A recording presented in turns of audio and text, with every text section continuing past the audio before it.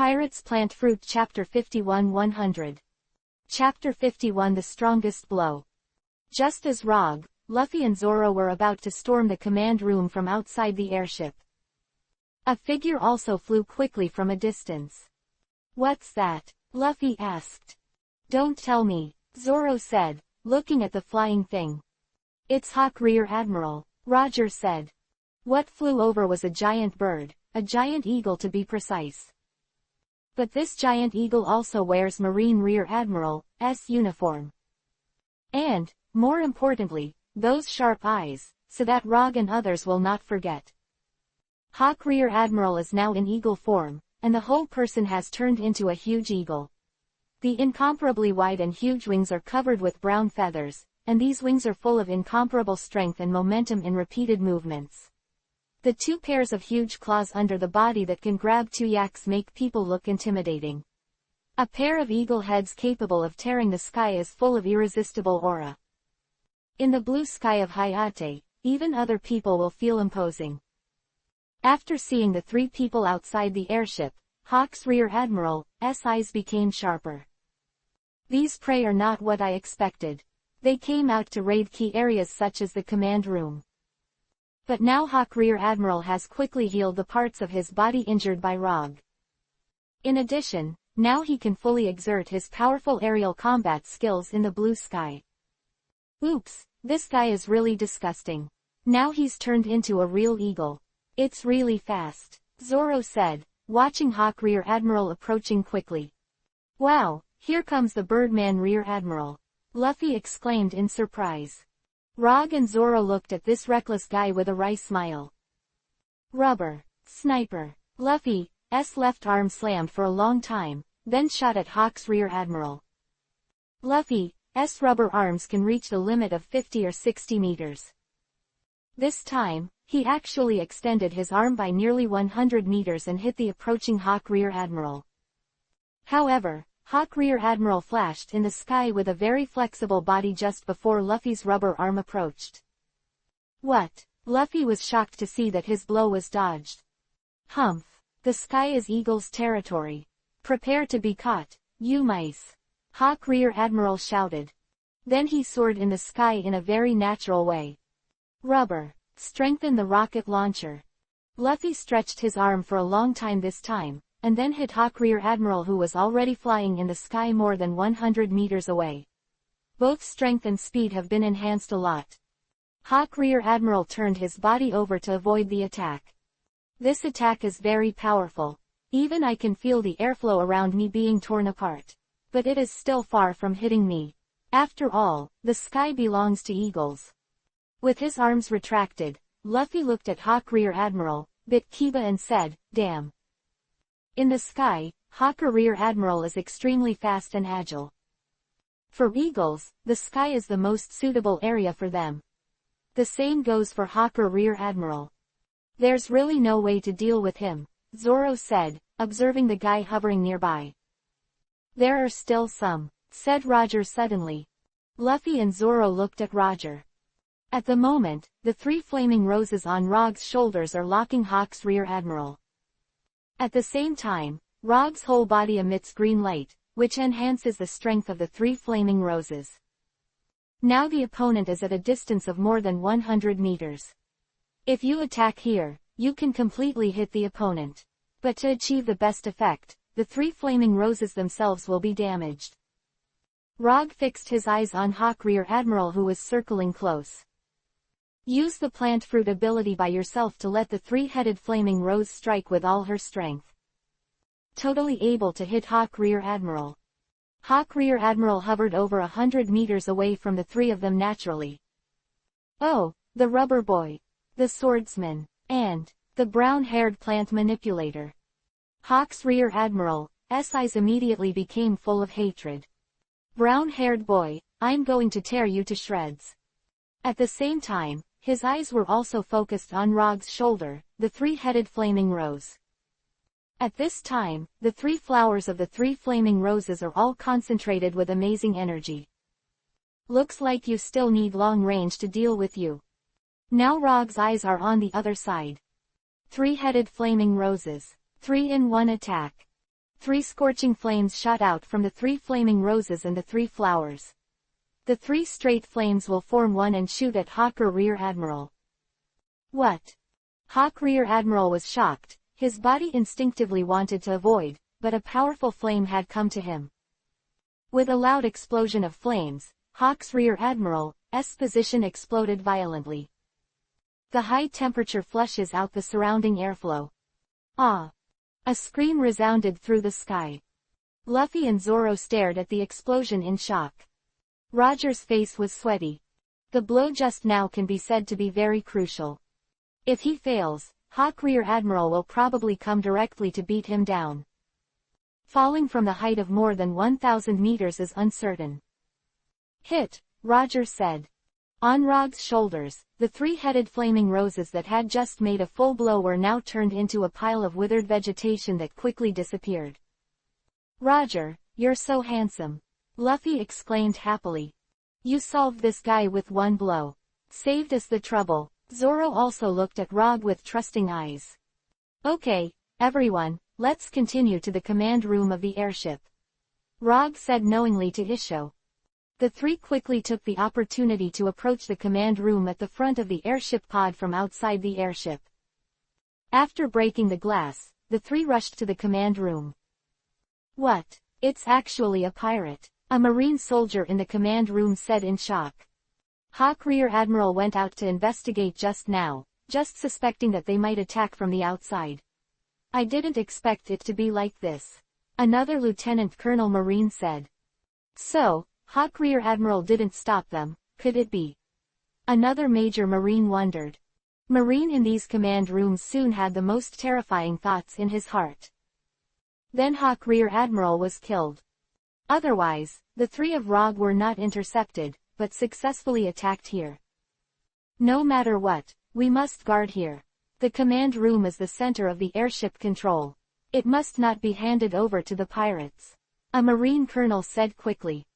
After all, this airship was still Marine's elite, and they soon organized a counterattack. A large number of Marine commandos also came to the command room. Another bad fight, Luffy said. But Rear Admiral would be much better without that Birdman, Zoro said. Okay, then let's teach these people a good lesson, Rog said.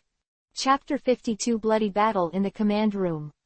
Marine soldiers poured into the command room. 40 Marines. The Marine commandos were armed with machine guns and heavy rifles and aimed at the 3 of Roger. Come on, these pirates have some strength. No matter what, they can't control the command room. A Marine colonel waved his hand. Wow, that's a lot of these guys. Exceeded my expectations, Luffy said. Exactly what I want, Zoro said. Okay, let's start now, Roger said. Rog wore a pineapple glove in his left hand, and put away the vine whip in his right hand, and took out a piece of thorns again. Thorn whip. The thorns in Rog's hands quickly grew longer and thicker, and the needles on them became sharper. Wow, you've got a new weapon, Luffy said excitedly. Do the weapons need to be changed from time to time? Roger said. Zoro also took out all 3 blades. Aim at the pirates, fire. With Colonel Marine's order, Marine began to attack. Machine guns and heavy rifles of Marine commandos opened fire. Rubber, machine gun. Ghost slash. Thorn whip, pineapple fist, fist and whip in one. There was a fierce battle in the command room. Marine commandos put a lot of pressure on the 3, but the 3 were not afraid of the ferocious firepower. It's important to defeat the commandos. Roger looked at the enemies. Marine commandos are some of the toughest foes on this airship. Marine commandos are defeated, then the remaining enemies are cannon fodder. Rog used the plant fruit ability, and green light flashed on both arms. Defeat the enemy as soon as possible. Naturally, the weapon must become more powerful. The pineapple glove became even bigger, and almost covered Rog's entire left arm. The thorn whip has also become longer, already more than 10 meters long. Thorn whip, spring and autumn dance. Marine commandos like a snake. 7 or 8 Marine commandos were chained, and then jerked together. What is this? the Marine Commando soldier said in shock. The thorns he wields are as flexible as snakes. A lieutenant colonel Marine who was fighting intelligently beside him exclaimed. Rog's eyes flashed like blades, and he said, "You will feel even more terrible things soon." The Marine commandos who were pulled together were slammed to the glass window beside the command room. Marine commandos flew out of the airship as the glass shattered for a while. "Damn it," said the surrounding Marine soldiers. Several Marine commandos targeted Roger with heavy rifles. Along with the sound of gunfire, several small shells were fired at Rog. Rog's whip of thorns quickly wrapped around the shells. At the same time, there was a violent explosion. These shells that explode immediately upon encountering objects explode when entangled with the thorn whip. The thorn whip is damaged, but it will soon be able to grow. Under the plant fruit ability, Rog's right hand flashed green light, and the thorn whip he was holding quickly grew to more than 10 meters long. There is also a close-up attack. Rog waved his left arm and hit the Marine Commando. Sent the 3 Marine Commandos flying together. Rog waved the thorn whip again and threw it towards the Marine Commando. Thorn whip, sweeping the 1,000 army. The thorn whip passed through the ground this time, entangling the feet of more than 10 Marine Commando soldiers in a row. Rog yanked, and the dozen or so Marine Commando soldiers fell to the ground. It's not over yet. Roger jumped up suddenly, smashing the pineapple glove on his left arm to the center of these Marine Commandos. With a loud bang, the ground of the command room was smashed.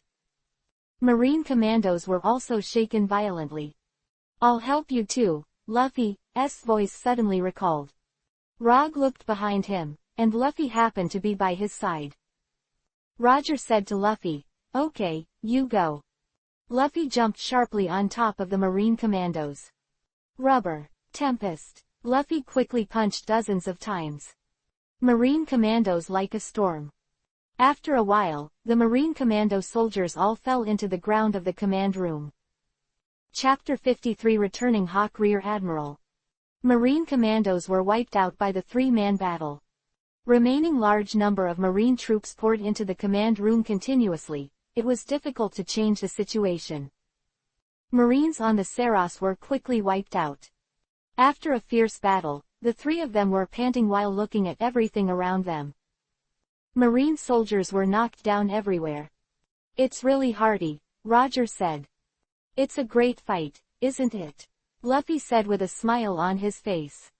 "Another group of enemies is coming," Zoro said, looking at the passage connecting the command room. Another group of Marine soldiers came through the passage. "These guys are just cannon fodder," Zoro added. "Okay, kill them." Luffy wiped the sweat from his face and clenched his fists. At this moment, Rog suddenly felt a gust of wind rushing in here. The 3 of them turned their heads and saw a huge eagle flying close to the command room. The giant eagle also had torn clothes on it. But it was clearly Marine's words. "No way." Luffy looked at each other in shock. "This guy." Zoro clenched Kiba's teeth. "Not dead," Roger said. The giant eagle covered with scars, or Hawk Rear Admiral looked at the 3 with eyes of incomparable hatred. "It's amazing to be able to hurt me like this," Hawk Rear Admiral said hawkishly. "Thanks for the compliment," Roger said. Hearing this, the giant eagle's eyes were full of murderous intent. The body of the giant eagle began to deform, from a beast form to a human form. Rog also had to admit that this Hawk Rear Admiral looked like an eagle even in human form at first glance. Another wave of Marine soldiers who came in from the passage rushed here, and they were shocked to see Hawk Rear Admiral, who was covered in scars. "Hawk Rear Admiral, Hawk Rear Admiral is okay." Marine soldiers cheered. They also know the powerful strength of Hawk Rear Admiral. Even Hawk Rear Admiral was the main fighting force on the Saros. Hawk Rear Admiral glanced at the Marine soldiers and said, "What's all right? It's just not dead." Seeing Hawk's Rear Admiral's intimidating aura, the Marine soldiers trembled and quickly regained their composure. "Hawk Rear Admiral, please give your order," Marine soldiers said quickly. Hawk Rear Admiral looked at Roger full of hatred. Looks like there are fewer people. You searched the Saros to find all the rats and kill them, Hawk Rear Admiral said. Follow the order. After the Marine soldiers saluted, they immediately gave the order. Hawk Rear Admiral said to Roger and Luffy and Zoro, as for you, I will kill you myself. Okay, then come on. Let the three of us deal with him, Luffy, Zoro, Roger said. Okay, Zoro said. There's no need to be principled about this bastard, Luffy said. The three of them all put on fighting postures and confronted Hawk Rear Admiral. Humph, I will kill you all this time. Hawk Rear Admiral's body changed again. From human form to human form. The eagle-like head took shape again, and the hands became eagle-like claws. Luffy's eyes became solemn, and it was this form that successfully scratched his chest last time. Zoro's eyes became sharp, and it was this form that shot dart-like feathers. Rog's eyes became full of grimness. He was defeated by himself last time, and it was impossible for the other party to not learn his lesson. Kill you. Hawk Rear Admiral's body moved at an astonishing speed. Towards the three. Luffy was also impatient, and the rubber machine gun fired. More than a dozen fists hit the front. But the faster Hawk Rear Admiral moved above the trio with incredible speed. Up there, Zoro's knives swung upwards. Hawk's Rear Admiral's two claws had already caught Zoro's double knives, and with great strength blocked Zoro's double knives. Flying Eagle Claws. Break the sky. Hawk's Rear Admiral's claws grabbed Rogue and Zoro's heads at the same time. Zoro's double knives were blocked. There was already a void above the three of them. Damn. After Zoro's attack was blocked, the top of the three could not defend. I use both claws together, you don't even have a chance. Blink of an eye, Hawk's Rear Admiral's claws were all about to grab onto the skulls of the two of them. At this moment, suddenly Zoro and Rogue and Luffy all moved aside. What? Hawk Rear Admiral was shocked. His claws quickly penetrated the ground deck of the command room. Zoro looked at his waist in shock, only to see that his waist was tightly wrapped by Rogue's whip of thorns. He looked at Rogue beside him. It's dangerous, Roger said. When Hawk Rear Admiral moved away from the front just now, Rogue predicted that the upper part was not good, and tied the three people's waists with a thorn whip in time. When Hawk Rear Admiral moved above the three, Rogue quickly pulled the three aside. Next Rogue, Zoro and Luffy continued to fight. The Birdman Rear Admiral, Luffy charged towards Hawk Rear Admiral. At the same time Luffy stretched out his hands, 10 fingers stretched out quickly. Rubber.net, _ Luffy's front formed a huge net made of elongated fingers. Just don't try to catch me with this. Hawk Rear Admiral moved quickly. At this moment, this Marine Rear Admiral's expression suddenly changed. The thorn whip was already coming from behind him. When the two join forces, you can't escape. Roger and Luffy bind Hawk Rear Admiral together. A thorn whip and a rubber net tied it up. Damn, you all despise me. Hawk's Rear Admiral's body spun violently, throwing Rogue's thorn whip and Luffy's rubber fingers away. Hawk Rear Admiral took his way and fled. At this moment, 3 cold air came from his side. Ghost Slash. Zoro fired 3 strikes, hitting Hawk Rear Admiral's left arm and back directly. Damn. Hawk Rear Admiral quickly distanced himself from the 3. Under normal circumstances, even in the face of 3 people teaming up with Hawk Rear Admiral, he would not be afraid. But Hawk Rear Admiral was injured by Roger before. The body was severely burned, and the reaction speed was reduced. In this case, facing the joint attack of the 3, it is really powerless. Sure enough, the Birdman Rear Admiral's speed has slowed down. The reaction is also much worse. Zoro said after observing. It seems that the previous attack was not in vain. Rogue said confidently.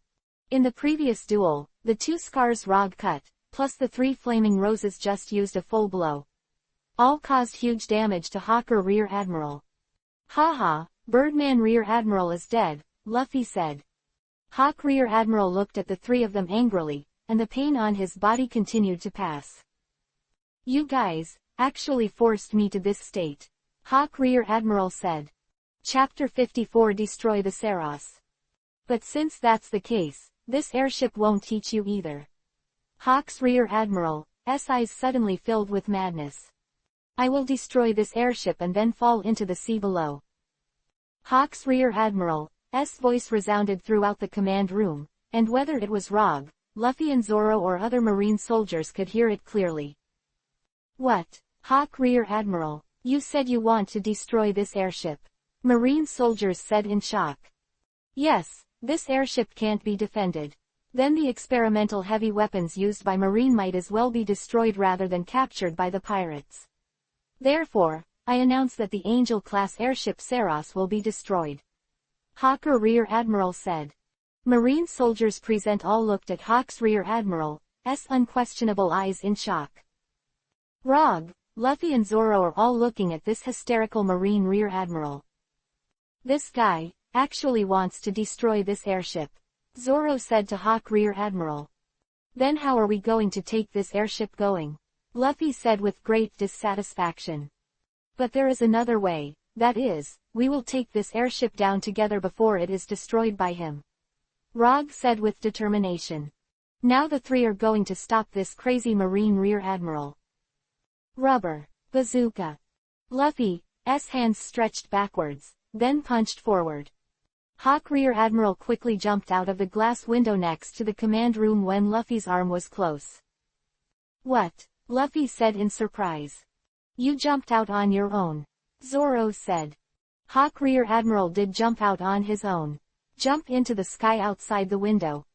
Rog observed this Marine Rear Admiral and said, No. I saw Hawk Rear Admiral, who jumped out of the window, quickly changed his body, from a human beast form to an eagle form again. He is going to change into an eagle form and destroy the airship outside, Rog said. Really? Luffy looked at Roger in surprise.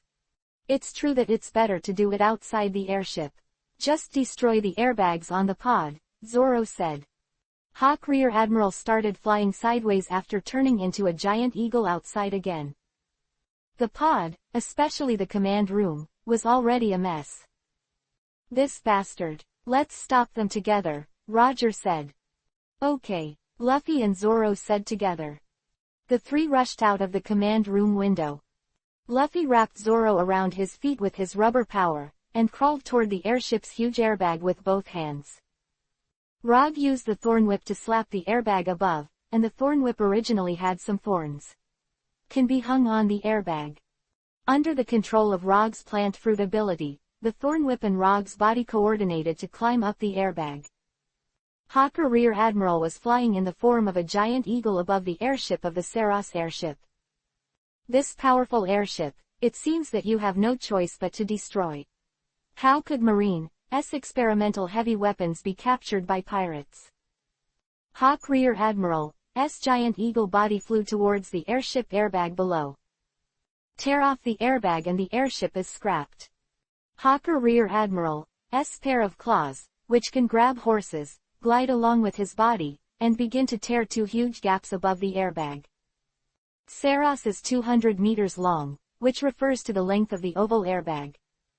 The inside of the airbag is filled with helium gas.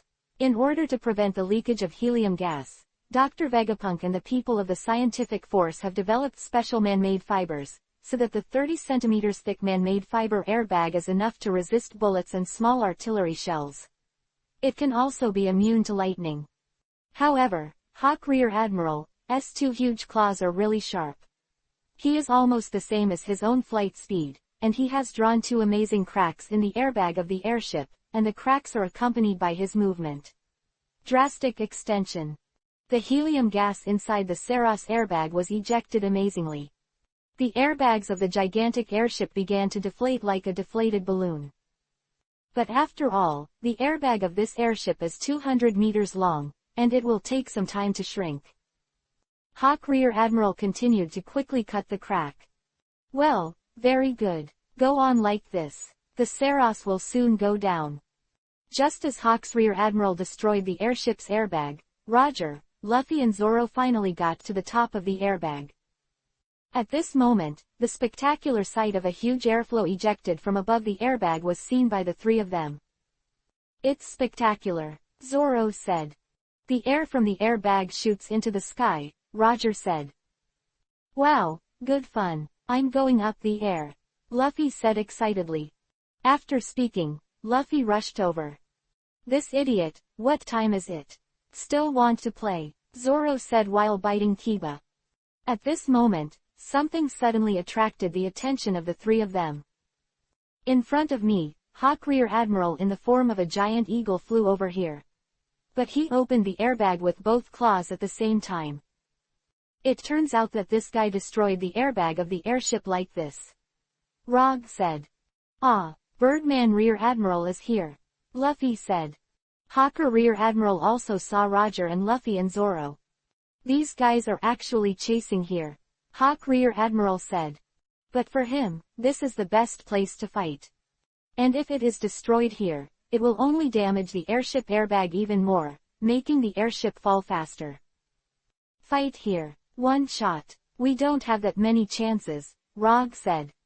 Luffy and Zoro were silent, all energized for the decisive blow. Had damaged Hawk's Rear Admiral, and now it was a crucial blow. "Want to kill me?" Hawk Rear Admiral is still flying fast, in the air is his world. He did not believe that the eagle whose home was in the sky could be defeated.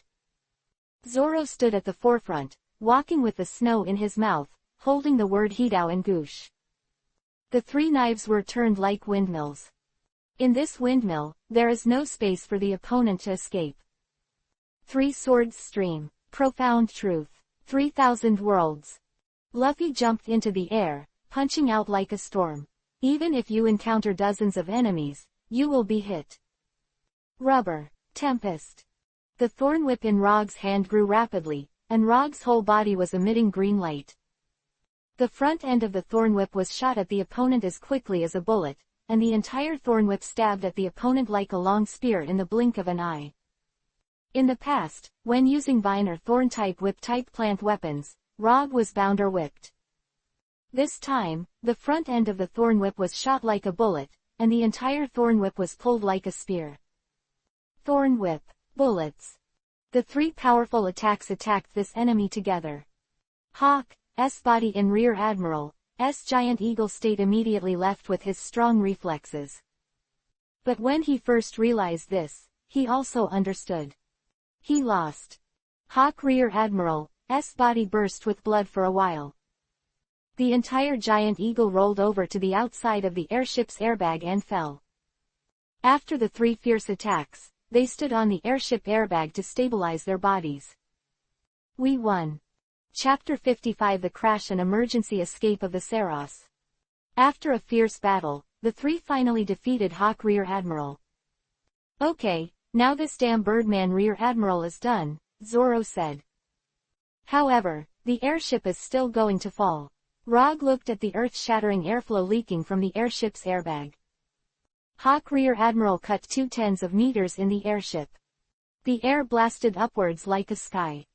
No matter what, there is no way to stop this airship from falling. Wow, it fell. Luffy also shouted happily. "Hey, you're so happy to fall, you idiot," Zoro said helplessly. "It's going to fall anyway, but Mary's still strapped to the bottom of the pod. There are other people in the pod. Looks like we still need to figure out a way to get Mary out into the ocean below. There will be a pass through the command room. Zoro, you and Luffy go and the others find it from the pod," Roger said. "Great idea. Wait, that idiot." Zoro's face became extremely surprised. Rog also followed Zoro's gaze.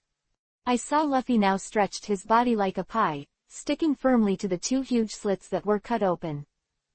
"Wow, what happened? There's less air coming out of the airbag now," Luffy said, leaning against the huge gap. Rog and Zoro looked at Luffy carefully again. Luffy is now stuck to the two rips like a giant duct tape. But in this way, Luffy also stretched his body to hundreds of meters, reaching the limit. My God, It's really unexpected. But this can also prevent the airflow from leaking out. Rog said. But just as he said this, Luffy suddenly lifted a part of his body again, and a stream of air flowed out again. Ah, it's a lot of air, Luffy said. Rog looked at Luffy, thought about it, and then said to Zoro, it seems that he can't stop it for too long. But it can be as long as it can be delayed. Okay, let him go on like this, Zoro said. Luffy, just keep going, Roger said. Luffy looked strange, then nodded again. Ah, all right. At the same time, in the airship pod, Marine soldiers were already in complete chaos, and everyone was acting in panic. Quick, the Saros is going to be destroyed. Go and get out of here by parachute. Marine soldiers rushed to the escape room, where there were parachutes. A large number of Marine soldiers prepared parachute bags and jumped out of the airship. In a room on the Saros, Sanji, Usopp and Nami, Vivi and Marianne and Runner are all together. Look out the window, those Marines escaped by parachute. Usopp looked out the glass window on the side of the room. Nami also walked to the window, and saw a large number of Marine parachutes deployed in the sky below the airship. You don't feel it, the airship is descending, Vivi said. Indeed, we are clearly descending now. And it's a little bumpy. The Marine outside just shouted that the airship is going to be destroyed. Sanji said. After Usopp heard this, his face immediately became more nervous. Really? Usopp and Nami said. So hurry up and get out of here later, Sanji said. And Mary is still hanging under the airship. Usopp asked. This is really a problem. But we still have to get out of here first, Sanji said. Sanji walked to the door of the room again.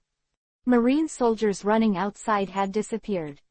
Playing gate of opening, Sanji and others came out. The crowd began to move in the huge pod of the airship. Usopp took out a slingshot in his hand, always paying attention to his surroundings. There is no enemy here, always need to pay attention, Usopp said. Sanji naturally observed the surroundings, and now he can judge basically whether there is any danger. And when the airship itself was about to be destroyed, the Marine soldiers didn't have the heart to look for trouble. What did those three guys do? Why is this airship going to be destroyed now? Isn't it captured? Sanji said suspiciously. Who knows? Nami said with a bit of frustration. The crowd walked for a while. A figure suddenly appeared in front of him. Who? Usopp immediately pulled up the slingshot nervously. Wait a minute, Sanji said. He would never forget that sharp figure. I saw a figure walk in, it was Zoro. So it's Zoro. Usopp breathed a sigh of relief. Chlorophyte, what about Luffy and Roger? Sanji asked. They have their own business, but this is not the time to talk about that, Zoro said. At this moment, the airship shook violently. Now we're about to fall. Everybody get back to Mary. Roger helps us drop the boat, Zoro said. Everyone rushed to the room where Mary was hanged before. Meanwhile, in the command room, Rog has come back here. These manipulators are really complicated. Rog looked at the various manipulation devices in front of him. But nothing else, all you need to look for is a device to put Mary down. After some searching, I finally found a joystick with a boat capture device written on it. It's impossible to drag it any further now. Roger quickly pulled up the joystick. Now that the Saros has reached a height of less than 500 meters, if it is dragged further, Mary will be crushed under the seabed by the huge body of the airship. Below the pod of the Saros airship, above Mary, Sanji and the others are back here. I am finally back. I'm really exhausted. Usopp sat down on the deck. Rog was in the command room and Luffy was the tape on the airbag, Sanji said. Now the huge airship above is still falling. Mary would be crushed under it soon. Please, Roger, hurry up. Nami begged. Let's trust him, Vivi said. Zoro stared up, waiting for the ship to be lowered. Moved, Usopp said in surprise.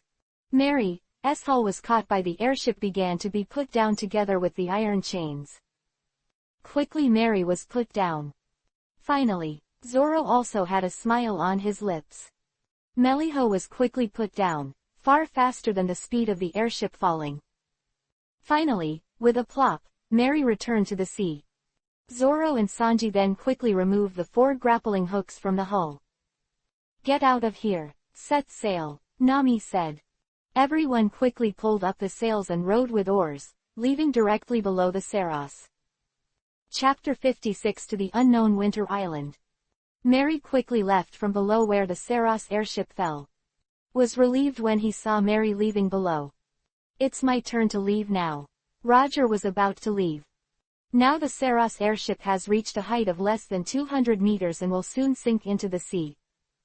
Rog took out 2 lotus leaves from his clothes. He held the lotus leaf with both hands, and then used the power of plant fruit. Green light flickered in the palm of his hand. Lotus leaf, floating on the water. Rog stepped on the lotus leaf with both feet, hung a thorn whip in his hand on the edge of the window of the command room, and jumped out by himself. Then used the whip of thorns to descend. After reaching the water, the 2 lotus leaves were the size of a bamboo hat, and they were still floating on the sea. "Well, it's time to go now." Rog left here quickly. The 2 lotus leaves under his feet glide quickly like roller skates on the sea. The Saros airship behind him finally crashed into the sea. Mukuro of the huge airship to remain afloat for some time. Mukuro, who was searching for the huge airship. "By the way, and save Luffy." Rog quickly walked towards the airship. Getting closer, Luffy was lying on top of the airship's airbag. "Luffy!" Roger yelled. Luffy raised his head to look at Rog, his tired face immediately filled with excitement. "Hey, Roger!" Luffy stood up excitedly and shouted to Roger. "Okay, come here, I'll just go back to Mary," Roger said. Luffy excitedly stretched out his hand to Rog, and then pulled the whole person over. "Hey!" Rog's face changed immediately. Luffy rushed over very quickly. With a final thud, the 2 heads slammed together. The lotus leaf under Rog's feet shook violently for a while. "Hey, can you slow down?" Roger said angrily. Luffy wrapped his body around Rog and looked curiously at the lotus leaf under Rog's feet.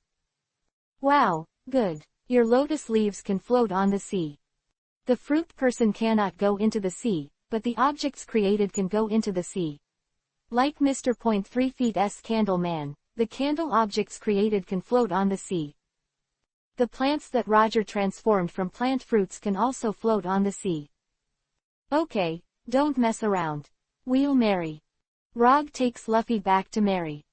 At this time, Sanji and Usopp on the Mary were also very anxious. "Look, someone is coming this way," Usopp said. Sure enough, Zoro's mouth curled into a smile. Rog stepped on 2 lotus leaves and took Luffy back to Mary. To Mary's deck. Rog gasped heavily, while Usopp watched Rog's 2 transformed lotus leaves. "Rog, your lotus leaf is really good. You can walk on the sea." "Hey, you finally put the boat down in time. I'm sweating too," Sanji said. Zoro walked to the side of the boat and looked at Mukuro, the wreck of the Saros, which continued to sink into the sea. "Where are we going next?" Zoro said. "Look, there is an island in the eastern sea not far away," Nami said. Everyone looked towards the sea east of Mary and saw an island with several peaks on it. "It's an island again, hurry up and go," Luffy said excitedly. Rog also walked to the side of the boat and looked at the island in the distance. "I saw that it was an island with several towering peaks, and there was a group of dark clouds above the island." "You don't think it's colder around you?" Rog said. "Indeed, this should be Winter Island." Vivi also observed the surroundings and said. "Not only above the island, this big sky is gradually covered with dark clouds.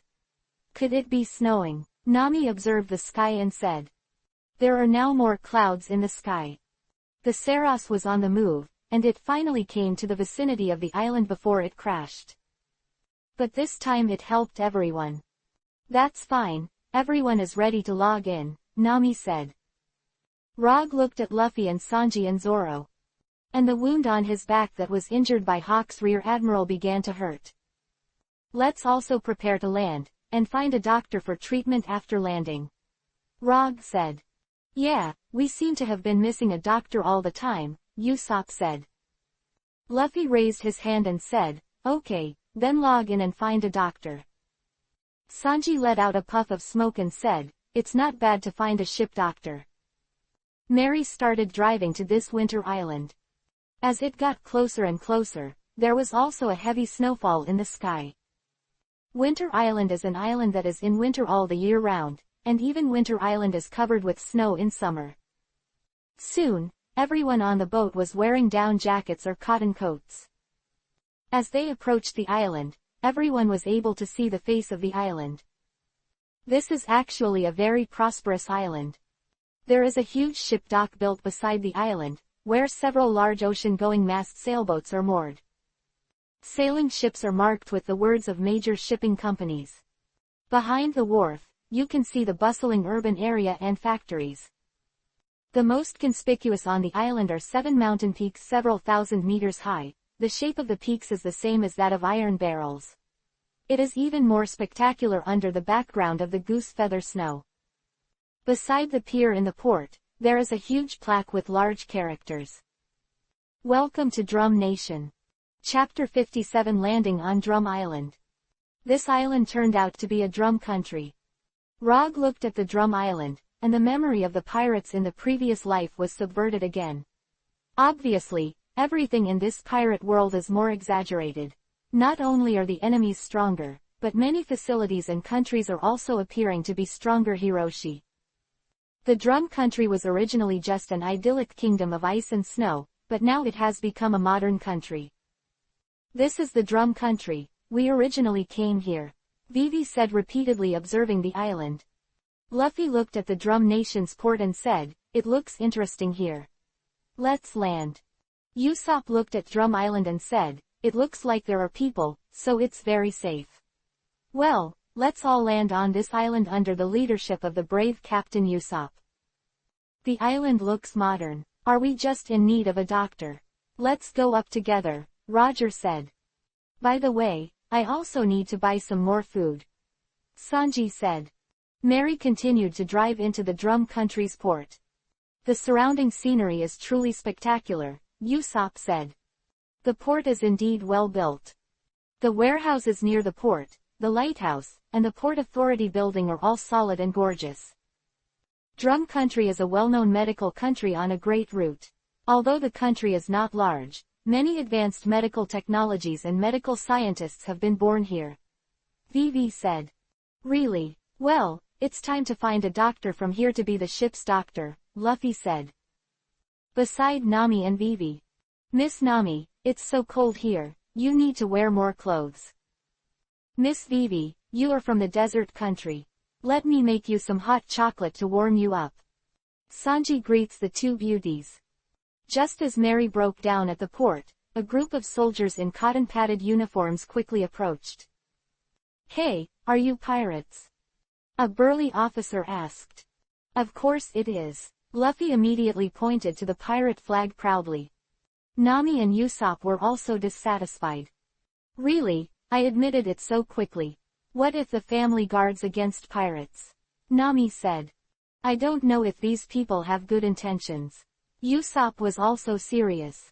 However, both Rog and Vivi noticed that these soldiers looked very ugly. Apparently they don't welcome pirates. Pirates. We don't allow any pirates to come and loot here. But you don't seem to have many of you. If you can pay enough money, you can temporarily dock. The officer said after thinking. Although the officer's attitude was extremely bad, everyone can now dock. Mary saw that the soldiers were so unfriendly, and their faces became ugly.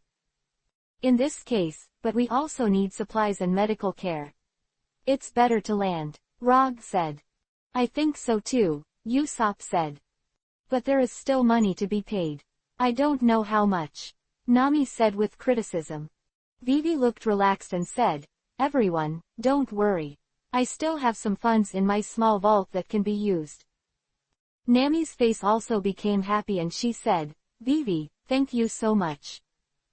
It's okay, for everyone, Vivi said. Everyone went to the building of the Port Authority together. It has to be said that the building here is quite luxurious.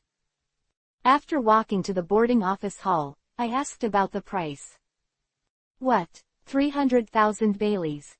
Vivi was also surprised to learn the price. Hey, you are too many. Our ships are not big. Nami said angrily. The official in charge of the registration was indifferent. He despised the pirates in his heart, and he was considered illegal by the public to live temporarily. Hey, you are a pirate ship. If it weren't for the fact that you didn't have any intention of robbery, you wouldn't even be eligible to pay the rent. The official said. The previous officer in charge of the port patrol soldier squad was also on the side. He also said, actually, according to the laws of the world government, pirates are not allowed to dock at any regular port.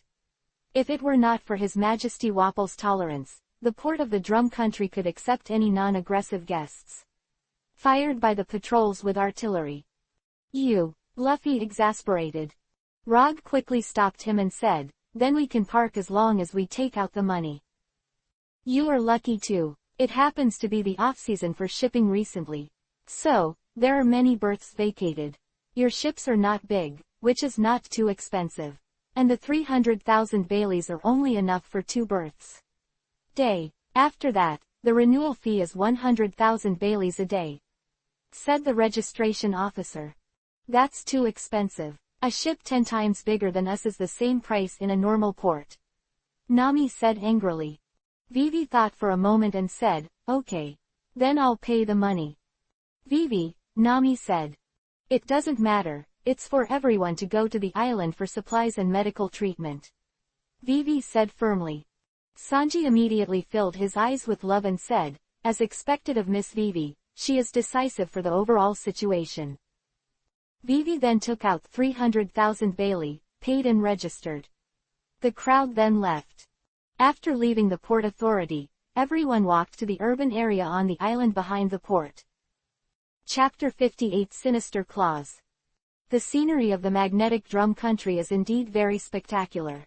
From here, you can see 7 huge iron barrel-like peaks standing on the land of the island. One of the tallest main peaks is even more exaggerated. The sky is falling with goose feathers and snow, and it just looks like a romantic feeling. What a beauty, said Usopp. I rarely see snow either, Luffy said. So, let's have a snowball fight together. Usopp said. Okay, Luffy said happily. Nami saw these 2 fun guys and immediately reprimanded, hey, what are you guys doing here? Hello, Luffy, did you forget the cut on your chest? Sanji asked. At the same time, the pain in Sanji's right foot continued. It was not only the injury before, but it was also a while after the injury. Urgent treatment is needed now. Even now, Sanji is walking abruptly. No way, he's like this, Zoro said with a sigh. Vivi hurried forward to advise the 2 of them. Luffy, Usopp, we need to find a doctor to heal the wounded when we come here. If we want to play, we need to find a good doctor before playing. After listening to Vivi's words, Luffy and Usopp also stopped snowballing. Forget it, Luffy, we've got 4 wounded here who need treatment, Usopp said. Yeah, we need a boat doctor, Luffy said. Everyone walked together in the urban area of the drum country, watching the scenery here by the way. Rog also watched everything around him.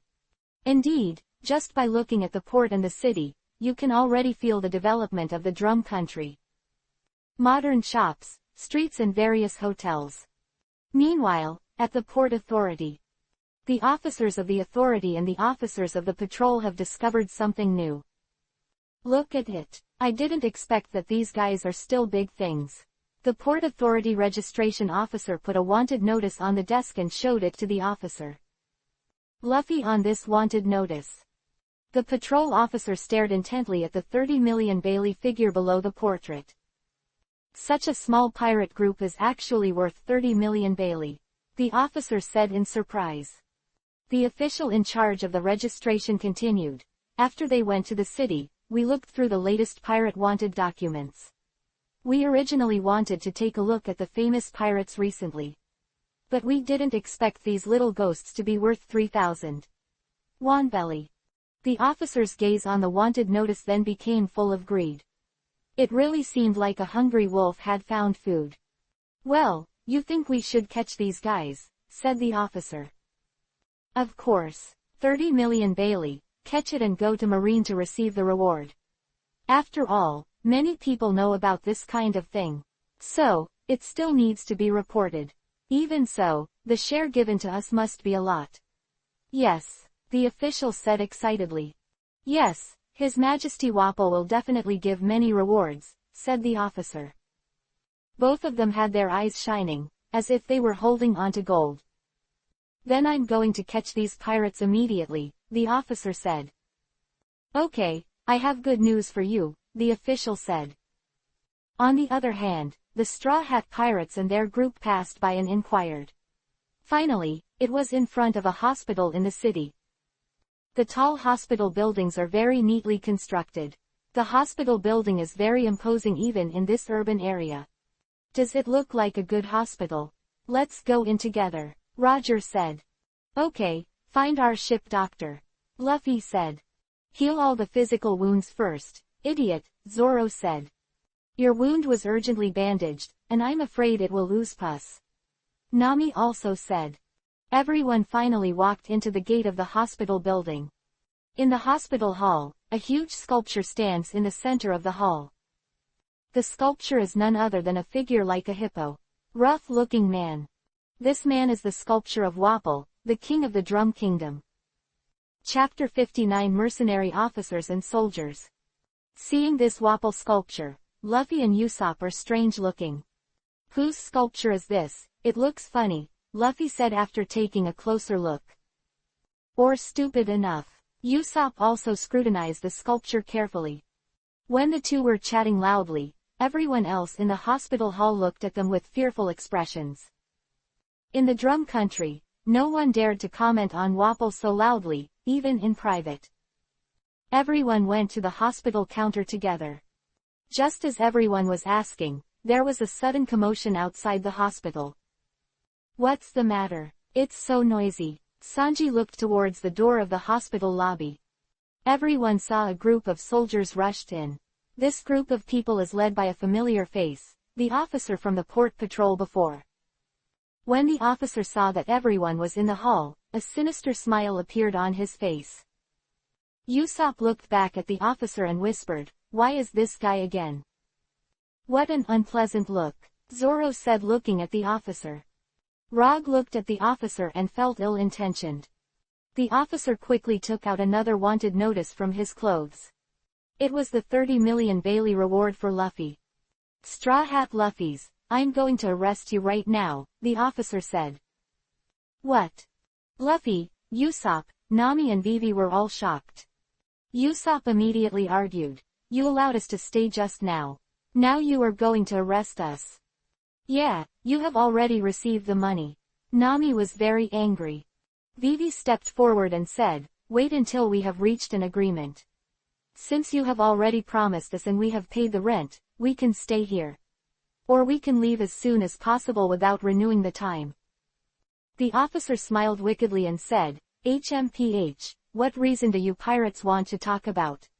Since being a pirate is a villain, you don't have the right to talk to me that much." Vivi's face was also extremely angry, but his words were still calm. "Anyway, you were released in advance. You can't do that. Also, at least wait until we see the doctor before negotiating," Vivi said. "What? Only you pirates still see a doctor? This is His Majesty Wapol's hospital. Once you are considered illegal, you won't have a chance to see a doctor," the officer said.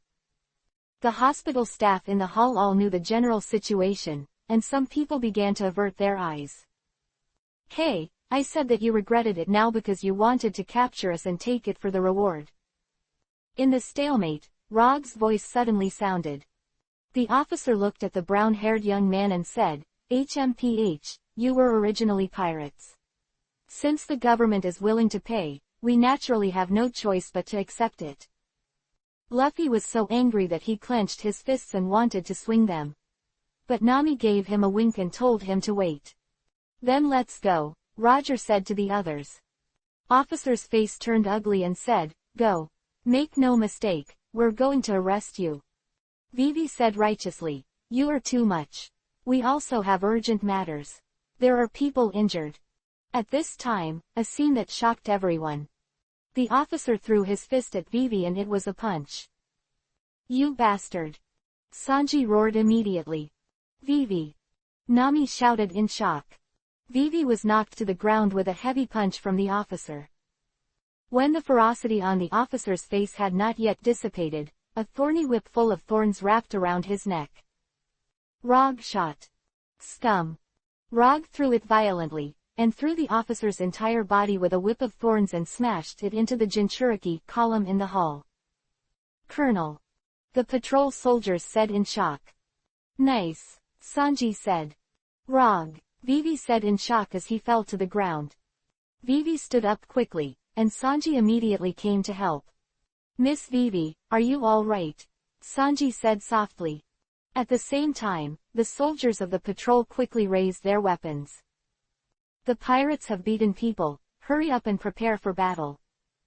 The soldiers of the patrol were immediately ready to fight. They all aimed their guns at the crowd. Luffy said to the others, okay, let's break through.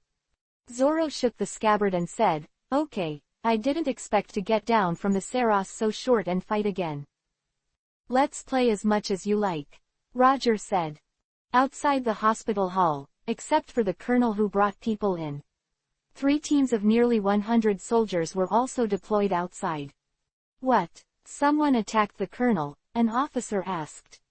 Yes, Lieutenant Colonel, it's the Straw Hat Pirates. A soldier urgently reported.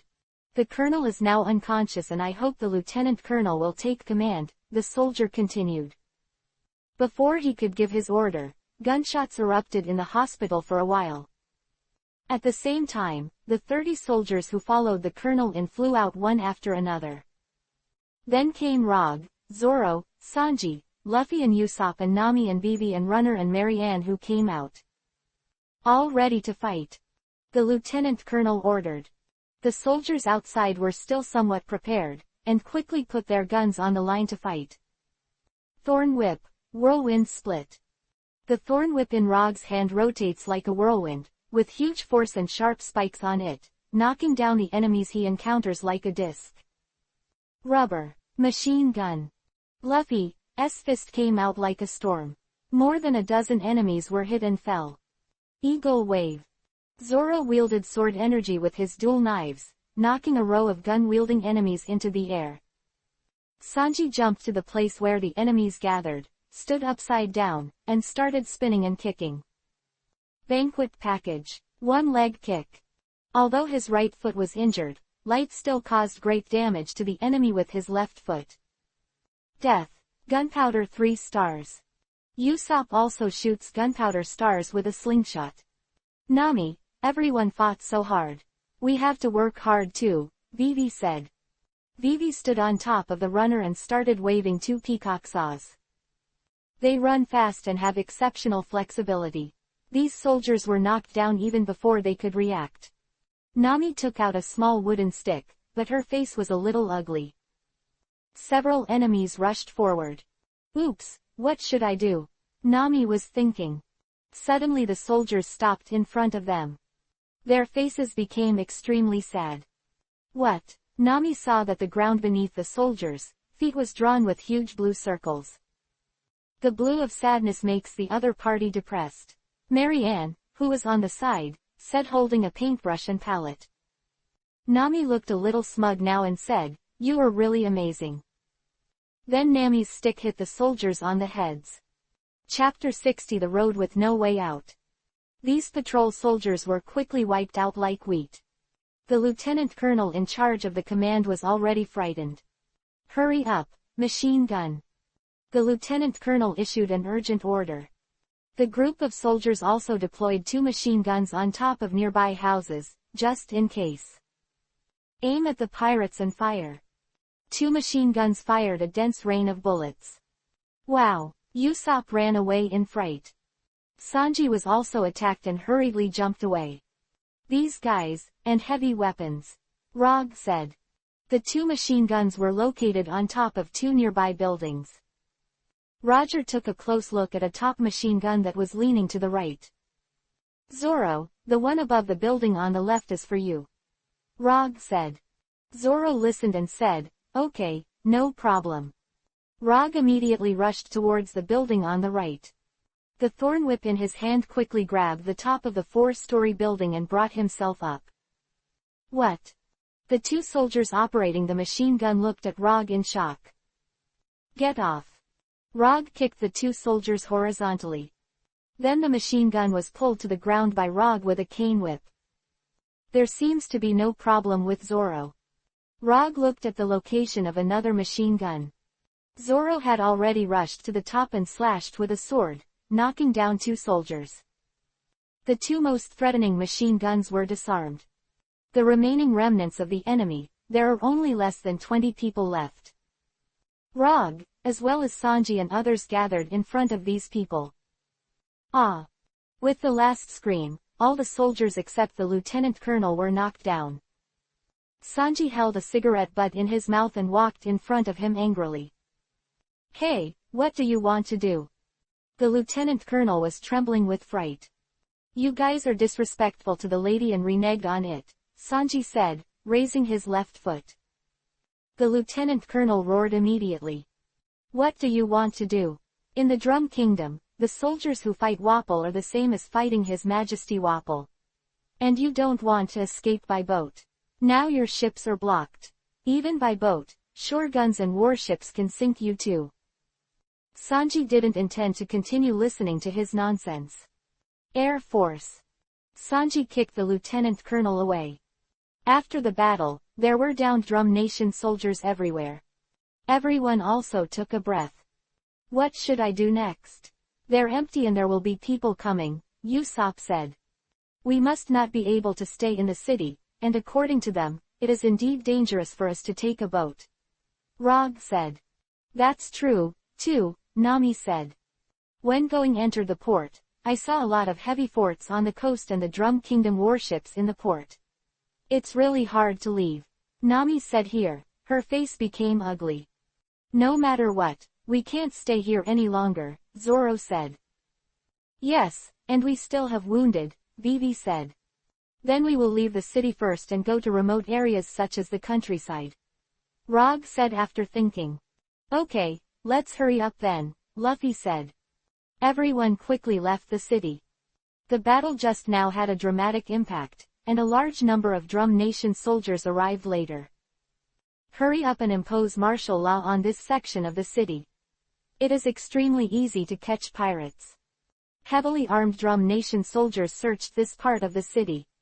At the port, the pier of the original May was heavily guarded. And the surrounding forts and officers are already on alert. The ruler of the Drum Kingdom did not expect that a group of young pirates would dare to directly oppose him. It is the highest of the 7 majestic iron barrel-like peaks on Drum Island, which is the top of the middle one. A snow-covered castle stands here. Most of the castle has been covered by the falling goose feather snow, but some parts have not been covered. This part is made with going and also glows golden on cold snow days. Or that the castle is actually made of going, just because the heavy snow over the years always covers most of it. Many of the servants plowed the snow in the courtyard of the castle to please the owner of the castle, and the owner of the country. In the luxury restaurant of the castle. A long exaggerated table, filled with all kinds of delicious fruit. As well as exquisite roast beef, roast pigeon, roast chicken. On both sides of the table, the waiters brought up plates of delicious food very respectfully, and then took away plates that had been eaten.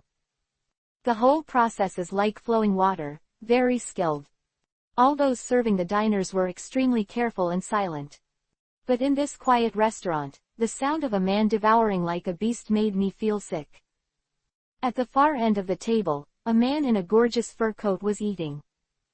Yummy! Today's roast turkey was delicious. Reward me for that, chef. What the hell are you doing? The scones are so sweet. Punish that cook to the coolie. This turtle soup is really normal. I will work harder in the future. While the Master Coon dined, everyone raised their throats. The dining king turned his eyes to a waiter full of pizza. Hey, it's pine nut pizza today. Not bad, bring it to me, said the king arrogantly. Yes, your majesty. The waiter came over very cautiously. The king picked up the pine nut pizza from the plate and swallowed it. His mouth is big enough to eat a plate of food in one bite. A face and a body are like tinplate. Those eyes were full of tyranny and greed. It's delicious, that's what a king deserves. The king took one bite after another, and the pizza on the plate dwindled rapidly. The waiter looked at the king, even though he looked and ate extremely ugly. But he didn't dare to blink at all. The eyes of everyone looking at the king should be full of humility and respect. If anyone dared to show disgust and ridicule in their eyes, the result would only be swallowed by this king. There was once a minister who dared to do this, but was swallowed by the king. The waiters were even more afraid. This king is Wapol, the ruler of the Drum Kingdom. Hiccup. It's delicious. Wapol said, intoxicated. He also squinted his eyes to enjoy the aftertaste. To end that favorite time of his day, meal, Wapol was about to get down to business. In fact, Wapol's state machine with two powerful ministers at the core is enough to ensure the might-like operation of the drum country. Wapol also frequently ate and drank. But some necessary things still need him to do. Okay, I'm going to the throne, Wapol said. The waiters on both sides immediately flattered him with a towel to wipe his face and a scepter symbolizing the king's power. Chapter 61 Wapol and his ministers. Wapol stood up and left the restaurant with the going scepter in hand. The messenger behind him followed closely, serving the king with extreme care. Came to the hall where the throne was. Dozens of ministers were standing on the yuhi blanket in front of the throne. His Majesty Wapol is here. A waiter next to Wapol shouted. All the ministers knelt down and saluted, and then looked at the throne respectfully. Wapol sat on the throne, his eyes extremely arrogant. Everything in this country is his private property, and ministers only serve him. My courtiers, today we'll start the report on the important work of the kingdom. Wapol said proudly. Dozens of ministers are divided into two columns, the left are civil officials and the right are military generals. A minister headed by the left was the first to speak. His Majesty Wapol, the new commercial agreement between the Drum Nation and the world government has been further expanded. In the new agreement, the world government is preparing to more easily obtain official orders from the world government for various industries of the Wapol Consortium, the largest in the Drum Nation. Including medicine, medical personnel training, Wapol new materials. These fields have received more orders from the world government. The minister said confidently. Unlike other ministers, this minister has an afro hairstyle. He has a very exaggerated beard around his mouth. Even in the severe cold climate of the drum country, he had half of his legs and arms bare, and he wore a large cape. Well done, Chancellor Kromariman. After the new business agreement is reached, the pockets of the drum country and I will be further enriched. The world governments are very impressed with the Wapol Consortium's medicine and Wapol's new materials. Interested, Wapol said happily. Of course, Your Majesty Wapol. The Wapol Consortium is now an excellent pharmaceutical and new material enterprise that is favored by the world government, allied countries, and countless regions around the world. Rare things are precious, so the world government will also more value for our products. Kromariman said respectfully. Although his tone was very respectful, compared to the submissiveness of other ministers, Kromariman seemed to be much more cordial to Wapol. Because Kromarimant was one of Wapol's two confidants in Drumland. Very well, so what about the expansion of the Drum State Treasury? Wapol asked. Kromalimon said confidently. Don't worry, we have built a new type of vault on the westernmost peak. There are heavy guards there. The vault is enough to hold dozens of tons of going, white silver and other precious metals. Already start shipping the old vault's reserves, silver, there. After listening to it, Wapol said happily, "Well, this is also very good. And the last time you reported to me about the expansion of the pharmaceutical factory. This is exactly what I want to say. We have already acquired 200 acres of new land for the expansion of a new type of pharmaceutical factory.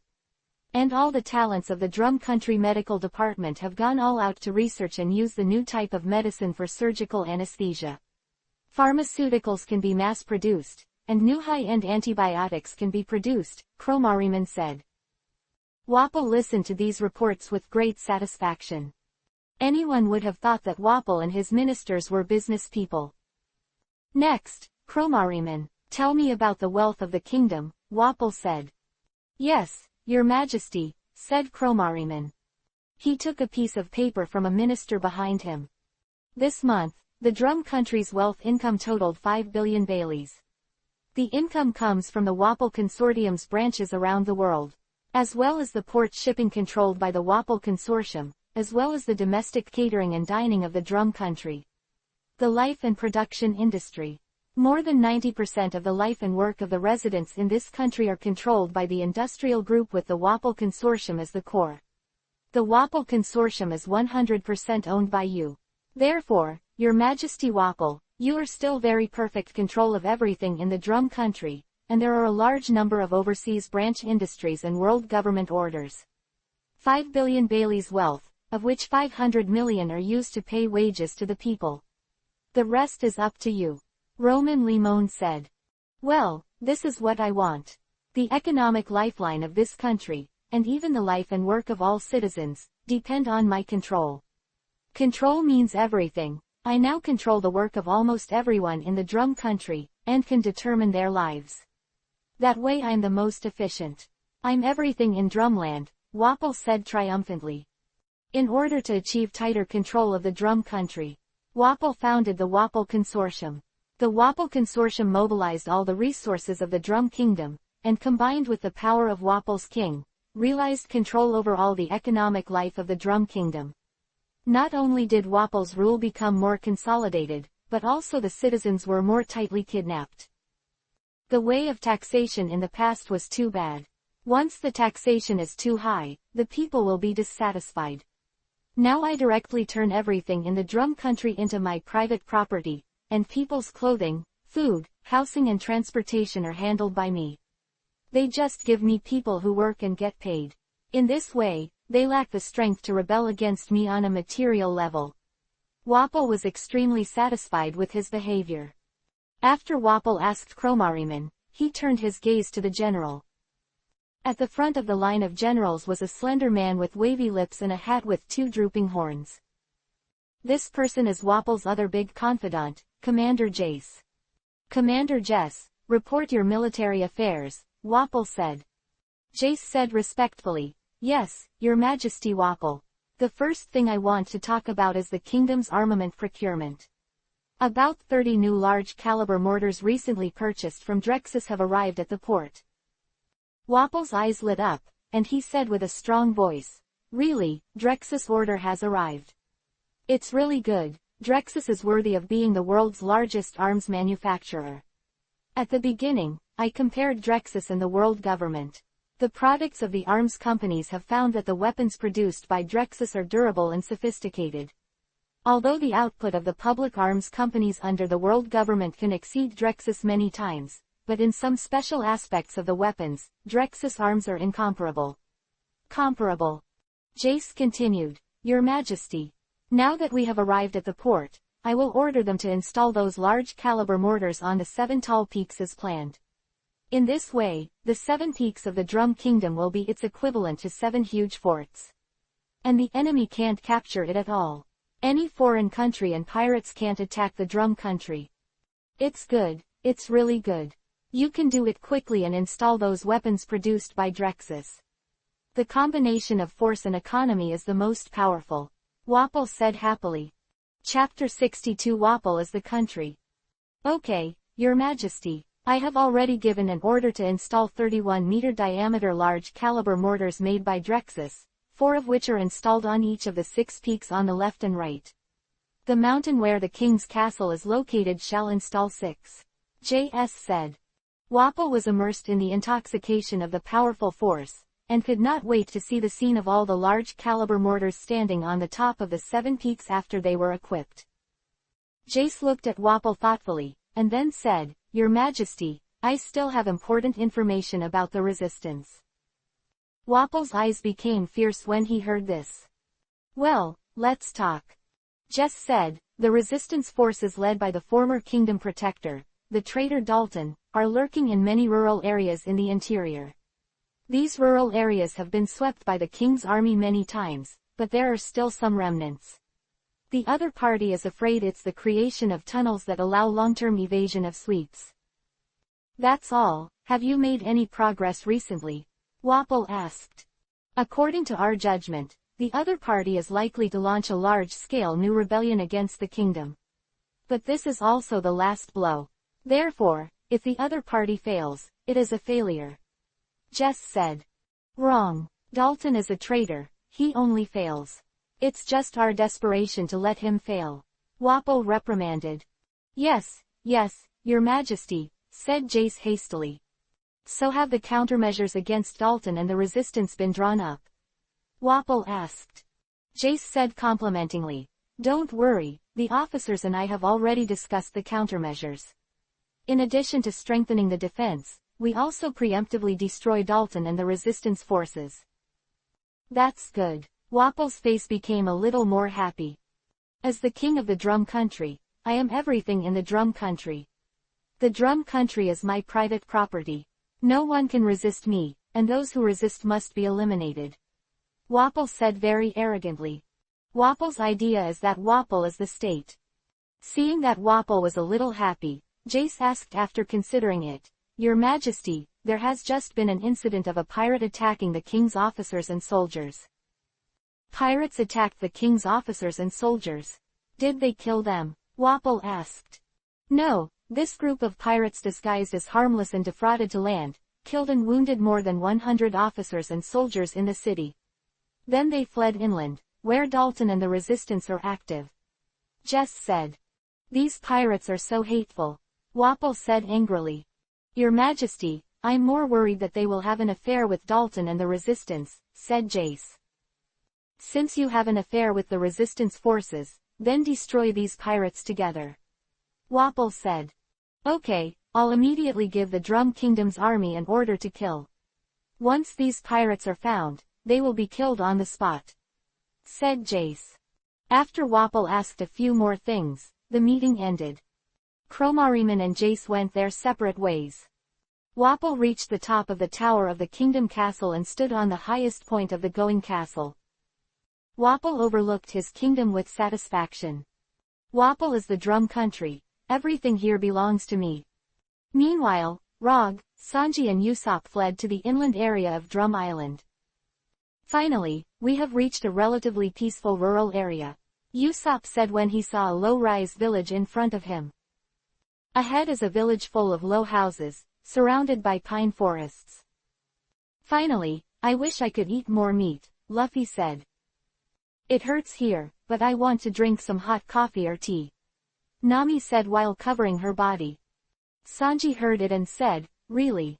Miss Nami, if you're too cold, I'll make you hot chocolate, hot orange juice, hot apple juice, hot milk pudding." "Stop talking so much," Zoro said. "Everyone, we are going to the village here to avoid first. By the way, we will find a doctor, but don't reveal that we are pirates. Now I am afraid that the Drum Country has already listed us as wanted criminals," Rog said. "Wanted, but only this idiot captain is wanted," Zoro said. Everyone entered the village. Shortly after entering the village, a burly woman who looked like a giant bear walked over. "Wow, a bear," said Usopp in surprise. "No, it's an orangutan," Luffy said. Everyone else is ashamed. "Their observation skills are really, people want to complain," Sanji said. "Just two idiots," Zoro said. A woman as majestic as a bear approached and looked at the crowd. "Hello, ma'am, I would like to ask, is there a doctor in this village?"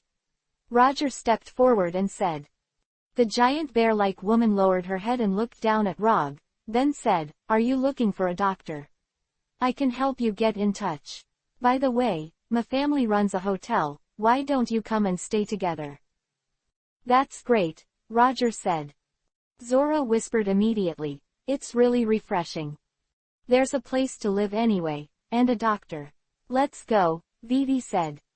Rog asked the giant bear-like woman again, "Madam, what's your name?"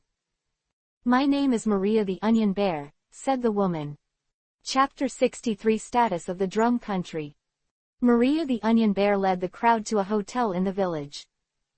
The front of the hotel has the words, "Maria Hotel," written on it. They entered the lobby of this hotel together. Although the area is small, the deployment is still simple.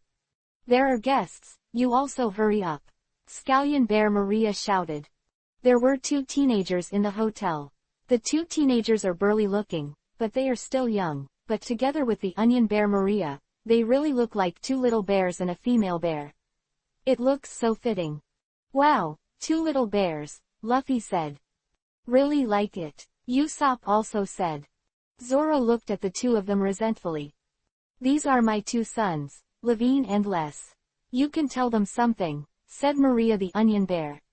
Then Maria the Onion Bear put down the things. "Okay, everyone, I'll get in touch with the doctor later," said Maria the Onion Bear. "Thank you so much," Nami said. Then Maria the Onion Bear left the hotel and walked outside. Everyone sat on the chairs in the hall, and some went to the hotel room.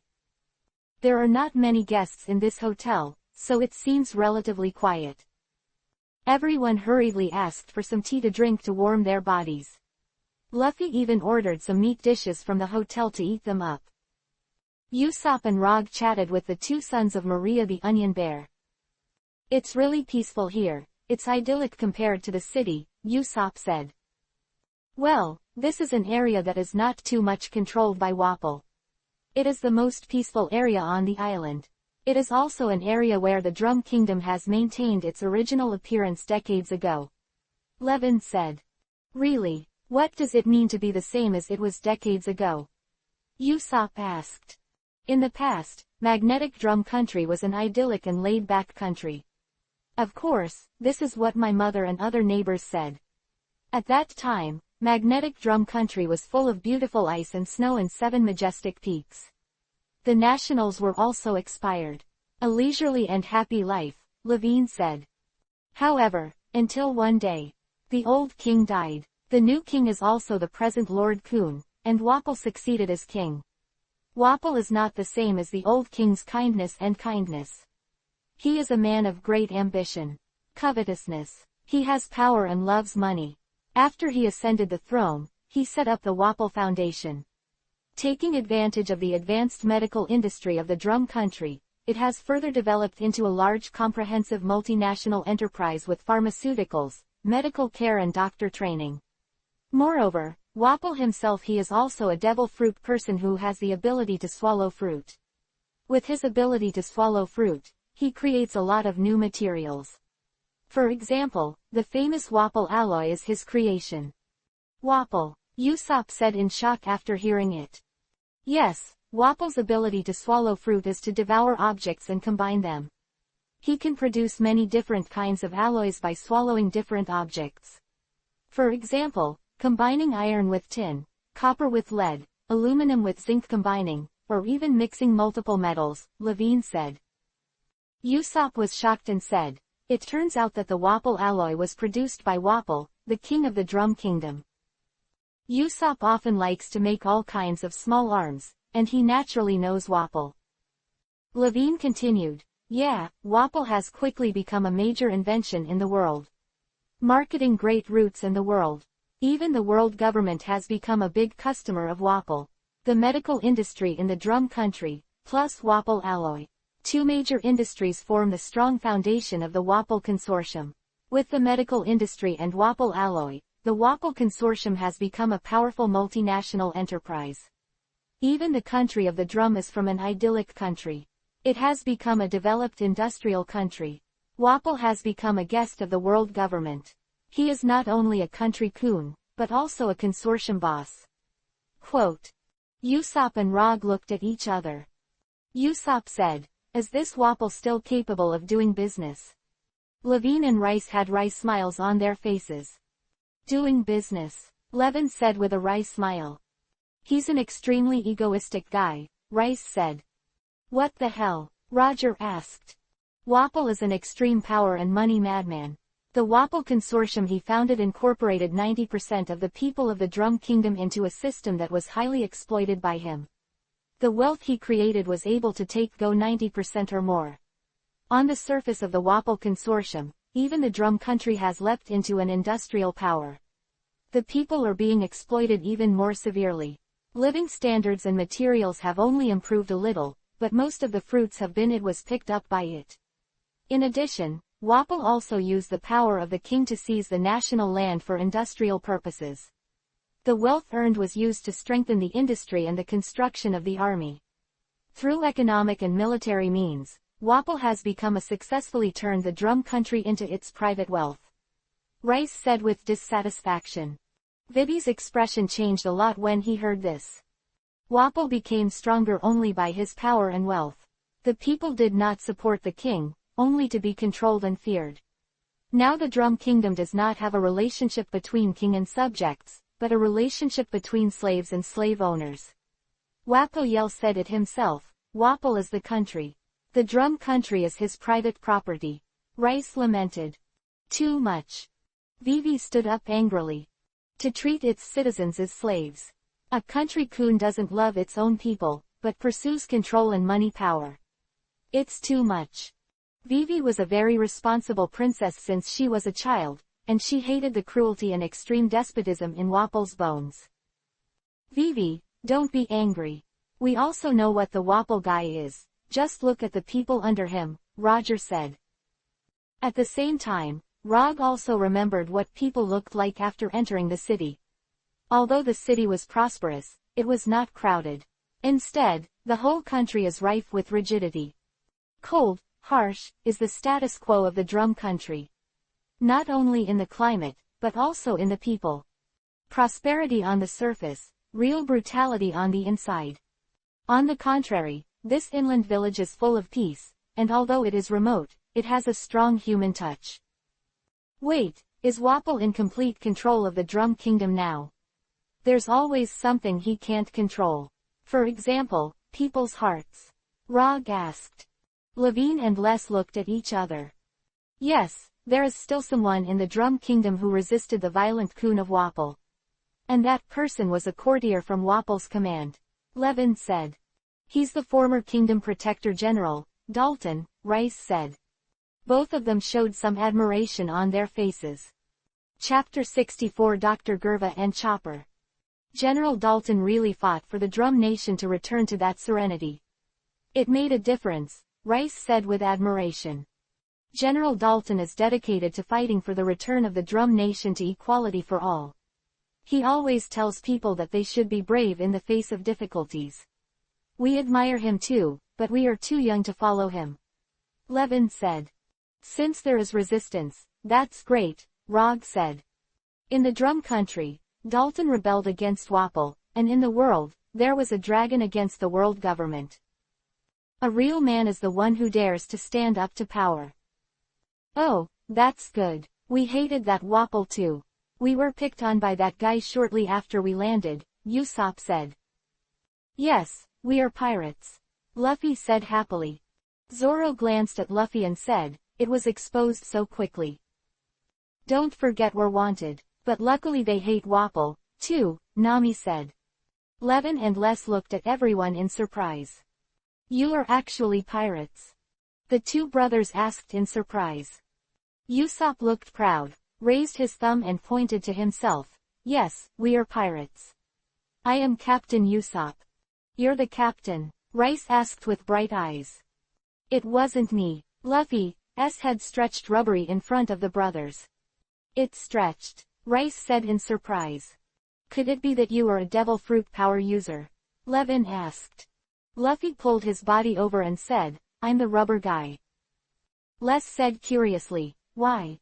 The body can be stretched. But I'm the captain, Luffy added. Captain Usopp is actually my nickname, he is the real captain. Usopp also said. By the way, there's not enough food in this hotel. Let's go to the restaurant later, Luffy said.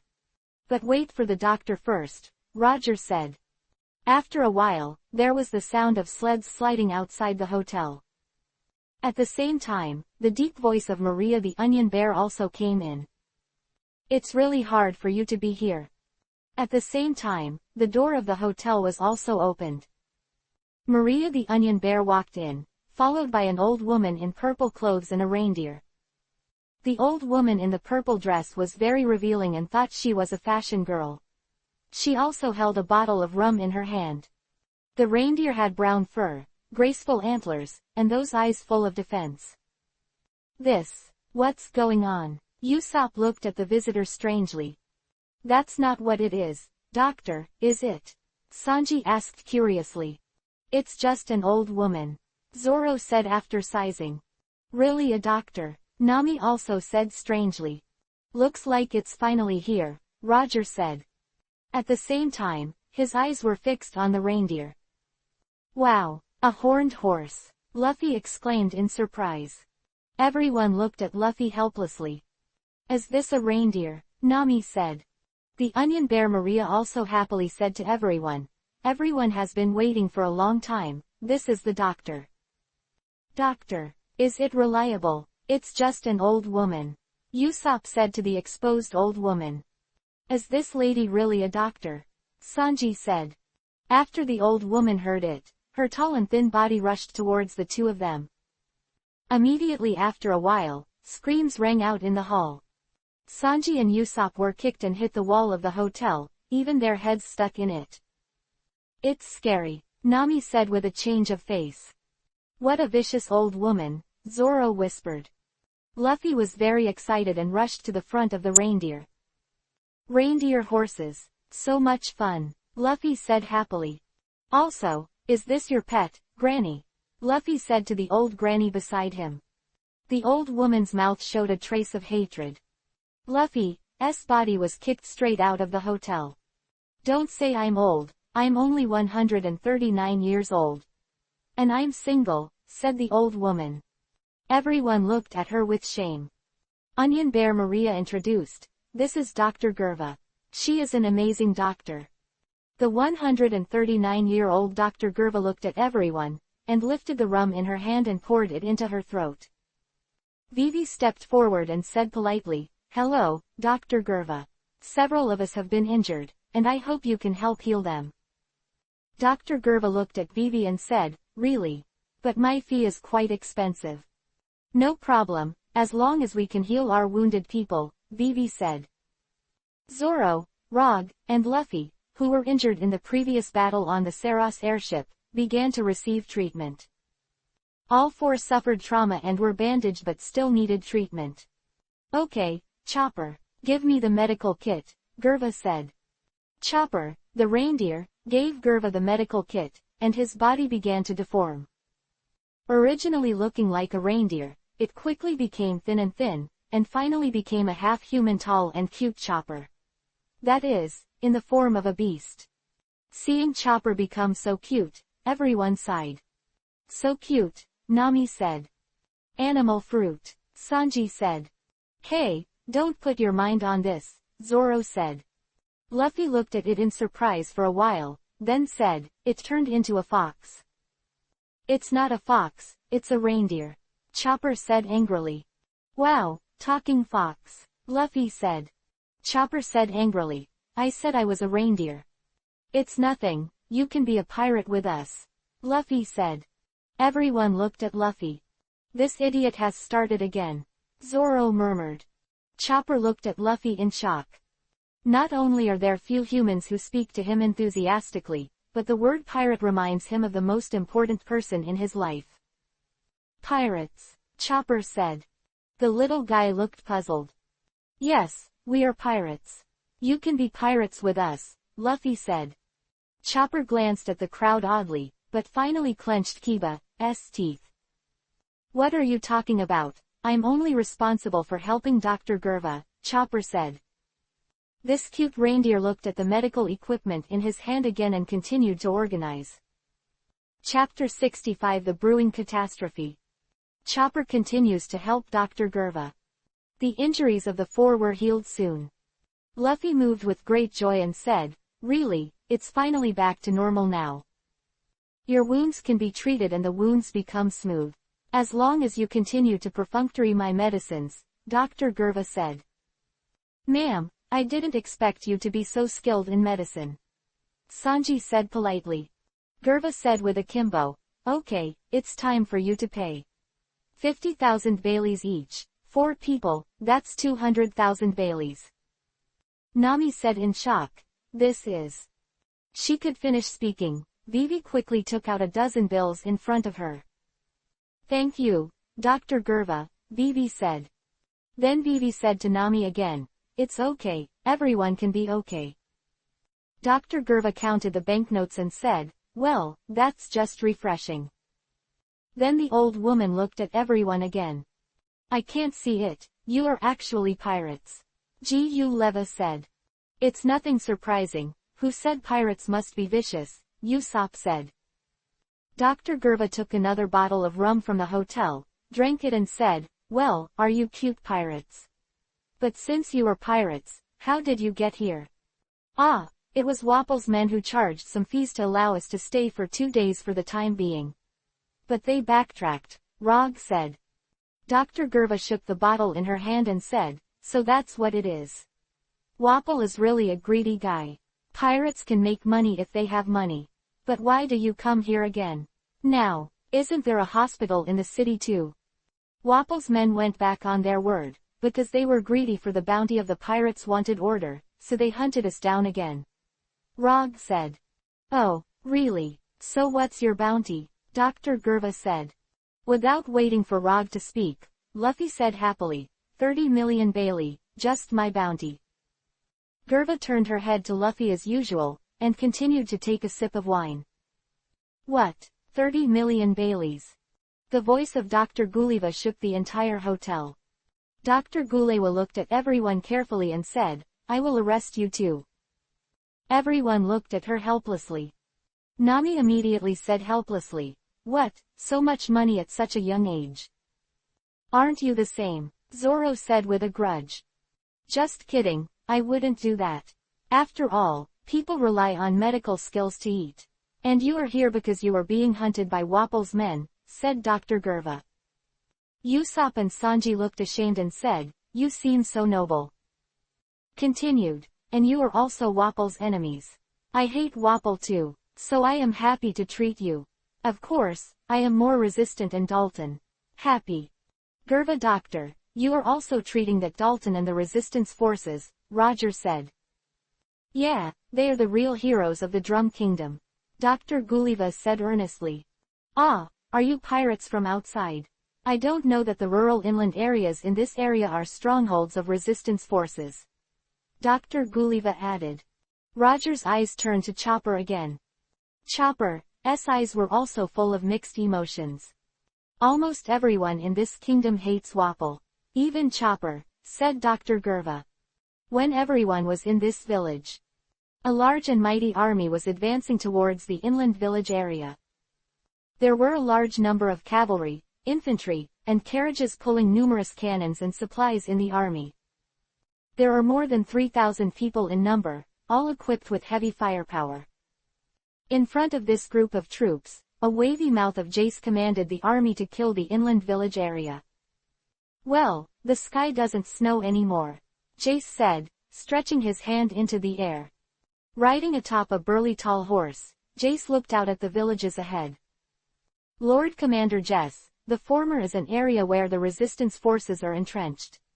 A cavalry major came to report. "Very well, today is the fate of these rebels," Jace said long. A startling massacre is about to unfold in the village ahead. Chapter 66_Heavy Shelling. The king's army of more than 3,000 people swept across the vast snowfield, and the footprints of various horseshoes and human footprints on the ground, as well as the tracks of the carriages, were densely packed. Reaching the front of the inland villages area, Jace looked at the villages. The king's army of more than 3,000 people also stopped and began to prepare for battle. I didn't expect that today is the end of these rebels. Those who dare to defy His Majesty Wapol will have no choice but to die. This rural area that harbors the resistance will be in ruins. Jace's solution was to completely destroy the rural interior. If all the entrenched areas of the resistance forces vanished, then there would be no resistance forces at all. Artillery ready, Jace waved. Soldiers in 100 wagons with cannons unloaded from the wagons and turned their guns on the countryside ahead. Commander Jess, all the cannons are ready, said a colonel in charge of the artillery unit. Jace nodded and said, "Okay, start the bombardment. Scorch the resistance holding terrain." 100 cannons were aimed at the countryside. "Ready, start shelling." Following the order, 100 artillery shells began to fire violently. The first round of hundreds of shells hit the roads and squares of the village in front of them. With the completion of the first round of shelling, the artillerymen were trained to reload the second round of shells. Hundreds of artillery shells bombed violently. Looking at the sea of fire in front of him, Jace smiled. To deal with the insurgents, it is necessary to destroy them completely with a devastating blow. There was another burst of gunfire. A large number of houses in the village were bombed. Rog and Sanji, who were in the hotel in the village, felt everything around them shook. "Wow, what's going on?" Usopp shouted, holding his head. "Earthquake. Ha ha ha," Luffy said excitedly. "You're so happy." Nami angrily punched Luffy in the head. "Could it be artillery?" Roger said suspiciously. At this time, suddenly a shell hit the hotel. The second floor of the hotel was blown up, and the ceiling of the lobby on the first floor was also blown open. "Wow!" Usopp and Nami shouted in horror. "This is not good, everyone needs to evacuate here," Rog said. Dr. Guliva also looked around, but she was very stable after such a violent bombardment. "Wapol, it looks like you're still doing it. You want to destroy the base of the resistance forces together." After Dr. Gerva finished speaking, she took another sip of rum. Now the village has been heavily shelled, and everyone in the hotel rushed out together. Rushing outside, Rog and everyone looked around. "I saw rows of artillery shells coming, and houses in rural areas were hit and exploded in large numbers. Smoke and flames rose into the sky. The direction of the opponent's attack. Zoro quickly found the direction of the opponent's shells. Sanji also looked around, and saw that in the direction of the village facing out, a large number of troops were not deployed. The swarms of cannons fired volleys of shells at it. Luffy was so excited that he jumped up immediately. Rubber balloons. Luffy sucked in air all over his body and became like a balloon. A cannonball hit Luffy's body, dented into the back of the round balloon body. Luffy ricocheted the shell back. At the artillery position, the artillerymen had just finished firing a wave of shells, but when they were about to reload, they saw a shell flying over. Fly back. The shells are flying back. The artillerymen fled in terror. There was a loud bang, and the artillery positions were lit up into the sky. Jace looked at the artillery position in surprise. "How could this be?" Jace said in surprise. A soldier rushed to report. "Sir, one of the shells we fired was deflected by an unknown person. It seems to be the pirates from before." Jace quickly picked up the binoculars and looked into the distance. In the telescope, I saw Luffy turned into a balloon and bounced. "These pirate bastards are here. They are the pirates in the report. They really escaped here. It just happened to be reduced to ashes with this place," Jace said. Jace then gave new orders to the artillery unit. "Bombard the area where the Straw Hats and his gang are located, and no one will survive." The artillery units then aimed their muzzles at Luffy and Rog's area.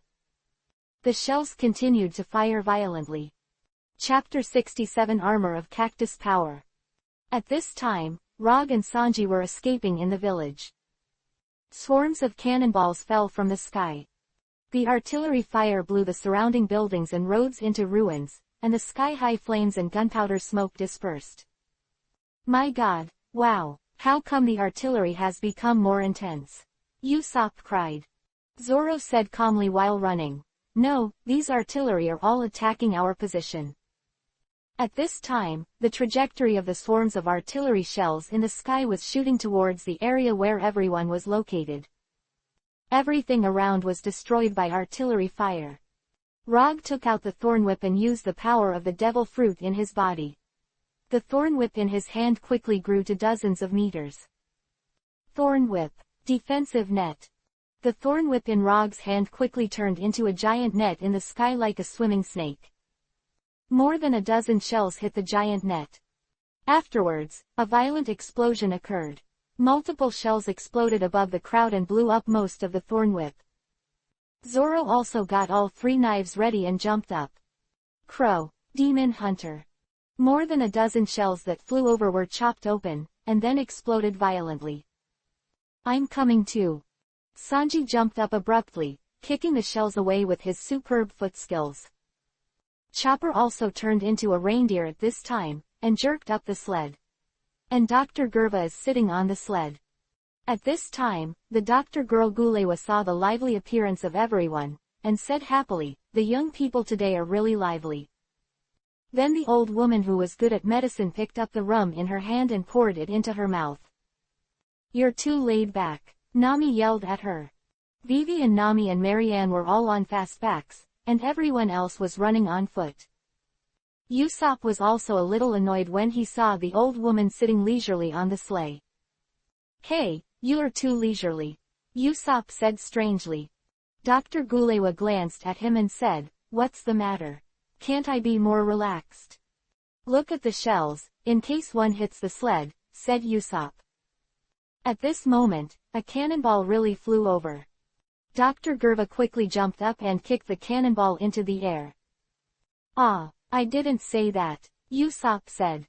Dr. Gerva glanced at the slingshot in Usopp's hand and said, "Are you a shooter?"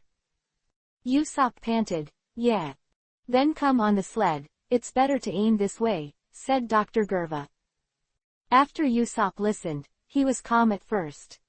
Immediately afterwards, his face was full of joy, and he said, "That's it." Usopp jumped directly onto the sled. Usopp on the sleigh swung his slingshot and started firing violently. Death. Gunpowder 3 stars. Usopp shot 3 gunpowder stars from the slingshot in a row. 3 shells flew over and were intercepted by gunpowder star. Dr. Gerva looked at the air and said, "I didn't expect your shooting to be a hit." "Thanks for the compliment," Usopp said happily. The shells kept flying over, and the surrounding houses were razed to the ground. "Everyone, it's not good to keep running like this. We can simply destroy the opponent's artillery positions," Rog said. "Okay," Zoro said. "Okay, Usopp and Vivi, you all take refuge. We will destroy the enemy's artillery positions," Rog said. Usopp stood on the sled and said, "Okay, then Captain Usopp won't help you." Roger and Sanji and Zoro and Luffy charged towards the artillery position. Chopper pulls the sled and runs fast to escape. The 4 rushed to the front of the artillery position in one breath.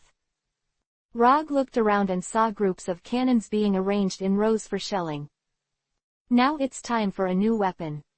Roger took out a green prickly cactus from his clothes.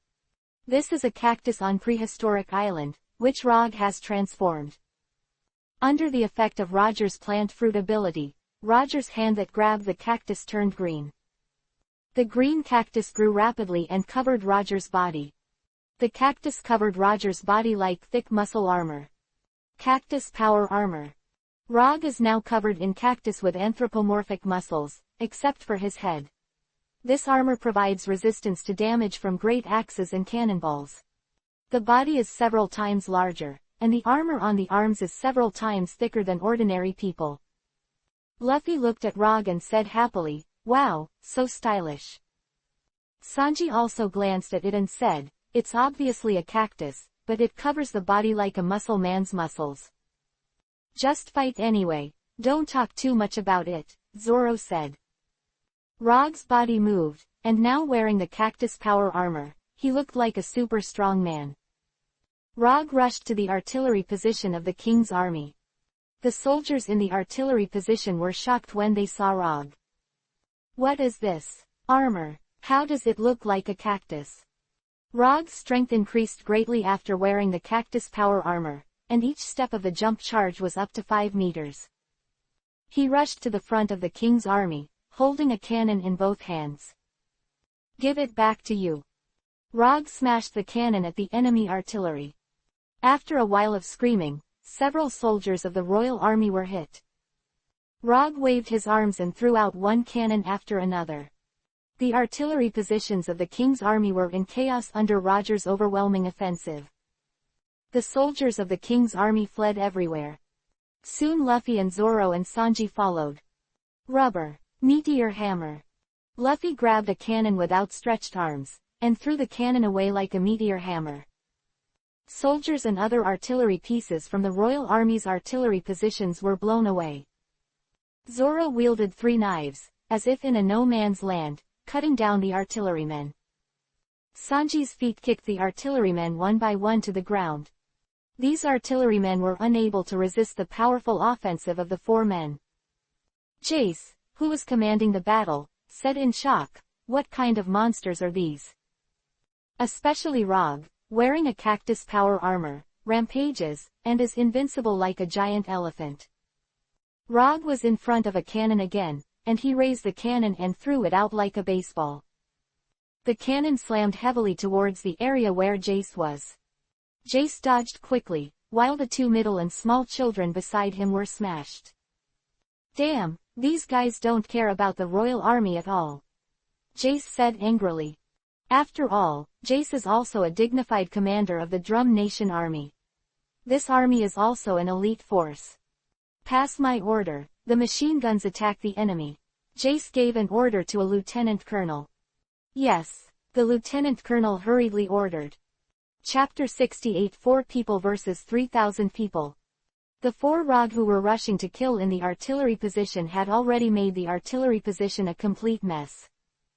There were overturned cannons and dead and wounded soldiers everywhere. Fuck off you. Rog, who was wearing a cactus power armor, punched out and sent the 3 soldiers flying. Zoro and Luffy stopped fighting, and the enemies above the artillery positions were all knocked down. After knocking down all the enemies, Rog looked at the fallen enemies. Sure enough, these Wapples came down to attack us. Rog said. Move so many troops for us. Sanji said strangely. But I think they must have other intentions. And from the beginning, they bombarded the village area violently. And the resistance forces are also entrenched here. So they must have eliminated the resistance forces and dealt with us by the way. Rog said. Luffy said with a look of surprise, really? Indeed, very likely, Zoro said, looking at the mess on the battlefield. These guys are just talking about the village being blown up. Luffy looked angrily at the badly damaged village. The king's army village was severely damaged in this way, just to destroy the resistance forces, at the expense of everything here. These guys are too hateful. They put Miss Vivi and Miss Nami in danger. Sanji said indignantly. Rog and Zoro were ashamed when they heard Sanji's reason. I can't let these guys go anyway, Rog said. Of course, Sanji said. At this moment, more than 100 enemies set up machine guns not far from the crowd. Each machine gun is a group of 3, and about 40 machine guns are quickly aimed at 4 people. Fire! More than 40 machine guns shot at the 4 people violently. What a powerful firepower! Rog covered his head with his arms, and his body's cactus strength armor was strong enough to block a storm of bullets. The bullets hit the cactus power armor, but they all went in and couldn't penetrate the armor. Luffy was hit by countless bullets with his rubber ability but all bounced off. Zoro and Sanji both stood back to avoid getting hit. You two grab my back. Roger said to the 2.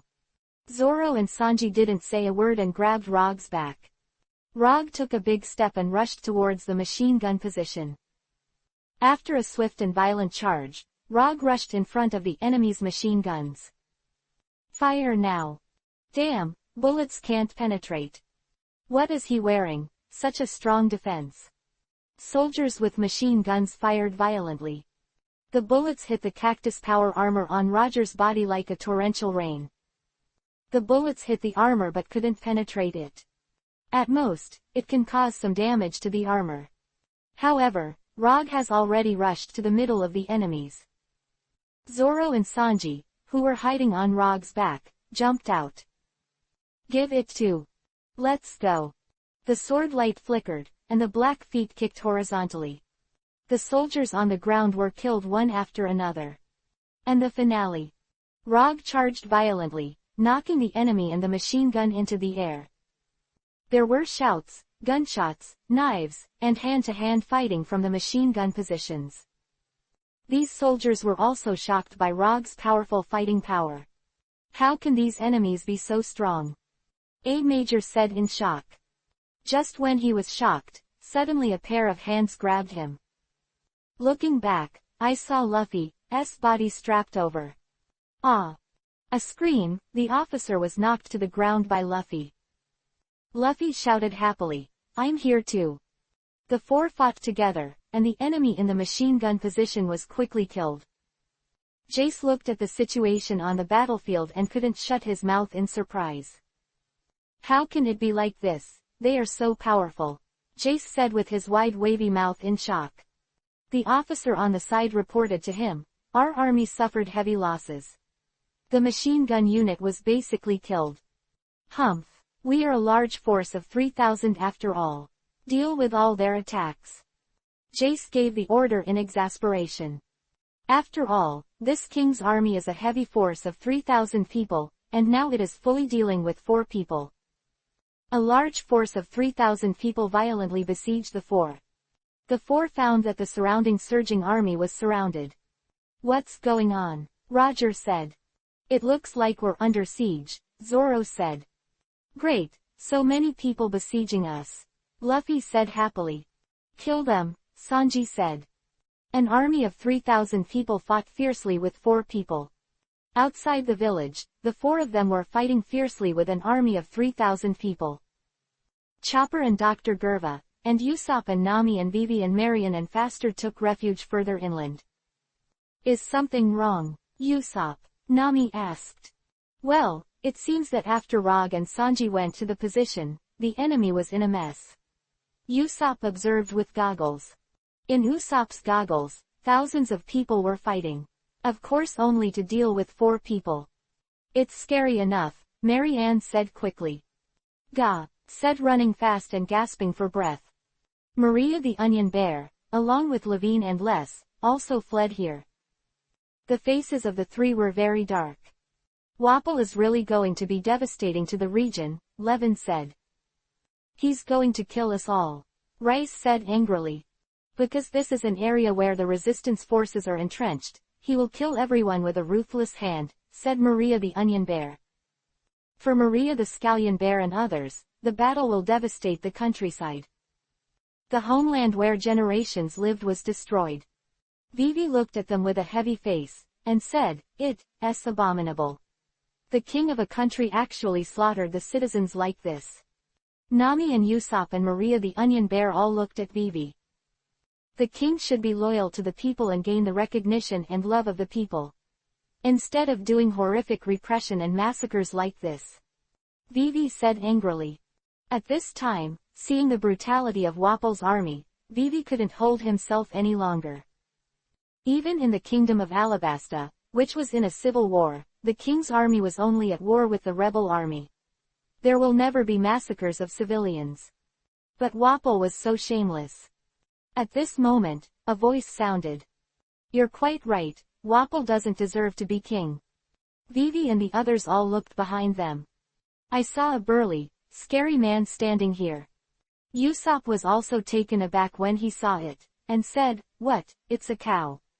No, it's a man. This man is as strong as an ox. The man glanced at the crowd with calm eyes. Dalton. Scallion Bear Maria, Levin and Les said in surprise. Vivi, Usopp, and Nami, as well as Maria and Fast, all looked at him in shock. Chapter 69 Dalton shows up. Scallion Bear Maria continued. This is Dalton, the leader of the resistance. Dalton is calm, burly body and serious eyes. Everyone else thought he was really a cow. He is Dalton. Usopp looked at Dalton strangely and said. After Dalton looked at the crowd, he looked at the tragic state of the countryside. There are nearly 100 people behind Dalton, all armed with weapons and tools, wearing cotton-padded clothes like villagers. These people are members of the resistance. Are you all okay? Dalton asked. Onion Bear Maria replied. Fortunately, he was not injured, but the village is already in a mess. Then we need to go to the village to rescue those villagers. Dalton said, looking at the messy village again. The countryside is now littered with collapsed houses and fires, with many dead, wounded and trapped there. Dalton looked at Chopper and Dr. Gerva again and said, will you help us? Dr. Gerva said very easily, I usually don't do it without good pay. But I hate Wapol as much as you. So let's help you. Dalton looked at Dr. Gerva happily. The village suffered such a catastrophe, and many people were injured. Now is the time when a doctor is desperately needed, and the Dr. Gerva's medical skills are amazing, and it is the time when she needs her help. Dalton looked again at the devastated village and said, it must be Wapol. He did this to destroy us. To burn it all down. Please let us help. Vivi said suddenly to Dalton. Dalton looked at the girl with long blue hair and seemed to have a feeling of déjà vu. You're not from here, Dalton said. Vivi continued. That doesn't matter, there are a lot of casualties here. You need help too. Dalton continued to look at Vivi. Come if you want, Dalton said. Usopp's face was ashamed and he said, alas, to be so arrogant. Nami frowned slightly. Vivi said to the two again, okay, aren't Roger and Sanji dealing with the enemy's artillery? Usopp suddenly remembered something and looked at the village again. It seems that the four of them have disrupted the enemy's position. The village has not been shelled anymore, Usopp said.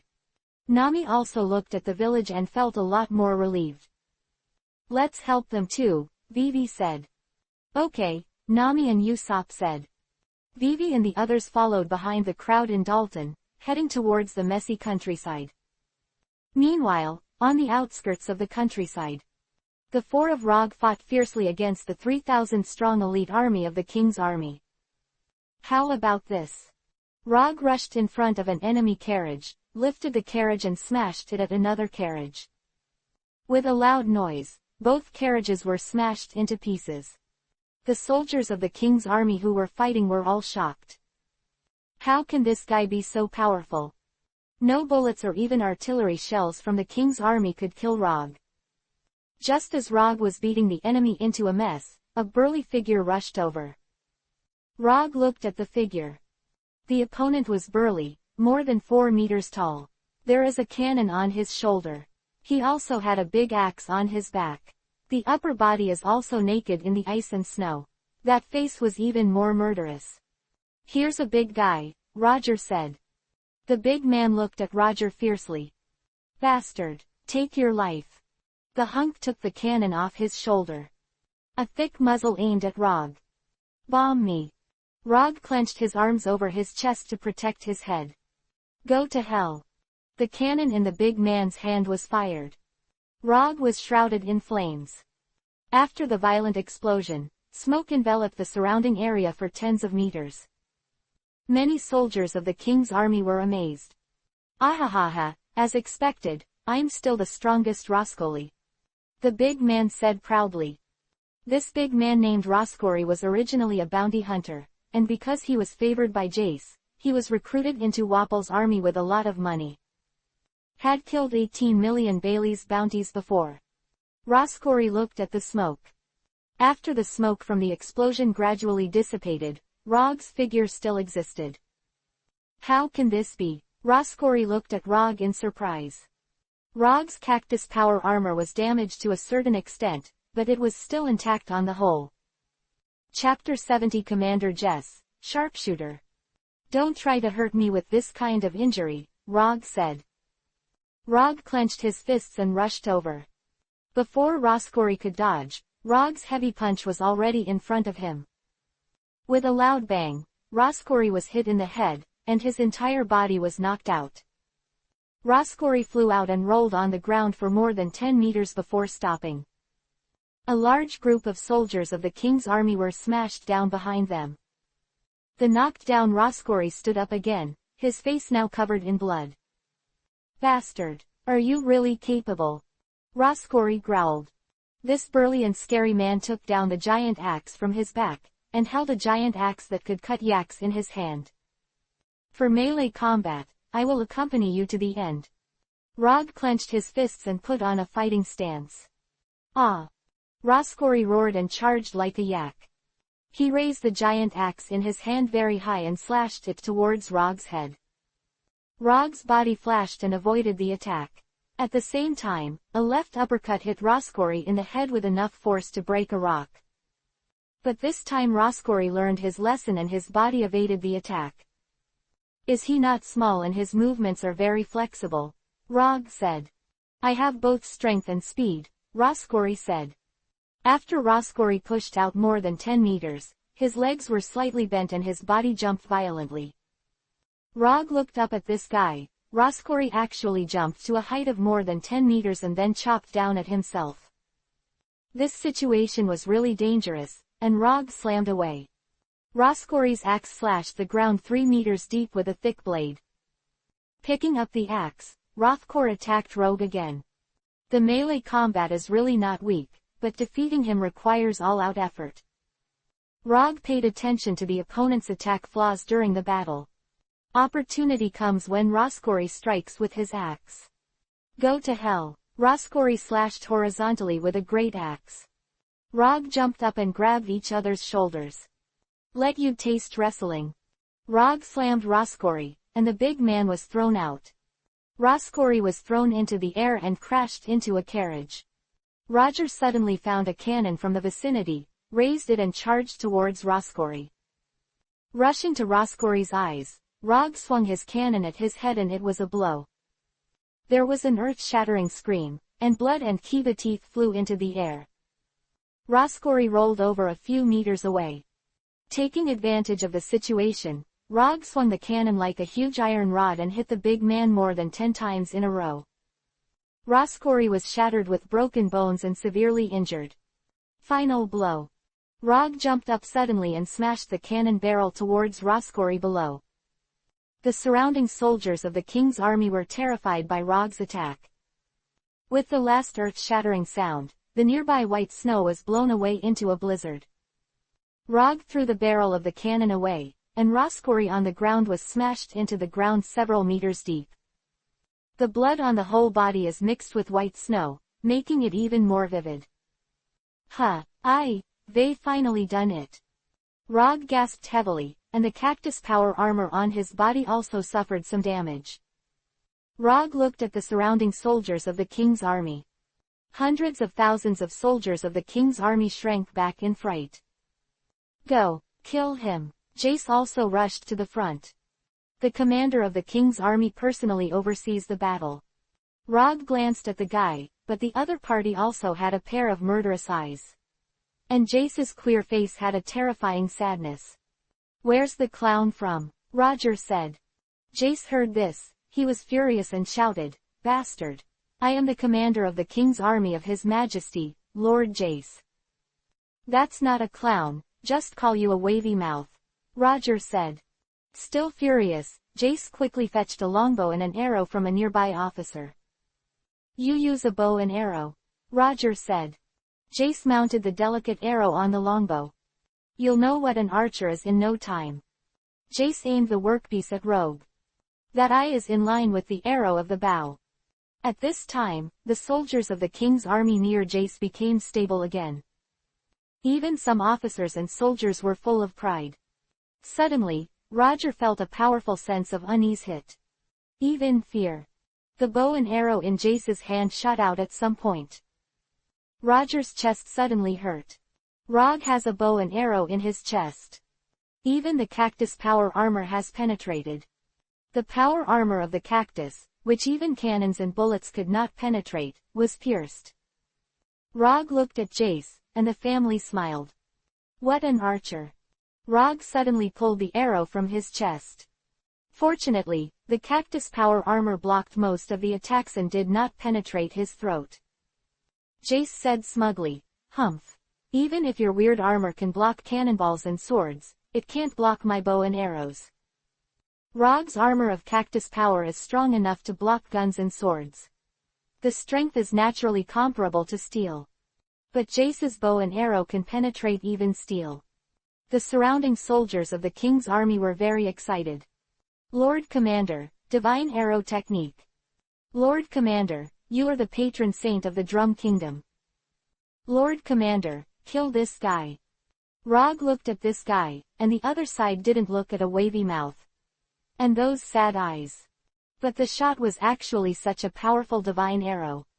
"Pirates. My archery ability can hit opponents even from a distance of 1,000 meters.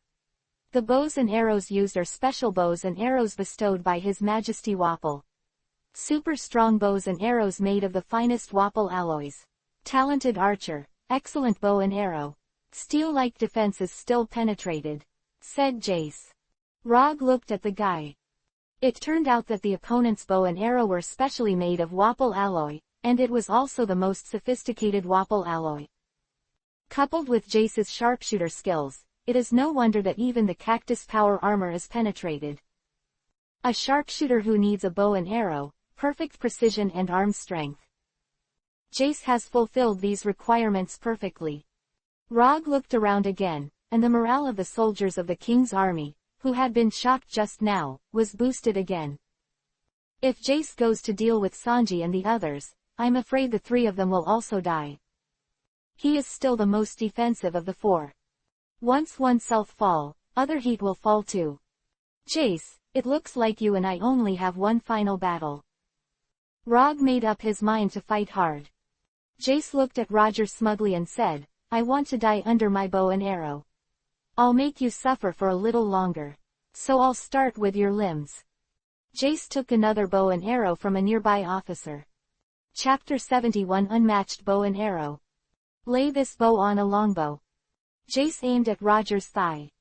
Rog felt a powerful murderous aura rushing towards him. Rog didn't see the movement of Jess letting go. The other party's bow and arrow had already hit his left thigh. There was a sharp pain in the left thigh, but fortunately the cactus power armor blocked most of the damage. What an archer! Rog endured the pain and pulled out the bow and arrow. Jace saw that Rog's cactus power armor was still protecting against powerful bows and arrows. Although it can penetrate the armor, it cannot really kill Rog. "Looks like I need more arrows." Jace took 3 bows and arrows from the officer on the side. He put 3 bows and arrows on the longbow and aimed them at Rog. "My lord can still fire 3 arrows at once," said Jace. Jace is now a few dozen meters away from Rog. At this distance, with Jace's ability, he certainly couldn't stop it. Rog covered his head with his arms. After all, even if the opponent wants to shoot his own limbs, it is possible to attack the head in case. Suffer to death. Jace fired 3 arrows. Rog's arm and torso were hit by 3 arrows. The cactus power armor successfully blocked most of the power, but the 3 arrows also pierced through the steel-like armor. Roger felt severe pain in his arms and chest and abdomen. Fortunately, it still only killed the flesh, but did not cause fatal injuries. Rog pulled out the 3 bows and arrows and threw them away. Now Jace took 3 more bows and arrows from the officers on the side. 3 arrows for you again. Jace fired 3 bows again. This time, of the 3 bows, 2 hit Rog's arm and 1 hit his abdomen. Man, it's nothing at all. Rog pulled out the 3 bows and arrows. Rog just hit a total of 8 bows and arrows. In the current situation, close combat is required to defeat the opponent. Jace is a sharpshooter, but Rog is 100% sure of winning in close combat. "Hey, pirate, you're in a corner," Jace said to Roger. The words in that wavy mouth were full of ridicule. Rog clenched his fists. Although the pain came from his body, he had to rush over. Once you rush past, you will be able to defeat the opponent. Jace took a special bow and arrow from the officer on the side. The bow and arrow were all Yuhi colored, and the tip of the arrow was a spherical object the size of the palm. "I'll give you a new bow and arrow to try." Jace attached the different bow to the longbow. After aiming at Rog, the bow and arrow fired. The arrow hit Rog in the chest, but it didn't penetrate the cactus power armor. Suddenly there was a violent explosion, and the arrow exploded violently. The explosion was bigger than a cannonball. Under the huge impact, Rog fell to the rear. "Damn it! What kind of bow and arrow?" Roger stood up hard and said. The surrounding soldiers of the king's army laughed when they saw Rog being blown up. "Humph! You just got hit with my special bow and arrow," Jace said. Rog looked at the marksman and said, "Do you still have a lot of bows and arrows? Take them out." Jace looked at Roger and said, "Okay, I'll let you taste all my bows and arrows." Jace took another bow and arrow from the officer beside him. "This bow and arrow are all purple. There is a palm-sized ball at the top, like a small cannonball. Try this." Jace threw the bow on the longbow and fired it. Rog used his arm to resist the bow and arrow this time, but this time the bow and arrow still had no sharp arrows. After this bow and arrow was blocked by Rog's arm, it did not explode as violently as the previous bow and arrow. The arrow's purple sphere splits. Purple smoke quickly spread out from inside. "What is this?" Roger stepped back quickly. The purple smoke spread quickly, and Rog also took a few breaths. After inhaling the purple smoke, Rog's body quickly became paralyzed for a while. This is... Roger realized it was a poisonous gas. Jace in the distance looked smug. "You got my paralyzing gas arrow," Jace said. Rog bit Kiba and held on. Although his body was a little paralyzed, it wasn't fatal. "I didn't expect that you have all kinds of evil arrows," Rog said. Without stopping, Jace took another bow and arrow from the officer's hand. "This bow and arrow is blue all over, and the top is also a ball-shaped arrow with the size of the palm. There are even more evil ones." Jace laughed with his wavy mouth. Jace put the bow on the longbow. Aiming at Rog, the bow and arrow were also fired. "What is it this time?" Rog's face was covered in sweat, and he blocked the attack with his arms.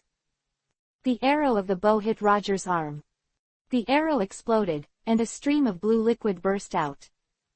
The blue liquid enveloped Rog. "What's the matter? So sticky?" Roger said in shock. Chapter 72 Shui Tang. 100 meters to break the enemy. The blue liquid was very viscous, covering Rog's body.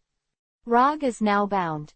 "Ahahaha, this is my gooey binding arrow," Jace shouted happily. Jace's continuous shooting of arrows also consumed his arm strength, and handed the longbow to the officer beside him. "Okay, wait until I think about how to torture you to death next. Or take you to His Majesty Wapple," said Jace. Yuhi from one of the orderlies and drank it with his head up. Rog's body was severely restrained. Damn, the body is so restrained that it is almost impossible to move. Roger struggled hard, but to no avail. Looking at the vast snow field around him, Rog suddenly felt an unprecedented sense of despair. "If it's all forest down here, like prehistoric island, then I'll be like a duck to water. Wait, plants." Roger suddenly remembered something. Jace and the many soldiers of the king's army laughed at themselves happily. Rog squatted down. After all, his body was severely restrained but he was still able to move properly. Roger's hands began to press on the ground. The plant fruit ability in the body begins to activate. Even the cactus power armor couldn't stop the green light, and it was transmitted to the earth below. The earth below still has the breath of life. And the smell of plants. Rog clearly sensed that it was a winter-friendly plant growing under the snow.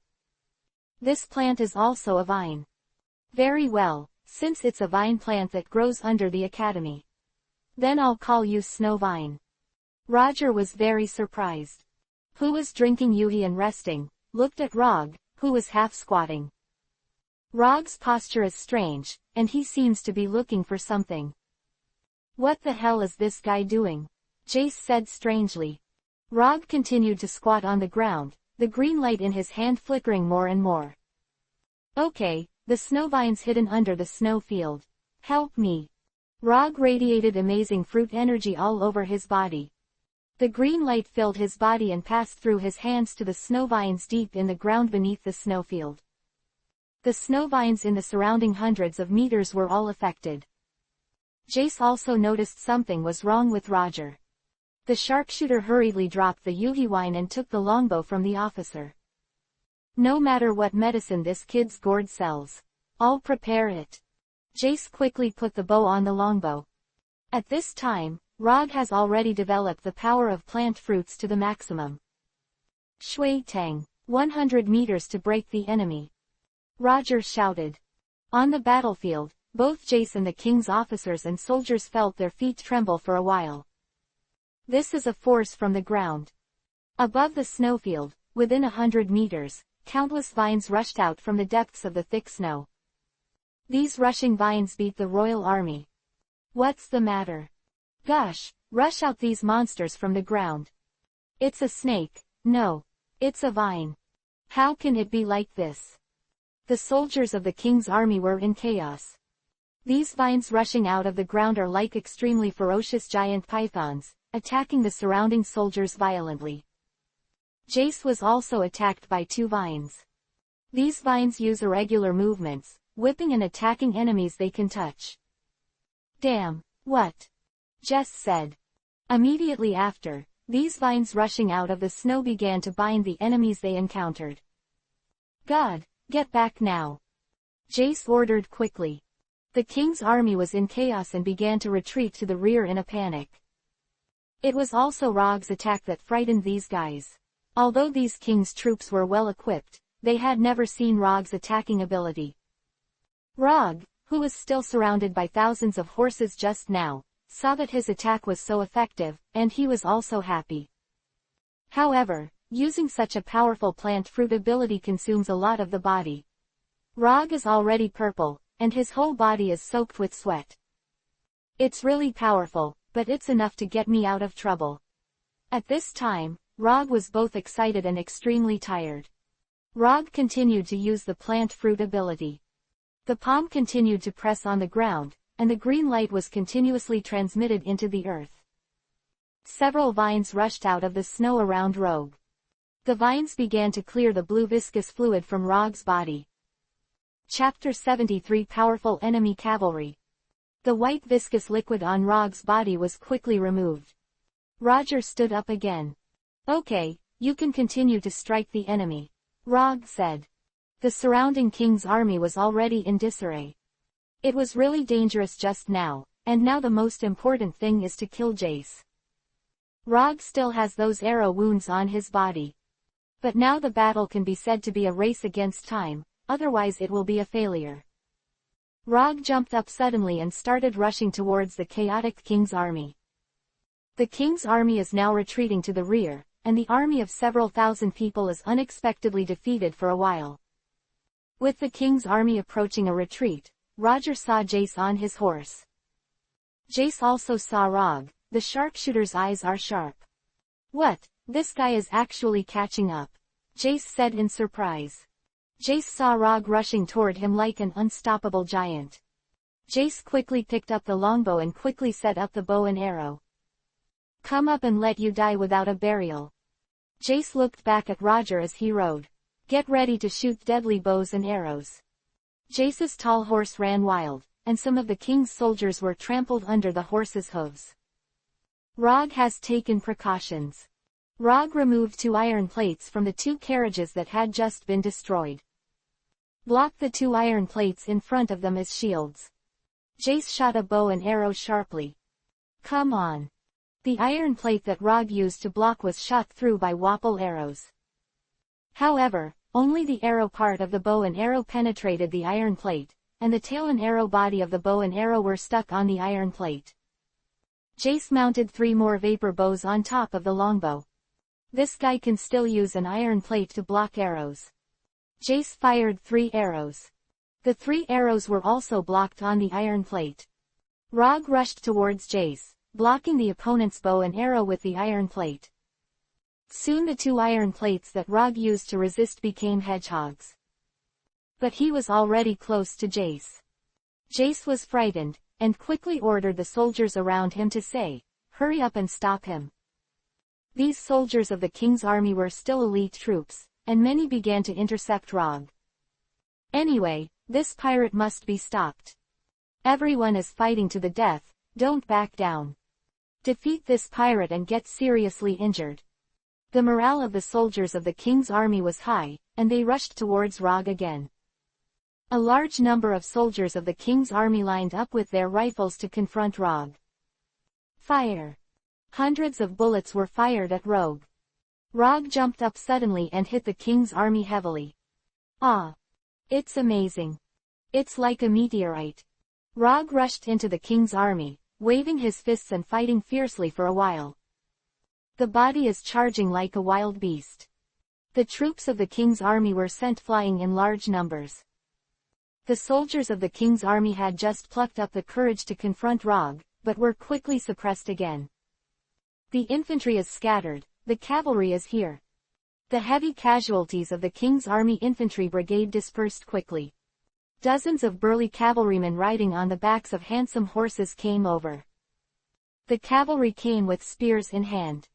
Rog looked at the cavalry and said, "Okay, let's see who is stronger." These cavalry were not like the fearful and flustered infantry on the battlefield. They also witnessed Rog's powerful strength, but their faces were not afraid. "Charge! Kill the pirates!"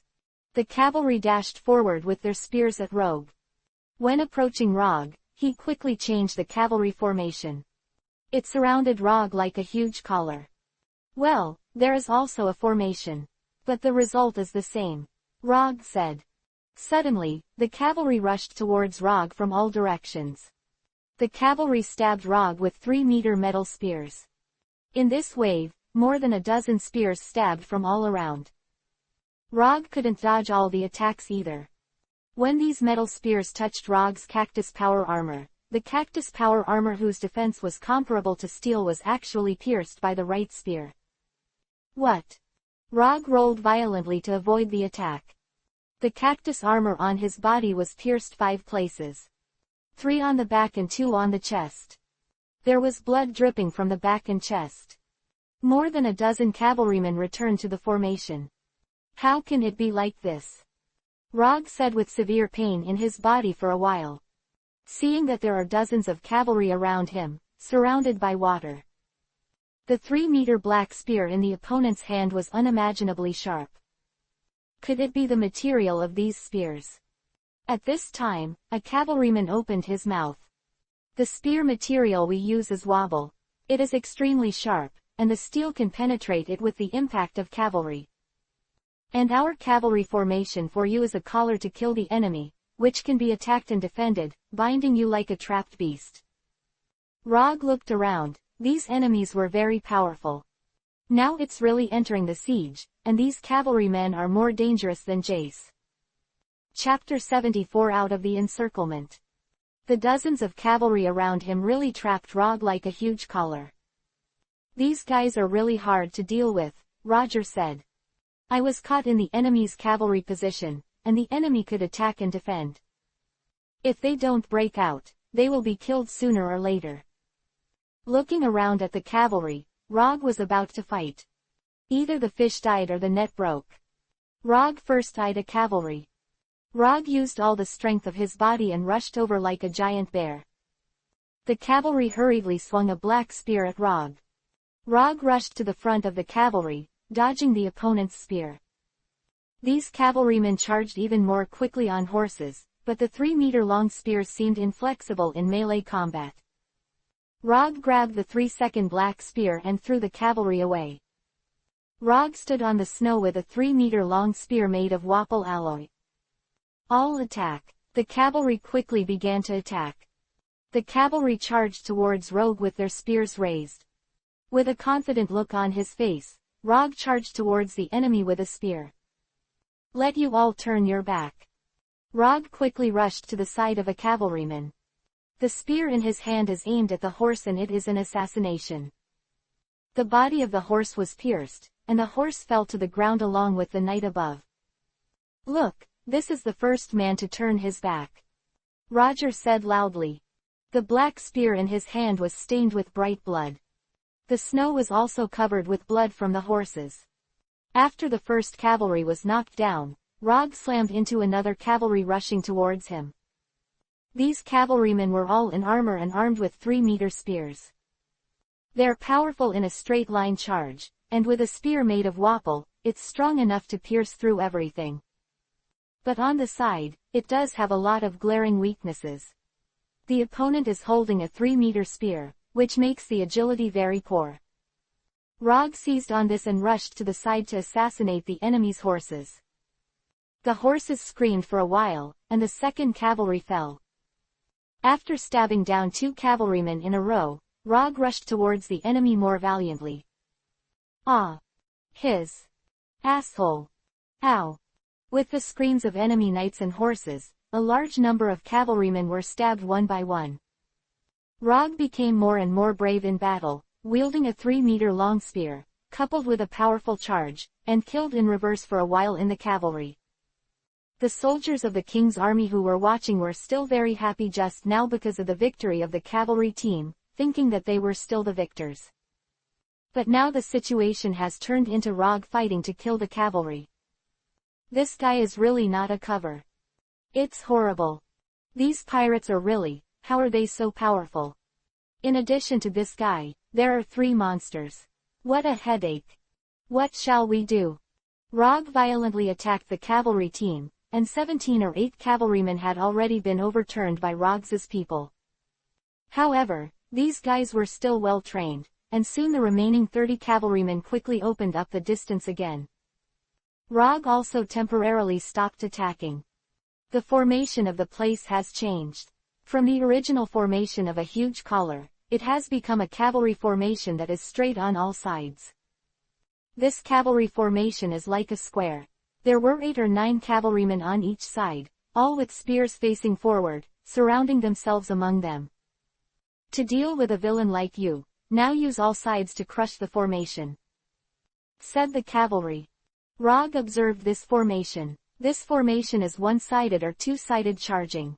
Otherwise, you will injure yourself. Although the flexibility is not as good as the previous collar, which is excellent in attack and defense, the attack power and impact force are greatly increased. "As expected of an elite force," Roger exclaimed. Cavalry also replied, "Yes, we are the elite cavalry of serious crimes under Commander Jess. All are of the rank of colonel. It is also one of the most elite troops of His Majesty Wapple." Rog is now facing enemies from all sides, and now it can be said that he is in an extreme predicament. Now it's just a gamble. Rog clenched the spear in his right arm. Cheating took out the whip of thorns. In this situation, once the cavalry charges, it is time for both sides to decide the outcome and life and death. The cavalry aimed at Rog with spears from all sides. The 3-second-long black spear exuded a powerful murderous aura above the cold snow field. Anyone who stands in the way will be pierced through the body, suffering from aches and pains within the body. Charge! The cavalry in the 2 rows before and after Rog, riding on high-headed horses, stabbed at Rog with spears. At this critical moment, Rog threw out the thorn whip in his hand. Like a snake, this thorn whip quickly strung the hooves under the horses of the row of cavalry rushing forward. The original impact of this row of cavalry was amazing. Such a trip, neatly fell to the front. Rog jumped over the fallen cavalry. What? The other cavalrymen were shocked. Rog quickly recovered the thorn whip. The 4 sides of this square are crushed, and the biggest weakness is that once one side is broken, the whole is broken. Rog ran away and rushed towards the hundreds of thousands of King's troops who were watching the battle. The cavalry behind them quickly pursued. "Don't run, you bastard!" It was the first time that members of this cavalry had suffered such heavy losses that they were going to kill Rog no matter what. Chapter 75 Full-Scale Counterattack. The cavalry rushed towards Rog violently. Rog was rampaging in the king's army at the moment. A lot of the king's army was knocked out. After that, the cavalry chasing Rog trampled many soldiers of the king's army. The royal army is now suffering heavy casualties and is completely passive. The king's army of thousands was thrown into chaos again. Rog also deliberately led the cavalry behind him to charge in the king's army. Repeatedly interspersed among the king's army was repeatedly disturbed. With the powerful impact, the king's army suffered heavy losses. Rog did not forget to deal with these enemies during the charge. Roger seized the opportunity and stabbed a cavalry horse that was chasing him from the side. The cavalry fell down with a man and a horse. Using this method, Rog stabbed the other cavalry in succession. Among the king's army, this group of cavalry lacked the formation advantage, and it was blocked by the soldiers and ordnance of the king's army as an obstacle. Rog was able to stab all the dozens of remaining cavalrymen. After the remaining cavalry were stabbed, the king's army was also in chaos. "Okay, it's your turn," Rog said while waving the 3-meter black spear he had captured. The king's army was already in chaos. Although Rog was injured a lot, but the whole body is boiling with blood, which is a good opportunity to take advantage of the situation to kill the enemy. At this moment, a familiar voice came. "Roger, here we come." Zoro and Luffy also rushed from the other side of the battlefield. The three of them also went through several fierce battles, and their bodies and faces had some embarrassed looks. However, the eyes of the three were full of fighting spirit. An unyielding fighting spirit, a fighting spirit that becomes more and more courageous. "You fought hard too, let's destroy these enemies together," Roger said proudly. The four of them rushed towards the king's army violently. The king's army further collapsed under the powerful offensive of the four men. Among the thousands of troops, Jace saw that he was actually defeated by the attack of 4 people. Seeing this, Jace's inner anger finally exploded. He opened his wide, wavy mouth and scolded. The army of 3,000 people was beaten like this by 4 people. "Are you still the elite king's army of His Majesty Wapol? You are not allowed to retreat, and quickly concentrate your forces to destroy the 4. Jace's roars and orders were like a rock sinking into the sea, and there was no sound. Now the elite troops of the king's army of several thousand people have been scared out of their minds. The 4 charged hard, and the king's army retreated one after another. After a fierce battle, the king's army continued to be defeated. "These are some killers. Quickly retreat. These guys will kill us all." Rog felt happy for a while when he saw the disintegrated king's army.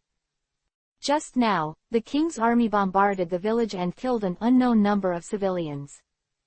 Now it's finally being beaten like this. "Don't be merciful to these guys killed a lot of civilians just now," Roger said to the others. "Of course," Sanji said. "My knife won't let these guys go," Zoro said. "Knock them all off," Luffy said. The 4 violently rushed to kill, and the king's army continued to be defeated. Jace also saw that the situation was not good, and hurriedly rode away on the high-headed horse. While the 4 were fighting fiercely, they were in the village. Dalton, Vivi and Nami treat the wounded with Usopp and Dr. Gerva and Chopper. Dalton and his staff quickly rescue the injured, while Dr. Gerva and Chopper treat the wounded. "What a mess," Usopp sighed. Collapsing houses and burning flames are everywhere in the village. The dead and wounded were everywhere, wailing everywhere, as if it were a hell on earth. Nami looked here and sighed. "Fortunately, I left here in time." Vivi looked around, angrier the more she looked. As the Princess of Alabasta, Vivi has been full of responsibility since she was a child. It's too much. As the king of a country, he can slaughter the citizens so brutally. It's unforgivable, Vivi said angrily. Nami looked towards the outskirts of the village again. Above the snow field there is the battlefield where the 4 of Rog and the king's army fought.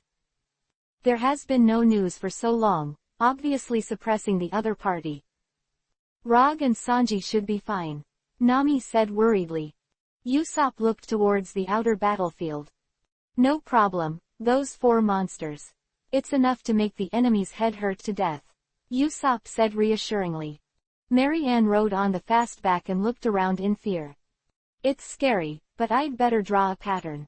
Mary Ann took out her palette and brushes. After waving the brush for a while, Mary Ann drew green circles on her clothes. Leisurely green. Under the influence of this green, Mary Ann has also become very leisurely and peaceful. Usopp looked at her and said, "You're doing a really good job." "Do you want flowers too?" Mary Ann asked. "Forget it," said Usopp. Usopp and Vivi and Nami and Malian continue going. Here is a mother and son, help them. Vivi suddenly found a mother and son said. Beside a collapsed house, a mother and son cry. Are you all right? Vivi greeted the mother and son. Usopp and Nami also looked at each other and went up to help. The mother and son were slightly injured, but mostly frightened. Vivi helped the mother and son to Dalton's carriage. Dalton's men also brought many of the afflicted villagers to their wagons. Dalton stood in the middle of the road in the village with a complicated expression on his face. A person immediately came to report. Dalton, all the villagers who survived got into the carriage. Dalton nodded and said, "Order to retreat." Next, Dalton looked up at the highest mountain in the Drum Country with extreme anger. This 7,000-meter-high iron barrel-like mountain is majestic and straight. At the very top is Wapple's palace. Blood Coon Wapple, you don't deserve to be king. After Dalton finished speaking, he hurried to direct the evacuation. Dalton and his men led a large number of villagers out of here. Usopp along with Nami and Vivi and Marion and Swift, as well as Dr. Gerva and Chopper evacuated. In more inland areas, there are also many pine forests. Everyone evacuated here. In addition to this, Dalton is concerned that other villages have also been attacked. Then he led the crowd to bring the nearby villagers here as well. After settling in the pine forest area, Usopp and Vivi and Nami were all together. Just now helping a large number of villagers to transfer, a few people are also tired. Maria and Furry are eating snacks and talking with some children. I don't know what happened to Rog and the others. Usopp gasped. They must be fighting with the king's army. But wait for them, Vivi said. Those monsters, once they fight, they will be gone. Nami said with a sigh. Chapter 76 Roger's Serious Injury. Usopp looked at the pine forest. The pine forest area is far away from the village, and even further away from the snowfield battlefield. Okay, wait for a few more of them, Usopp said. Vivi looked up at the towering Drum Country peak. The peaks are several thousand meters high, and new snow clouds have appeared on the top and upper parts of the peaks. Snow is the norm on this winter island. Sure enough, a new goose feather snow fell again soon. The goose feather snow quickly recovered the devastated villages. Put out those fires. On the outskirts of the village, the battlefield after the battle between the Four of Rog and the king's army was a mess. There are broken ordnance and blood everywhere. The goose feathers covered them all, obscuring the brutal battle. After a fierce battle, the Four of Rog finally repulsed the king's army. The Four of Rog stood on the battlefield like gods of war. The king's army in the distance kept fleeing. I said, "You are tired." Roger said. "It's tiring, but it's fun," Sanji said, lighting his cigarette again. "It's a huge number," Zoro said. "I really want to keep playing," Luffy said. Rog looked at the messy battlefield and breathed heavily. The massive amount of damage accumulated in the battle just now was finally exposed. Roger's body was severely injured from his arms to his torso. Ah! Rog bit down on Kiba and knelt on the ground suddenly. Sanji saw it and asked, "Are you injured in the battle just now?" Roger's face was sweaty and he said, "Well. The battle just now caused extremely serious damage to Rog." Luffy looked at Rog and said, "Rog, then you should go to that old woman for treatment." Sanji glanced at Luffy and said, "Fortunately, if you said something like that back then, she would have to kick you to death." "But that old woman's medical skills are really good," Luffy said with a smile. Rog looked at the distant enemy and said, it's time for us to join up with Usopp too. That's right, let's go, Sanji said. Immediately, Sanji had a beautiful expression on his face. Well, Miss Nami and Miss Vivi will be very happy once they see our guys. Especially seeing me. Sanji is about to dance. Zoro looked at Sanji in disgust and said, "Hey, let's go." Rog, Sanji, Zoro and Luffy returned to the destroyed village first. The village has been reduced to pieces of rubble after the fierce artillery bombardment of the king's army. But Rog and the others were people who didn't see the living. What's going on? Are they all gone? Sanji said, looking around.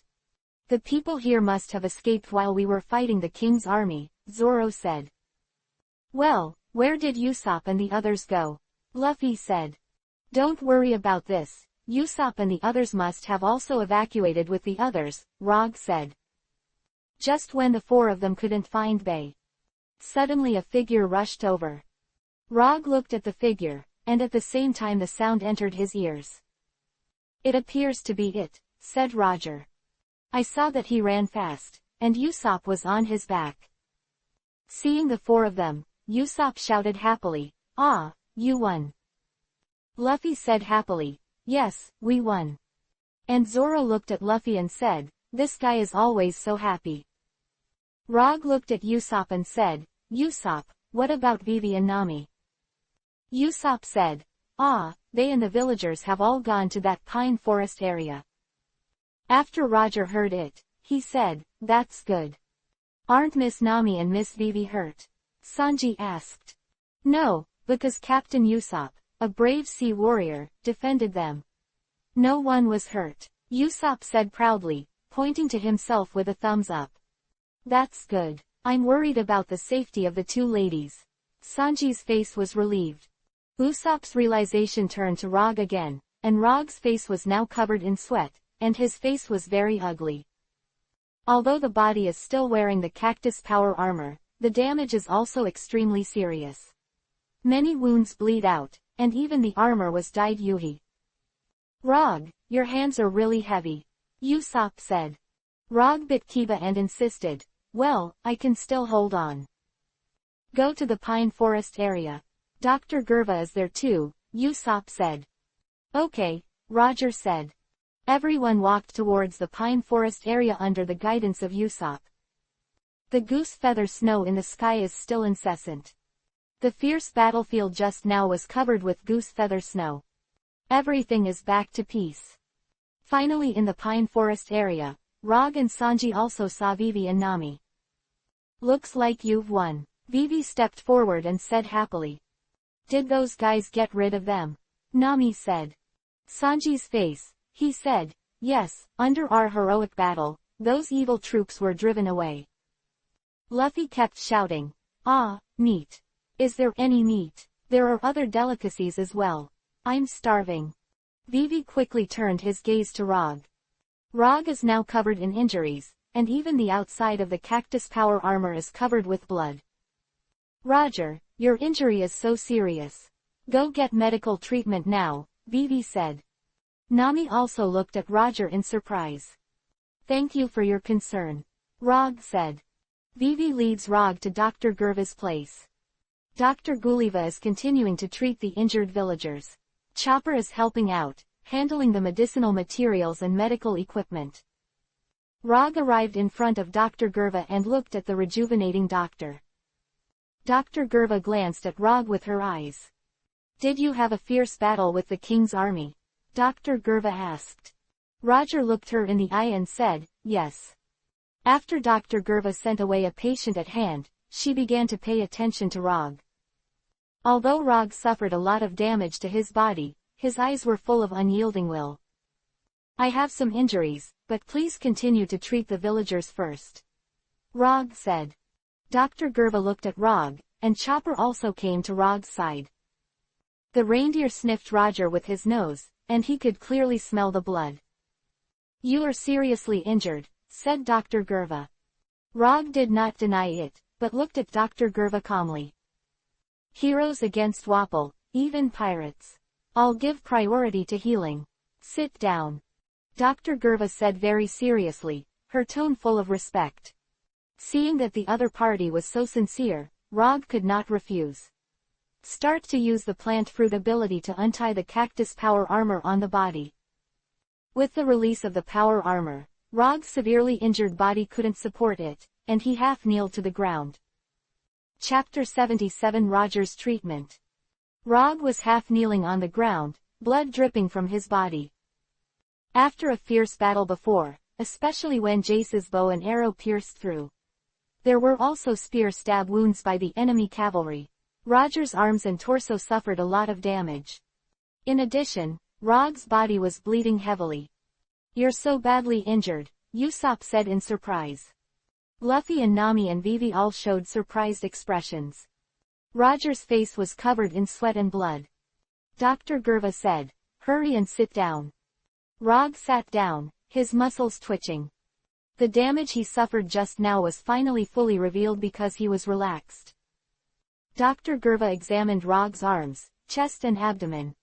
"The injury is really serious. Fortunately, there is no fatal injury.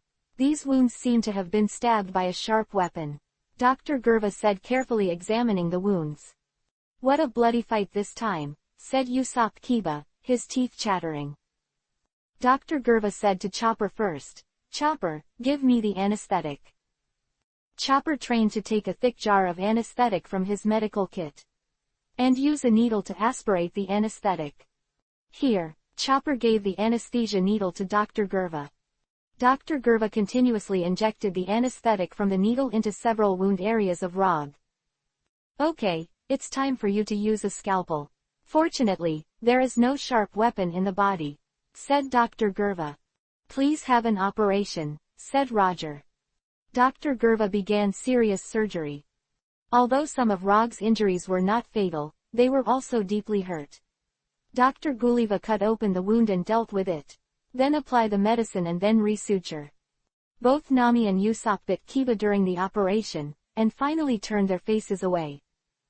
After watching for a while, Luffy hurried to the other villagers to find something to eat. The operation was carried out smoothly, and the wound on Rog's arm was treated first. This was followed by wounds to the chest and abdomen. Even Dr. Guliva, a skilled doctor, worked hard to perform the operation for a while. Rog also deeply felt that this old doctor who was mean on the surface was actually very caring about others and was very researched in medical skills. And a strong work ethic of rich doctors. After a protracted operation, Roger's body wounds were all stitched up. Then the bandages were put on. "Okay," Dr. Gerva said very easily. Rog looked at the wound on his body. "Thank you, Dr. Gerva." Rog thanked him respectfully. Dr. Gerva also nodded. Vivi on the side also walked over to look at Rog's body. Then she looked at Dr. Guliva and said politely, "Thank you, Dr. Guliva." "How much do I need to thank you?" Dr. Gerva had already picked up the bottle and poured it into her mouth. She glanced at Rog and Vivi. "Hee, no need. Hero against that bastard Wapol. I'm not going to take his money." Rog and Vivi looked surprised. At this moment, a burly figure came over. "It's you, the pirates who fought against Wapol." Rog looked at the man. The other party was tall and burly, wearing a heavy cotton coat. Looked like a loyal old cow. "I'm Dalton, the leader of the Drum Nation's resistance," said the burly man. Rog looked at this burly man, who was the leader of the resistance. The most daring person in the kingdom to rebel against Wapol. Wapol swept his gaze to Rog. "You are really heroes. You repelled the thousands of troops that attacked here," Dalton said with admiration. "Thanks for the compliment, but it's mainly Wapol who forced us to fight him," Rog said. Dalton glanced at Vivi again and said, "I heard her tell you about your general situation. Wapol is indeed a man of no faith. He has no principles, only interests and money. Because your battle is saved. These village areas gave us time to evacuate. So, on behalf of the folks here, I thank you." Dalton bowed very solemnly. Rog and Vivi looked at him, which was a necessary gesture of gratitude from the other side. So Rog and Vivi also looked at him solemnly. After a few seconds, he looked up again. If you are like this, if other people are injured, please ask Dr. Guliva to help treat them. Thank you. Dalton immediately said to Dr. Guliva very solemnly. Dr. Guliva looked at him casually and said, I don't need you to tell me, I'll treat them too. Hey, if you still have what you have, I will help give priority to the treatment. Zoro and Sanji also stood behind Rogue. I don't need it. Rog is the one we hurt the most, Sanji said. I don't need you to help me heal. It's just a little injury this time, Zoro said. Although the two fought fiercely before, Rog took on most of the pressure, so they only suffered minor injuries. As for Luffy, he's already been scrambling to find something to eat. I really don't need it, then I can help them see a doctor, said Dr. Gerva. Dr. Gerva and Chopper helped the villagers see a doctor. Dalton looked at Rog again, and Rog looked at him. Dalton, I want to say something. We did defeat Wapple's army in the battle just now, but it was a repelling, not an eradication, to be precise. I'm afraid he will make a comeback, Roger said. Well, Wapple really won't let it go, Dalton said with a sigh. Although Dalton appeared calm on the surface, Roger could see the heavy pressure he was carrying. Rog looked up at the highest mountain several thousand meters in the center of Drum Island. The iron barrel-like peak is already surrounded by ice and snow, like a huge iron barrel made of ice. Cold winds and snowflakes fluttered around the peaks. It looks spectacular, Roger said. Dalton also looked at the mountain. Wapple is up there, asked Roger. Yes, Dalton said. Dalton's eyes were filled with hatred and anger, but it was hatred and anger against evil. Nami and Usopp also came over. Seeing that Rog's body has been operated on, Usopp asked, Rog, are you healthy? Thank you for your concern, Roger said. Nami leaned beside Vivi and asked, this doctor doesn't ask for money. Nothing, Vivi said. At this moment, Luffy also rushed over. I've brought food for everyone, Luffy said, picking up a bag of food. Usopp was very happy and said, I'm hungry too. Eat something after your injury, Vivi said to Roger. Thank you for your concern, I want to eat some food. Roger said politely. After a fierce battle, he was wounded again. Roger was really hungry after so much blood. Need to eat a pass and make up. Chapter 78 Good and Evil. Luffy opened the bag, revealing the contents. There are cold meats, bread, grilled chicken, salted fish, eggs, butter, cheese and vegetables and fruits. Although these foods were rough, Roger still felt his stomach growl after seeing it. Vivi took a piece of bread and handed it to Roger. Thank you, Vivi, said Roger, taking the bread. Vivi said kindly, it's okay. There's so much to eat, no wine. Zoro stepped forward and looked at the food. Usopp and Nami were also hungry and started to eat bread and cold meat. Sanji frowned and said, these foods are not cooked, so let me cook them well. Sanji began to look for firewood and a stove to cook. On the simple stove that was built, Sanji waved a knife, and the cold meat was cut beautifully piece by piece. Salt and pepper are sprinkled on top. The bread is buttered and grilled on the rack. Usopp, Nami, and Luffy, who could not wait to eat, also rushed to help. Rog and Zoro and others were chatting. Dr. Guliva treated the injured villagers. After some cooking, everyone was finally able to eat Sanji's feast. Rog scooped a large plate of broth from Sanji's cooking pot and drank it with a spoon. Well, it's delicious. Roger put the spoon to his mouth and tasted it carefully.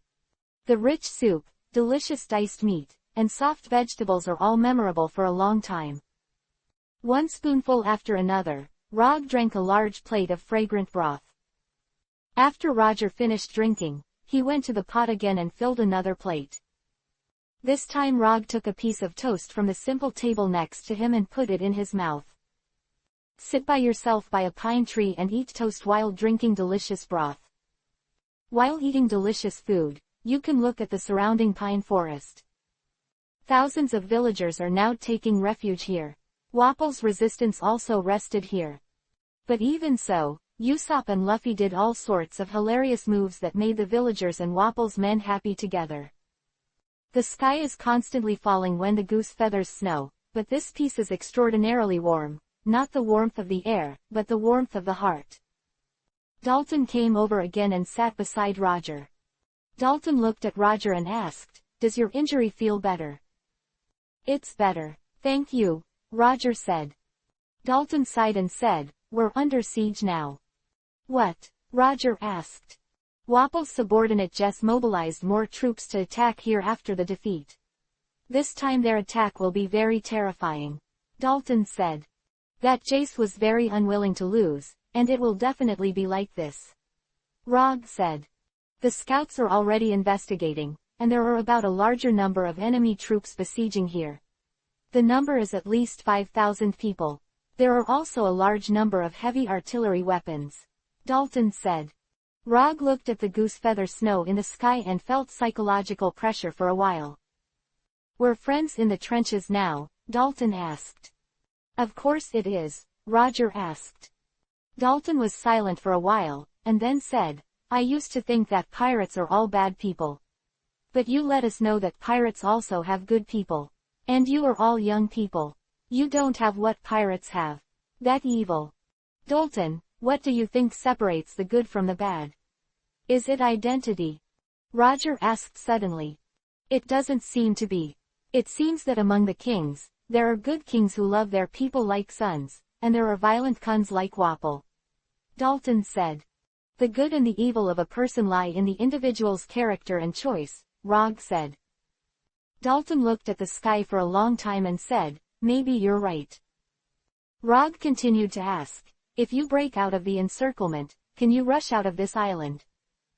"It's basically impossible. Wapple has deployed a large number of warships, mines and artillery batteries around the Drum Nation Islands. There is no way to get out. It is the only way out except for the port, but it is heavily guarded there," Dalton said. "I have a question for you, Dalton. Since you are being oppressed so much, has anyone left here?" Roger asked. Dalton was silent for a while, then said earnestly, "Some people did leave here. However, most of them stayed. Except for those who were enslaved and controlled by Wapple, those of us who resisted him will all continue to resist him. The Drum Country is our homeland, and we must resist Wapple. Take back the once wonderful Drum Country. The country where everyone was equal. Well, having your own perseverance. It's an amazing thing," Roger said. Dalton looked at Rog solemnly again and asked, "So are you still going to leave here?" "We can't do without here. And we're leaving with our pirate ship. You don't have to ask, others must think so too," Roger said. "You are really a group of pirates with pursuit," Dalton said. "Each of us has his own dream. It seems that the group is full of personality, but the individual is greatly respected. Everyone here is equal," Rog said. Dalton watched Roger for a long time, then looked at the others. "Indeed. In addition to vigor, you also have your own dreams.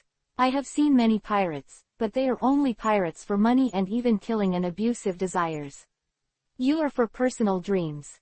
And everyone equality," Dalton said. Dalton then looked at Vivi again and said, "Hey, I think I've seen her. I saw it before when I was a minister under Wapple. It was at an international conference, but she was very young at the time." "Well, she's kind. And she's very responsible," Roger said. "You guys are really nice young men," Dalton said. Dalton looked up at the sky, where the goose feathers snowed and the cold wind howled. "The situation is still very critical. Although we repelled them before. But they are coming again," Rog said. "This time the opponent is 5,000 people, and they must have brought a large number of heavy artillery," Dalton said. "For Dalton and the resistance, this one is likely to end." Rog looked at Dalton, although Dalton's face was calm, but hides a lot of hatred. "Let me tell my mates. Let's fight together," Roger said. Dalton looked at Rog and said gratefully, "Thank you. It's nothing, we are also Wapple's enemies. We need to fight anyway," Rog said. Then Roger got up and went with Dalton to talk to Sanji and Luffy. Chapter 79 Strong Fortification Group.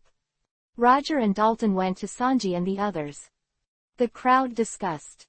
Like this, of course we're going to fight Wapol, Sanji said. Since that guy is going to hunt us down. I can't dodge it, Zoro said. Nami hesitated, but finally said, if that's the case. We're going to fight Wapol. But does he have treasure? You won't say you want to share some. Usopp spat. There's treasure, so let's fight that guy, Luffy said. We can't go without dealing with him, Vivi said. Roger said happily, in this way, let's fight side by side with Dalton and the people of the Drum Nation. Good. With little effort, the cooperation is officially reached. Roger and Dalton are also aware of Isho. The two sides are now formal allies. Dalton said happily to the crowd, it's a great fortune to meet you young heroes. Where, it's a pleasure to fight with you, Rog said. Just as everyone was chatting, Zoro asked, by the way, the enemy is attacking again. How big is the scale? Dalton's face became heavy again. 5,000 troops, and a lot of heavy equipment. As soon as the words came out, everyone present was sighed. Especially the faces of Usopp and Nami became extremely ugly. Sanji also frowned. So many, Sanji said. Another tough fight, Zoro said. It doesn't matter, now we can only fight, Rog said. Zoro asked Dalton again, how many of you are there? I have 500 here in the resistance. Hundreds in the rest of the kingdom, Dalton said. Usopp fingered up. 500 to 5,000. Usopp's face was very ugly. Wow, 1 to 10, Luffy said. Idiot, what are you happy about? Nami said. Rog's face was also serious, but his eyes were still full of passion. There is no way out now, think about dealing with them. Rog said. Now for everyone, it is a big army, and if you don't want to fight, you have to fight. But this time we need to use more intelligence, Rog said. Yes, take advantage of the environment here, Dalton said. Okay, let's discuss it, Rog said to the others. Just as Rog and the others were preparing to fight in the pine forest area. On top of a snowfield at a distance near the pine forest area. An army of 5,000 people surrounded the pines on 3 sides. To the east of the Pinewood area is the canyon area, while to the west, north, and south is surrounded by Jace's army. Above the snowfield to the west, the army stopped here and started the mighty construction.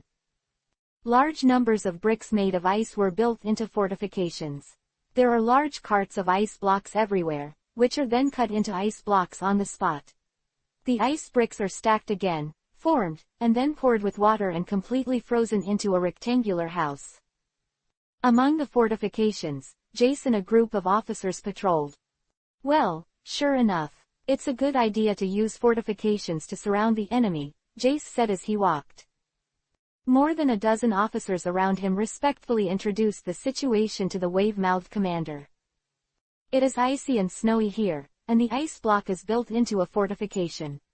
A large army is deployed in the fortification, and heavy weapons such as machine guns and cannons are erected.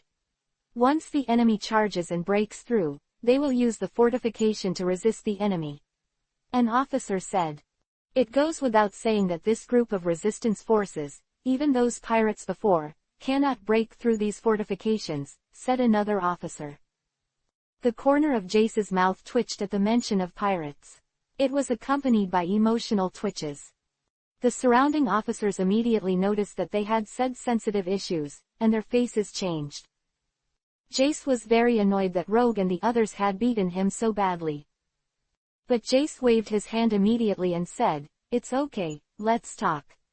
Victory and defeat are common things in the military. And we built such powerful fortifications to focus on dealing with those crazy pirates." "Yes, the commander is right," said an officer. "Besides the west, the south and north are also fortified. Except for the gorge in the east. But unless they're crazy, there's only a dead end there," said another officer. "Is this our way of fighting?" Just besiege them here, then keep harassing and fighting, and they will be blocked by the fortifications. They will freeze and starve to death here for a long time. So, Dalton and pirates are lions that will starve to death. Jace said. Jace looked at the fortifications again, and now the group of fortifications surrounded the area like a city wall. 2 floors are now complete and reinforcements are being made. More is needed, Jess said. Okay, Commander. We plan to build 5 layers of fortifications. Keep the enemy locked up here, an officer said. Continue to strengthen the progress. Jace said. Yes. Said many officers. Jace continued to patrol the fortifications. Finally came to the front of the fortification group. After pulling a distance, I looked at the fortifications from afar. The fortifications are buildings the size of rectangular houses made of ice block bricks. Above the building there are windows for cannons and machine guns. However, after the fortifications were built, the heavy goose feather snow that kept falling from the sky covered the fortifications, as if they were integrated with the snow field. This looks even more difficult to find. Stinky pirates, and Dalton's resistance. You're all going to perish here. Jace said proudly. Thousands of officers and soldiers built hundreds of fortifications around the pine forest area. These fortifications are like death cords, locking anyone inside. Rog, Dalton and others in the pine forest area, after some planning, finally decided to concentrate their forces to break through to the north. Well, that's all, Dalton said. Dalton, you and 500 resistance fighters cover the villagers and break through. We'll make our way, Roger said. Dalton said with admiration, you guys are really brave. Look at what you said, our style is to move forward. Even if you persuade us, some people will not agree. Rog said. Yeah, go ahead, Luffy said happily. At this moment, suddenly several Dalton's men rushed over urgently. Big things are bad. These guys gasped. What's the matter? Dalton asked. Everyone is looking at several people. We resumed our reconnaissance. The enemy did not attack, but surrounded us with fortifications. Now there are fortifications to the south, north and west. Thousands of enemy troops are building fortifications non-stop. In other words, we are blocked. Stay, said one. Chapter 80 Going Probe. Dalton and Roger were stunned. We're under siege, that is to say, Dalton said. Dalton's men continued. Yes. The enemy built houses with ice blocks and placed heavy weapons in them. Resist our breakout. Roger and Dalton looked at each other and said, it looks like our breakout plan has failed. Yeah, it needs to be changed. I didn't expect that Jace actually adopted a siege strategy. Dalton said. Dalton continued. So, how are the enemy's fortifications built?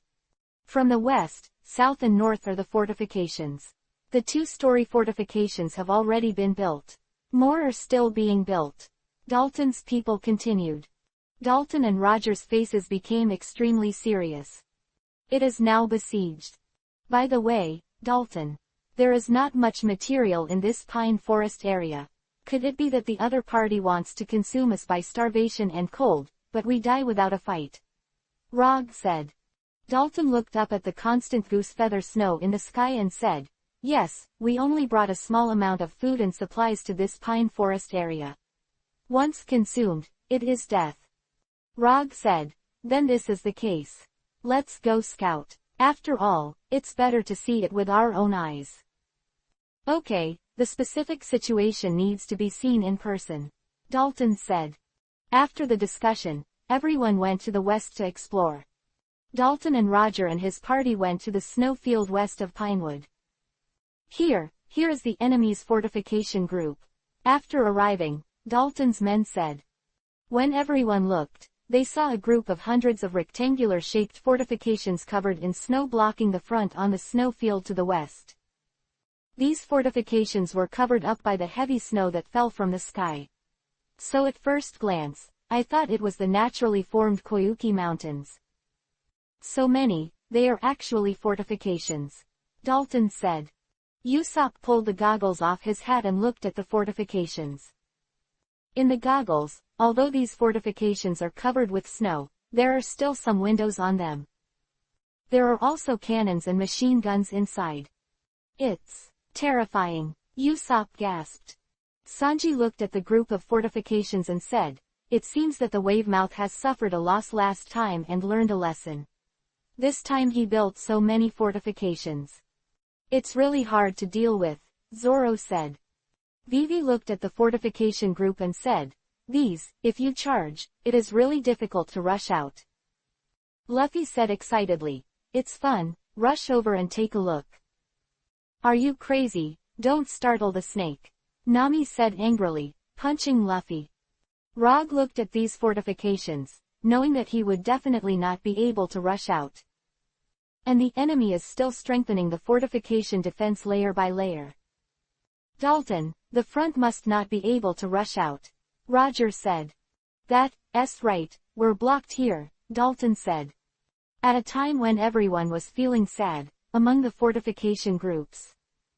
Jace was in the fortification group to the west at this time. In one of the fortifications in the fortification group, a table was placed in front of Jace. Of course the table is made of ice bricks. There is a pot for hot coffee on the table. I've finally inspected all 3 defense lines. It's time to relax with coffee. Jace picked up a cup of hot coffee and drank it. After the igloo fortifications are built, other officers and soldiers can rest in their respective fortifications, drink coffee, and eat bread and bacon. At this moment, an officer suddenly rushed in. "Commander Jess, there's an emergency," the officer gasped. Jace was a little unhappy, but he kept his emotions down and asked, "What's wrong?" The soldiers on the fortifications found the enemy. It was Dalton and the pirates. "Among the pirates was the one who defeated us last time," said the officer. "What?" Jace stood up in surprise, knocking over the coffee cup and pot. "Where is it? Take me there," said Jace. "The commander will come with me," said the officer. The officer hurried to lead the way, followed by Jace and some officers. Jace and the officers finally reached the top of a fortification in the front row. "Here, you can see the pine forest area ahead and part of the snow field. Look there." The officer handed Jace a telescope. Jace used the binoculars to look where the officer pointed. Under a pine tree. A group of people are hiding there. Dalton was in the group, and there was that face that Jace couldn't forget lately. Rogue. Sure enough, it's them. Dalton and that pirate. These guys are all here. The officer looked at Jace, and Jace was now exuding an astonishing murderous aura. "Commander, please give an order," said the officers. Jace took the binoculars off, looked at the pine tree and looked around. "Okay, since they dare to come here to investigate, then there is no return," Jace said furiously. The officers around were trembling, and Jace was always cold. But such anger is rare indeed. It can be seen that before Rog and the others defeated Jace, he suffered humiliation. "Order all forward fortifications. Attack the enemy with artillery. At the same time the cavalry is ready to strike," said Jace. "Yes, Commander," said the officers. Orders were conveyed quickly. The fortifications on the entire line of defense immediately filled with orders. The soldiers quickly entered a state of combat. The fortifications in the first row were equipped with most of the artillery. The artillery was calibrated at the windows of the fortifications. All the targets were set under the pine tree where Rog and the others were. Fire! Following the order, hundreds of artillery pieces roared in the sky. Hundreds of shells were fired at the pine trees. Rog, Dalton and the others were also shocked by the sound of the cannonballs from the sky shattering things. Could it be? Dalton looked at the fortifications in amazement. "We've been found," Roger said. Hundreds of shells were already flying in the air. "My God," Usopp and Nami said in surprise. Gah, running fast was also frightened. Zoro grabbed the hilt of the sword and said, "There are so many, it's really to intercept." "It's too strenuous," Sanji said, moving his ankles. "Okay," Luffy said, waving his arms happily. Rog looked forward and pulled out the thorn whip in his hand. Looks like we need a bloodbath, Roger said. Hundreds of shells kept approaching. Help! Usopp was so frightened that he fled. It's so. Dalton's face was full of sweat, and he was speechless. The fruit ability in Rog's body was activated, and the thorn whip was wrapped in the hotel and grew rapidly. Thorn whip. Skynet is booming. The thorn whip quickly formed a huge net with a diameter of tens of meters above the crowd to stop the shells. Chapter 81 Bridge. The shells were detonated after hitting the net of thorns. Dozens of shells exploded, creating an earth-shattering fire and smoke above the crowd. Hurry back, said Dalton. Everybody get out of here. Rog's body continuously activated the fruit ability to rapidly grow the thorn whip, turning it into a giant net. The artillery of the King's army also carried out saturation bombardment of the Pinewood area. There were shells falling all around, and huge white snow splashed after the explosion. The direction everyone was heading towards was the 4 carriages. Hurry up to the carriage. Usopp cried out in fright. While running at the position of the King's carriage, suddenly several shells hit the carriage. During the explosion, the carriage was blown to pieces, and the blood of the horses was blown away. Seeing this scene, everyone's faces were extremely difficult to see. Damn it, Roger said. Usopp was already so scared that his face changed. Roger desperately used the whip of thorns to turn into a net to stop the shells. But after all, the other party's shells are too dense, and the net formed by the thorn whip will take a while to grow back after being blown up. So Zoro, Sanji and the others took the opportunity to block the cannonballs. Zoro held the word Hidao in his mouth, holding Shuigo and Goosh. With powerful swordsmanship, the shells were cut open and exploded. Sanji also aimed at the cannonballs one after another and kicked them back. Some also hit the fortifications on the other side of the fortification group. At this time, Jace was observing from the top of a front fortification. Such a powerful artillery bombardment, the enemy can't parry. Those pirates are also sure to die. The traitor of Dalton is also finished. Jace said proudly. Yes, yes, Lord Commander. We will win without a doubt. The surrounding officers said flatteringly. Just as Jace and the officers were complacent, a shell that was brought back by Sanji hit the front of their fortification. OMG. With the screams, Jace and his subordinates flew out for a long time. Jace fell to the snow next to the fortification, and stood up again to shake the snow on his body. Damn, Jace also spat out the snow in his mouth. Looking at it again, a few more shells were fired and finally flew back. How can it be like this? Jace fled in terror. The shells hit several more fortifications. Jace quickly hid in the deeper fortifications. The fortifications of the King's army continued to bombard Rog with heavy artillery. Rog and Dalton fled all the way, and finally gradually left the firing range of each other's artillery. The group returned to the depths of the pine forest area. It's really unfortunate, Usopp said with a look of embarrassment. It's nothing like this. You're lucky to be able to tell your life, Nami said. Luffy had a simple look on his face, and murmured, it was really fun just now, why did you run away? Are you crazy? You're not afraid of shells that are scary to others, Nami roared. When Usopp and the others were arguing, Roger and Dalton looked ugly. Both of them are thinking about how to face the immediate crisis. The fortifications built by the King's army can basically be said to be iron barrels that cannot be broken through. Dalton, do you have any ideas? Roger said. No, the situation is critical, Dalton said. For everyone, it is now like a trapped beast that has no supplies and can only wait to die. What's more, there are thousands of people hiding here in this pine forest area. Like food, it is quickly consumed. Rog thought as he walked, and finally suddenly thought of something. Dalton, you said the eastern part of the area is the canyon, Roger asked. Yeah, but it's hard to live there, Dalton said. Rog was silent again and said, then let me go and have a look. Could it be that you have a way? Dalton looked at Rog, as if Rog had a way. Rog continued, "Take me there, maybe there is a way." Dalton was happy when he saw that Roger seemed to be paying attention and said, "Okay." In this situation, a glimmer of hope should be seized. Dalton then took Roger and the others to the Eastern Canyon area. After walking for a while, we finally reached the canyon area. "This is it." Dalton and Roger stood at the edge of the canyon. At this moment, the sky is still the goose feather snow falling continuously. Heavy snow fell into the canyon below, and even the canyon was dyed white.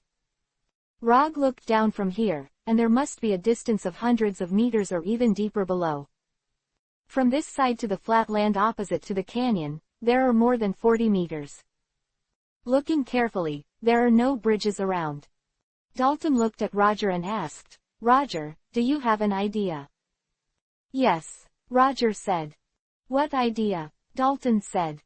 "Building a bridge. Using my fruit power, of course," Rog said. Dalton also seemed to shine, and he also knew that Rog could manipulate powerful plants.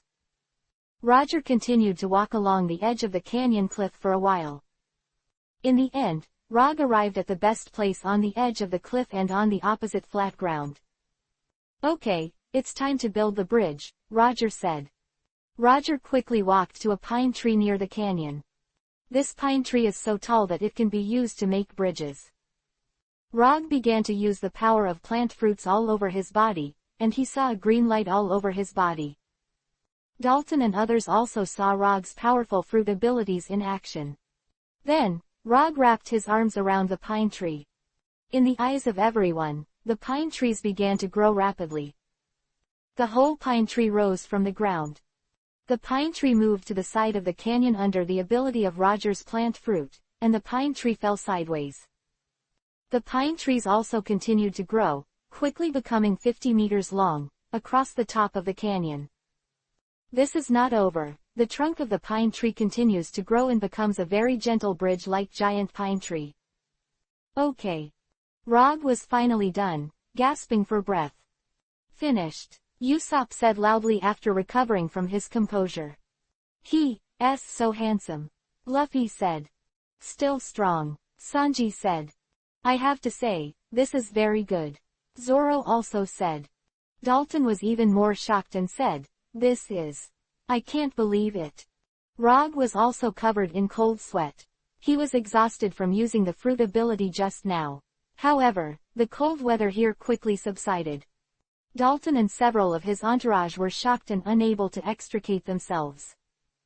Roger walked up to Dalton and said, "Dalton, this bridge is fine." Dalton also nodded and said, "Indeed, it's well built." Rog said, "Everyone can go up and have a look." After speaking, Rog walked to the pine bridge. This bridge is extremely strong, because it is an integrated pine trunk, and some bridges have not collapsed due to brickwork. Then Sanji and the others also stepped onto the bridge. The crowd walked on the bridge, and the pine bridge was very strong. Chapter 82 Terrifying Long-Range Turret. "What a good bridge," Dalton said. "Like this, let thousands of people pass by," Rog said. "With this bridge, thousands of villagers can escape from this side." "I have to say, this bridge is very good," Sanji also said. Everyone walked to the flat area opposite the bridge, and then walked back to the previous cliff.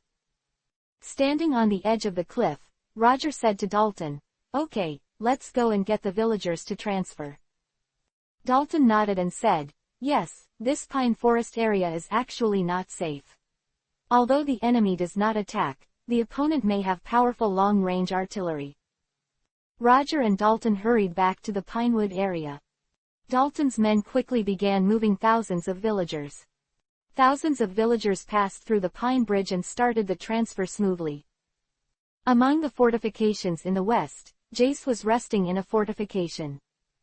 "Well, it's just comfortable here," Jace said, sitting on the chair and drinking hot coffee. The surrounding officers used telephone bugs for various communications. Jace asked the officers, "How's it going? Anything new?" "Commander Jess, the fortifications to the north are fine," an officer said. Commander Jess, the fortifications to the south are all right, said another officer.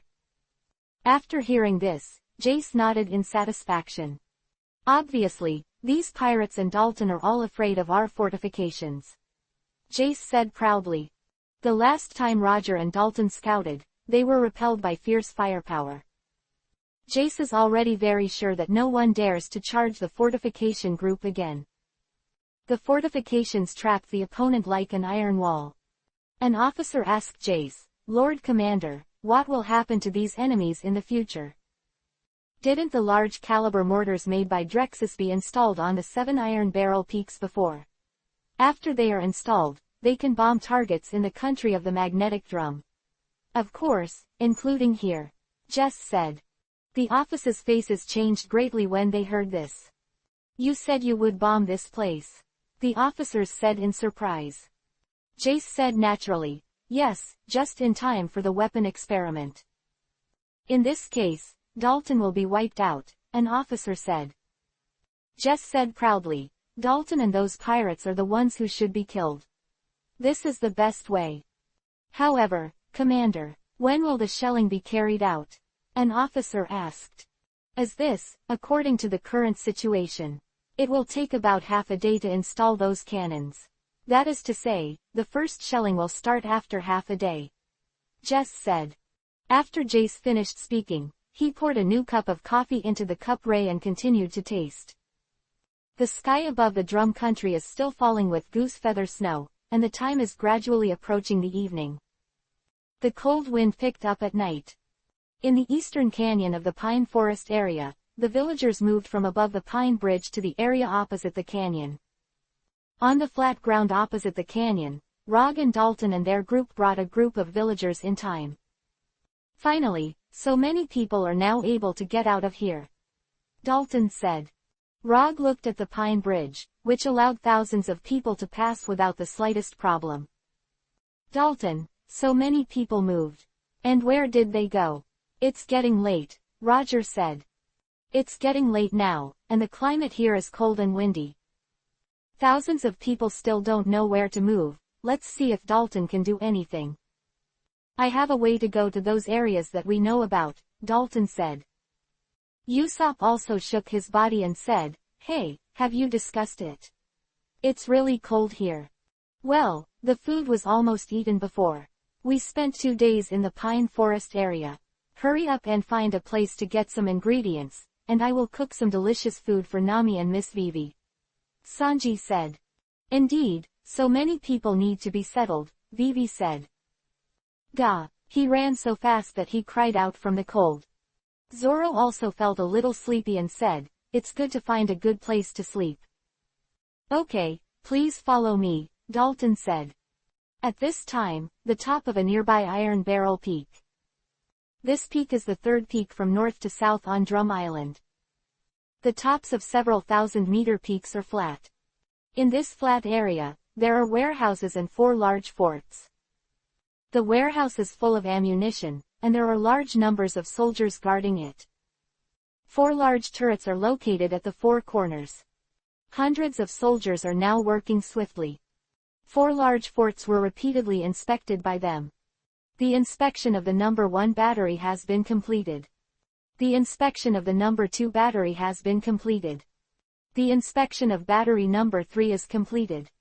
The inspection of the 4th battery has been completed.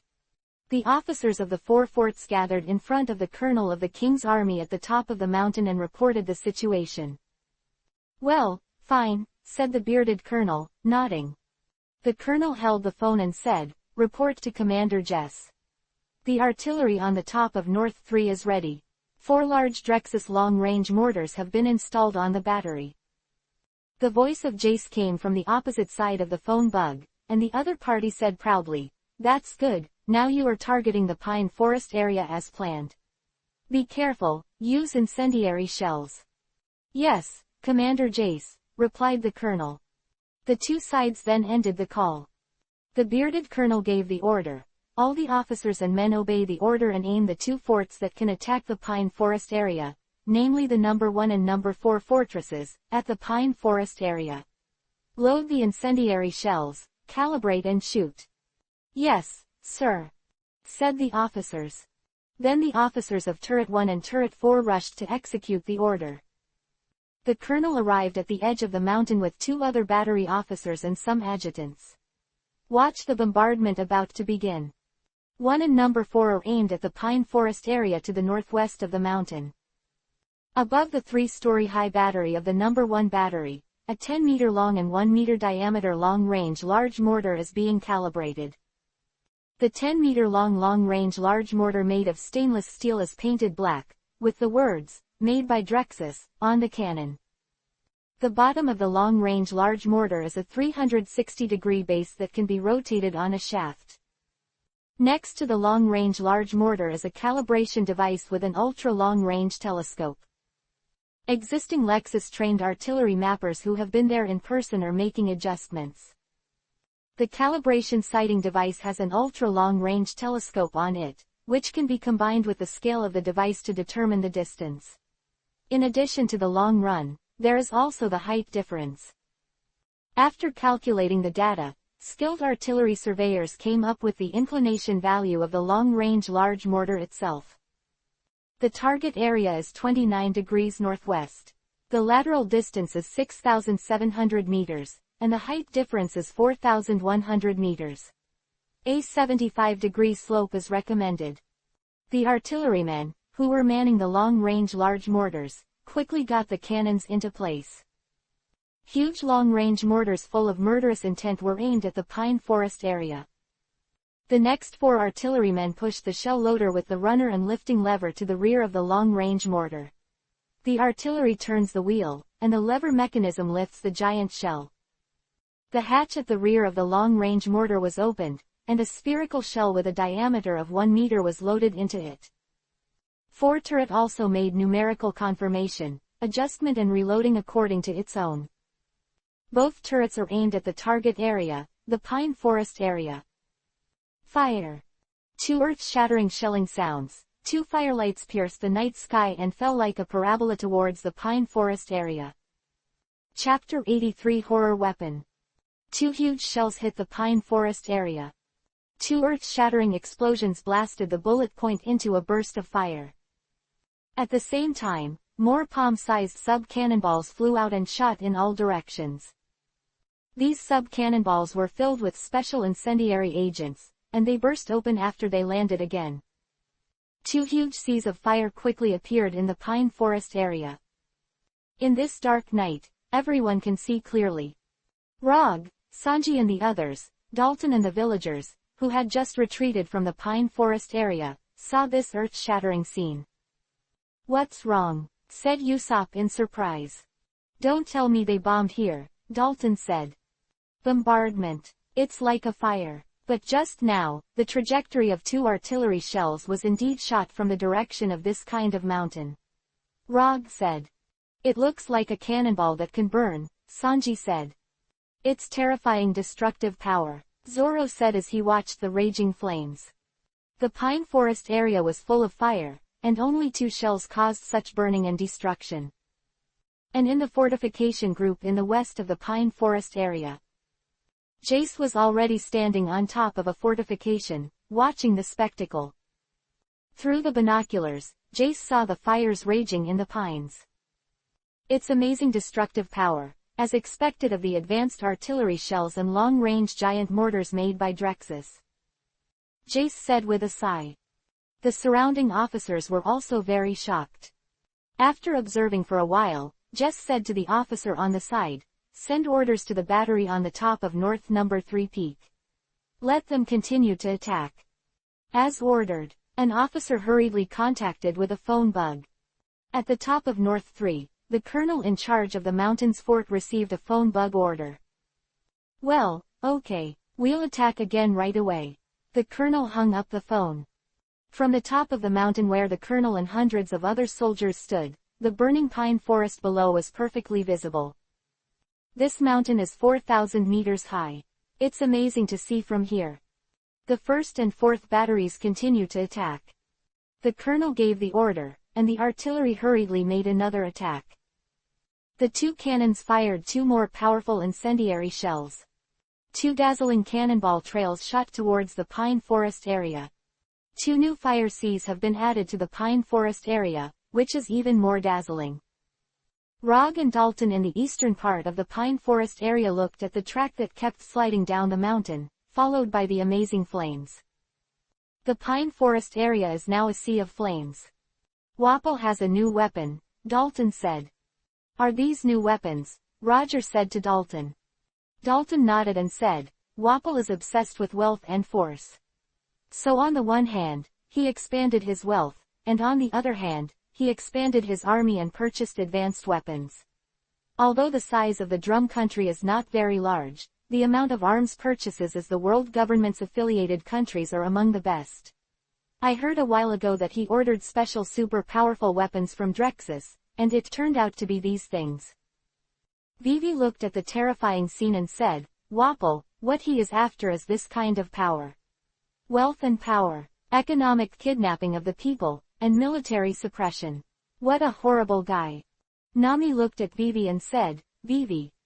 Running Fast is also looking at this magnificent scene and shouting, Gah. Rog looked at everyone and said, let's get out of here quickly. Dalton nodded and said, well, everyone should move quickly. Dalton and his men continued to evacuate thousands of villagers, leading them to villages in other areas. Both Rog and Sanji looked back at the burning pine forest area. Let's go, said Roger. It's really dazzling, Usopp said. At this time, at the top of the central peak of the drum country. This is where Wapol's Going Palace is located. Wapol stood at the top of the palace, looking out at the flames of the pine forest area. As expected of a weapon made by Drexus, it's advanced. I didn't spend so much money in vain, Wapol said while eating a large piece of grilled steak. The waiter on the side is respectfully holding up the plate, which contains all kinds of delicious food. A luxurious silk royal robe in Yuhi color and a going crown on his head, Wapol ate and drank while watching the scenery. And dazzling trails were continuously shot through the night sky from the battery on the top of the North No. 3 peak. This way, Dalton and the pirates should be finished. Hee, everyone who dares to resist His Majesty Wapol will be turned to ashes. After Wapol finished speaking, he picked up another bottle of Yuhi wine. Drink up. Yes, Your Majesty Wapol. Your force is enough to deter anyone who dares to resist you. The Prime Minister Cromari Meng flattered. Some other ministers also praised them one after another. Yes, His Majesty Wapol is great. To rebel against His Majesty Wapol is to fight against the holy. His Majesty Wapol's reign is the greatest, and anyone who stands against His Majesty Wapol is a betrayal. His Majesty Wapol is very wise, may you always lead the drum country to be strong. Under the flattery of many ministers, Wapol laughed. The sound seemed to devour everything. Terrifying laughter echoed over the drum country. On the ground of drum country, Dalton and the others finally evacuated a large number of villagers to other rural areas after some efforts. Unlike previous inland rural areas, the inhabitants of these rural areas mostly cooperate with Wapol's forces. Of course, cooperation is to act as a worker of the Wapol group, and it is not enough to become a loyal lackey. Finally settled, Dalton said. The people under his command are also gathered here, and the villagers are all resettled.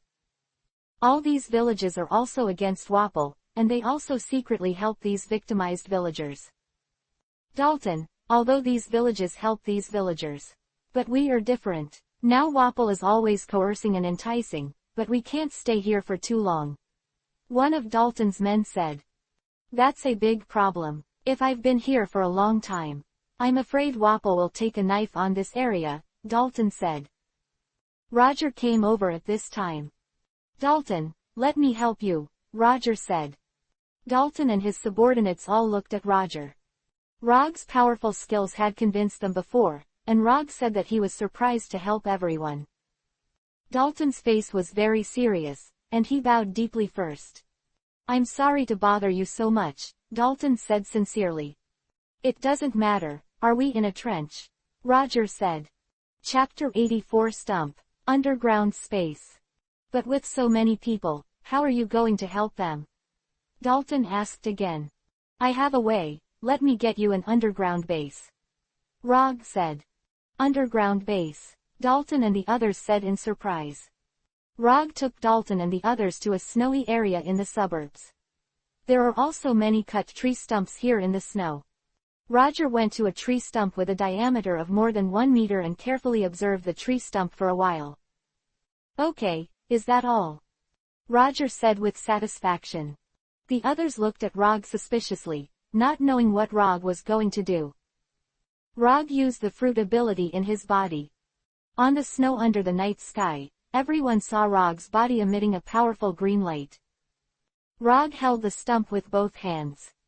The energy generated by the fruit's ability is continuously fed into the stump.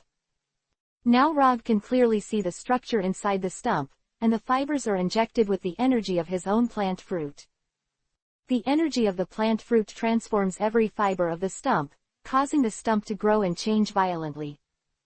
Underground, the roots of the stumps are rejuvenated and begin to grow wildly deeper into the ground. Rapidly, the roots of the stump continued to grow, from a depth of 2 or 3 meters to a dozen meters, then dozens of meters, hundreds of meters, and deeper. As the roots grow, they begin to squeeze the soil underground, expanding a huge underground space. This underground space also integrates shapes according to Rog's will. Finally, it develops towards a cuboid. Rog was busy here for a while, during which everyone else just waited silently. No one dared to disturb Roger. After a long time, Dalton finally escaped the pocket watch from his clothes. It's been 2 hours, Dalton said. He looked at Roger again. But this time, Rog's body finally stood up again. Finally, said Roger. Rog felt tired for a while, but in his heart was the satisfaction after working hard for a while. Rog waved to the others and said, "Come here." Zorro and the others and Dalton all came over. In front of Rog and everyone is the tree stump just now. But now the stump is empty. Or that the stump is now empty. Is the stump hollow? Sanji said. You all know when you come with me, Roger said. Rog reached the hollow of the tree stump and jumped straight down. And Zorro also looked at each other. Go down and have a look, Sanji said. What's the trick? Zorro said. The two jumped down one after another. Go and play. Luffy jumped off happily. Like this, I'll go down too. Dalton also jumped down. Vivi then jumped too. After jumping to the hollow cave in the tree stump, Rog and the others saw a slightly curved road around them. Rog led the crowd to continue walking inside, and after walking more than 10 meters along this road, they arrived at a huge underground space. It was very empty and bright. At first glance, it looks like a huge square that can accommodate thousands of people. Wow, it's so wide here. Luffy started jumping up and down here immediately. Sanji and the others also looked at the huge basement of this cuboid.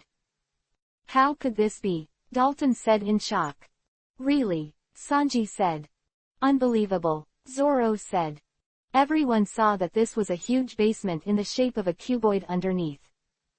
It's unbelievable, Vivi also sighed. But everyone looked at the wall beside the cuboid, and the walls were made of branches.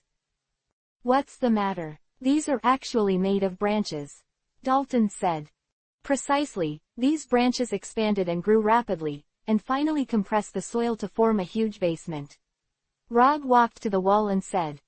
Sanji walked into Rogue while smoking a cigarette and asked, then why is it so bright in here? Ah, this is because I have modified these plants so that the roots can fluoresce.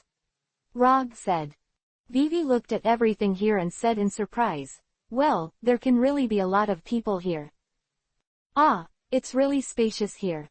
You can rest here. Suddenly Usopp's voice resounded through the huge basement. Usopp also followed. Nami and some of Dalton's other men followed. Seeing this huge basement, everyone who came in was amazed. Dalton walked up to Rog and said with admiration, it's amazing to be able to fax such a huge basement. It's nothing, we also need to rest. So I used my ultimate plant transformation ability, tree stump. Underground space. Rog said. Usopp happily rushed to Rog and said, "Great, we can live here. We can avoid the wind and snow here. And the underground is still safe. Don't worry about enemy attacks." "Yeah, there's a banquet, too," Luffy said. Both of them were very happy to have fun together. Dalton's 500 men also came in one after another. "It's great here. Don't worry about Wapol and his army attacking here," Dalton said. "It's nothing, this base is for you," Rog said. "But you can have such ability, it makes people feel like a god," Dalton said. "Why is it so exaggerated? Did I mention the base built for you?" Rog said. Dalton's men also praised Roger and others like Sanji and Zoro. "Thanks to you, we were able to save the day. Not just competent, but helpful. It's amazing." Usopp is pushy, and he dashes in front of Dalton's men. Yes, our pirate group is the #1 in the world. There is potential. This is also thanks to Usopp's wise leadership.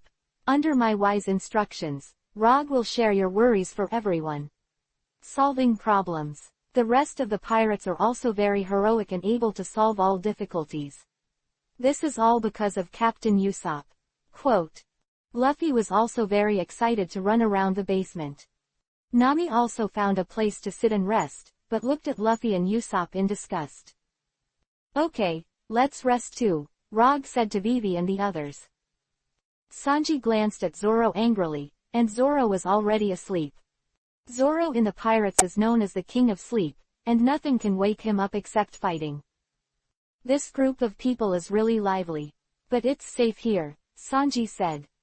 "I really can't stand them, so hurry up and sleep on your own," Rog said. Falling down is sleeping. After some tossing, everyone here also fell asleep. The snoring echoed constantly in the huge basement. The wind and snow were whistling on the ground outside, and no one dared to continue on a night like this. Chapter 85 Grim Situation.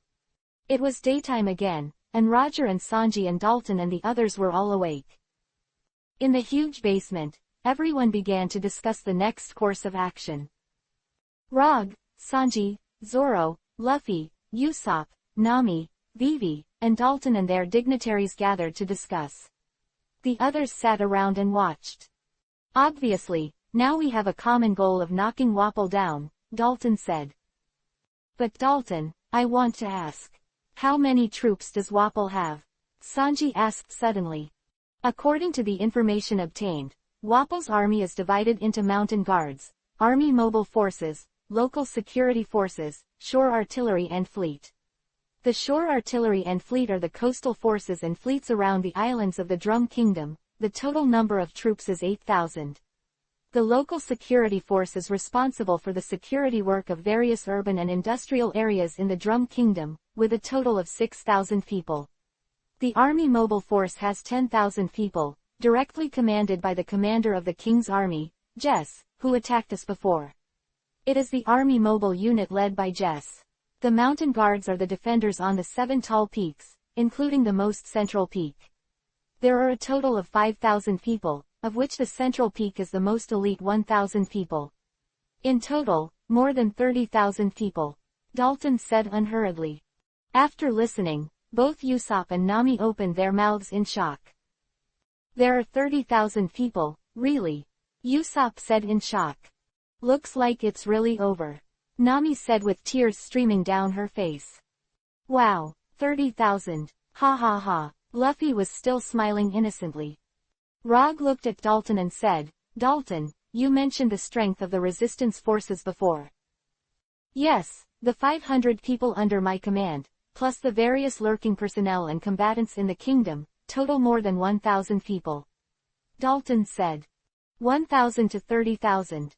It's a huge disparity. But why does Wapol have such a large number of troops? It's not easy for the Drum Nation to recruit so many soldiers. Rog couldn't help but say. There is such a huge disparity in the strength of the enemy and our troops. This is because there are a large number of foreign soldiers in the King's army under Wapol. Wapol hired a large number of foreign soldiers as the King's army with a lot of money. Among them are many bounty hunters, killers, And Wapol's king's army has a lot of heavy weapons, including warships, cannons, machine guns, and some new weapons. There are also fortifications, castles, warehouses, cavalry, special forces. Many of these are imported from Drexus and trained from the Drexus Military Academy. To make matters worse, the 7 iron barrel peaks on the Drum Island are currently deployed with long-range huge mortars that can be used to attack the entire kingdom and even the waters around the Drum Island. Dalton said. It's really stressful, Roger said. It's a lunatic for such a big country to prepare so many troops, said Sanji, blowing smoke rings. The size of the Drum Kingdom is not very huge, but Wapol has so many troops. It's really hard to deal with. Those people gave us so much energy before. Zoro also said in a deep voice. The current strategic situation can be said to be very grim. Is there really no way to defeat them? Vivi said. Dalton, I said that if Wapol can be killed, then his army will be finished. Roger said after a long silence. Dalton nodded and said, yes, but Wapol is extremely difficult to deal with. His position is on the central mountain, which is the highest mountain. He usually stays there. But there is still some chance. At least we can try to attack the central mountain. Rog said. But it's not impossible to do it this way. We have tried several times and failed. And the previous attack on Wapol himself was only when Wapol was not at the palace on the central mountain. Dalton said. Even if there is a 1 in 10,000 chance, try it, Rog said. Okay, Dalton said. Others followed suit. After all, there is no other way out now. In the pine forest area, after the shelling, the pine forest area is already a mess. Jace and his troops walked the area. Were scorched Mukuro pine trees all over the place, and the heavy snow in many places was burned and melted away, exposing the ground below.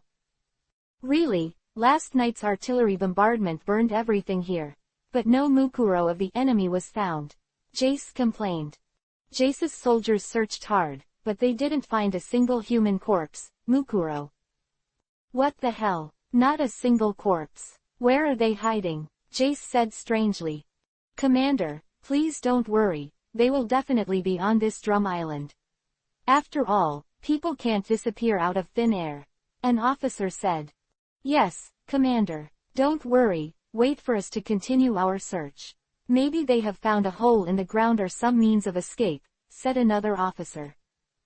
Jace wasn't angry either. At this time, another officer rushed over. Report to the commander, there are new discoveries in the gorge to the east. Jace and the officers were the officers who looked at the report. Go, said Jace. Everyone went to the canyon area in the east. Walking to a part of the canyon, Jace and the others looked down the canyon. At the bottom of the canyon, Mukuro, a huge pine tree, was there. What's going on? Jace said in shock. The officers were also extremely shocked. The huge pine tree Mukuro in the canyon below was also destroyed by the shelling last night, but the pine tree can still be seen roughly like a huge bridge. How can there be such a bridge, but it still looks like a whole pine tree? Jace said in shock. How can the opponent have such a skill? Although we did not fortify in the eastern canyon before, we are also reconnaissance here. They must not be able to pass. This bridge must have been built after our reconnaissance. An officer said. Jace looked for a long time at Mukuro, the giant pine tree below the canyon. And no human remains were found in Mukuro, so that means they pulled the troops out before we shelled, Jess said. Commander, what's next? An officer asked. What else can we do? Of course, we must first step up the search. And I also think that the other party has a bigger conspiracy. Dalton is now united with the pirates, which can be said to be a great threat to His Majesty Wapol, said Jess. In the previous tragic battle, Rog and Sanji's strong strength has already made Jace very clear. And the reason why such a huge pine bridge can be built, Jace also thinks that the pirates can help Dalton and the resistance forces. Pirates, I must kill you all. And Dalton's people, Jace said fiercely. Chapter 86 The movement of both sides of the enemy. Many officers around were also terrified when they saw Jace's anger. Commander Jess, since you think the pirates and Dalton will have a bigger move. So how is that possible? An officer asked. I already have some ideas, but I haven't been able to confirm them. The other party may have attempted to murder His Majesty Wapol, Jace said. Murdering His Majesty Wapol, all the officers around were stunned. It's not impossible. His Majesty Wapol was assassinated by Dalton and his subordinates many times when he left the castle to inspect the country. But they were all frustrated. Now that the other party has the help of those pirates, we must try to do this. The most important thing is that our troops are strong, and Dalton is weak, so if the opponent wants to defeat the strong, he needs to assassinate His Majesty Wapol and leave us without a leader. Jace said. To dare to attack His Majesty Wapol as a group of outlaws, said an officer. It's nothing, it's just jumping over the wall. Those pirates are evil, and Dalton is a traitor. There's nothing strange about this. But if we as courtiers can't stop this, it's our sin, said Jace. Many officers have serious faces, and they all clearly understand the seriousness of the matter to be dealt with now. Anyway, we have to strengthen the protection of His Majesty Wapol now, said Jace. Then Jace looked up at the tall and majestic Iron Barrel Peaks. These Iron Barrel Peaks stand out over everything in the Drum Country with an altitude of several kilometers above sea level. If you capture these 7 peaks, in fact, even if there are thousands of troops, you will only be beaten. I will contact the mountain guards of the central mountain immediately, and the other peaks will also contact. Make sure that the 7 peaks are firmly under our control, Jess said. Jace then took the phone bug from an officer and started contact. The mountain guards. I guess based on the situation, Dalton and the pirates attempted to assassinate His Majesty Wapol. Therefore, the guards should be strengthened in an all-round way. Jess communicated to the phone bug. Order received, Commander Jess. We are extremely protective of His Majesty Wapol's safety. The other side answered quickly. Yes, from now on, the safety of His Majesty Wapol is the top priority. The departure and retention of materials and personnel from the central peak and the other 6 peaks will require strict scrutiny and heavy guarding, said Jess. As ordered. After Jace ended the phone bug call, he took out another phone bug from his clothes. This phone bug, bearing the Wapol logo and inlaid with going, is the phone bug that Jace communicated directly with Wapol. Able to communicate directly with Wapol, the only ministers of the Drum Kingdom are the Army Commander Jess and the Prime Minister Cromariman.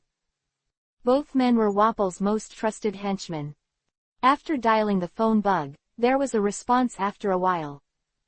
Jace, is something wrong? An arrogant and bossy voice said from the opposite. Jace said respectfully, I'm sorry to disturb you, Your Majesty. But there is something very important right now. Tell me, since you dialed this phone bug, there must be something extremely important. Wapol said. Your Majesty, I personally led the elite troops through a fierce battle, but I failed to successfully destroy Dalton and the pirates. They are too cunning and powerful.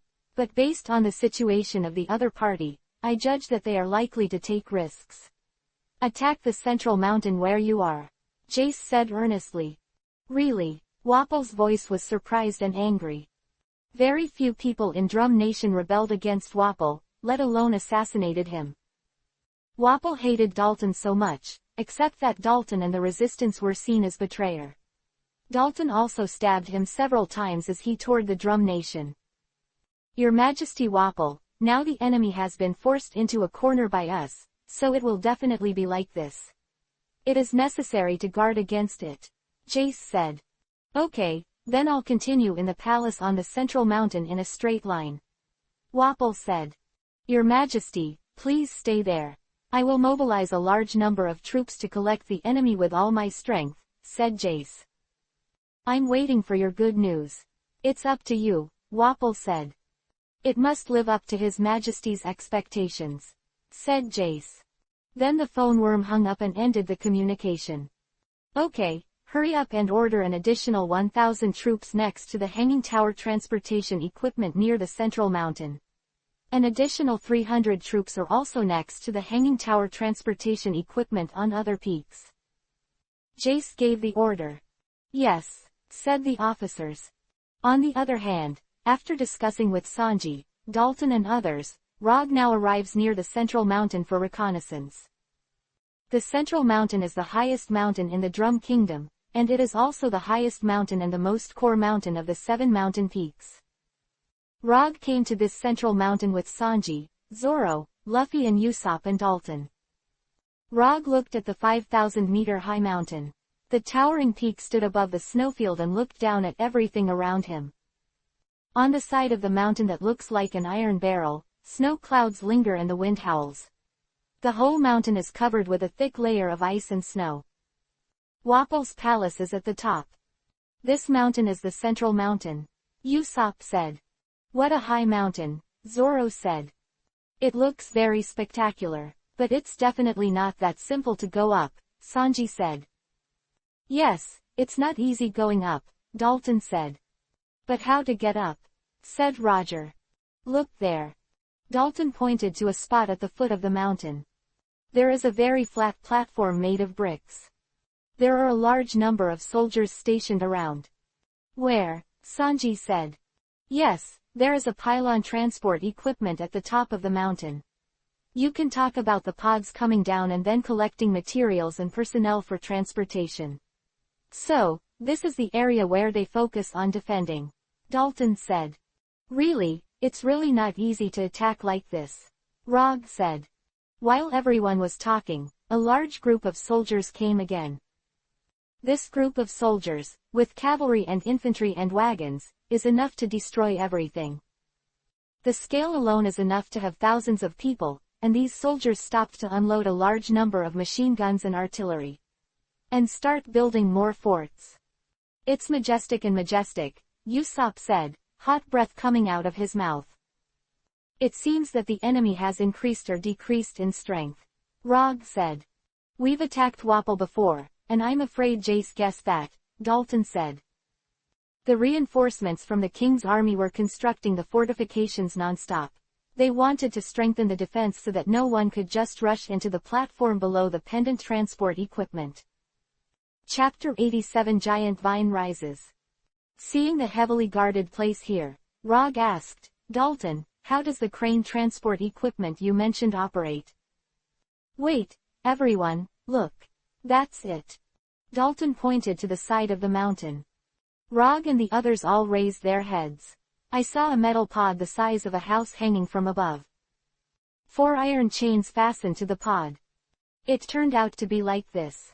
There must be a runner-like device on the top of the mountain, which can suspend the pod. Rog said. The house-sized cuboid pod was finally put down, and the pod slowly landed on the platform.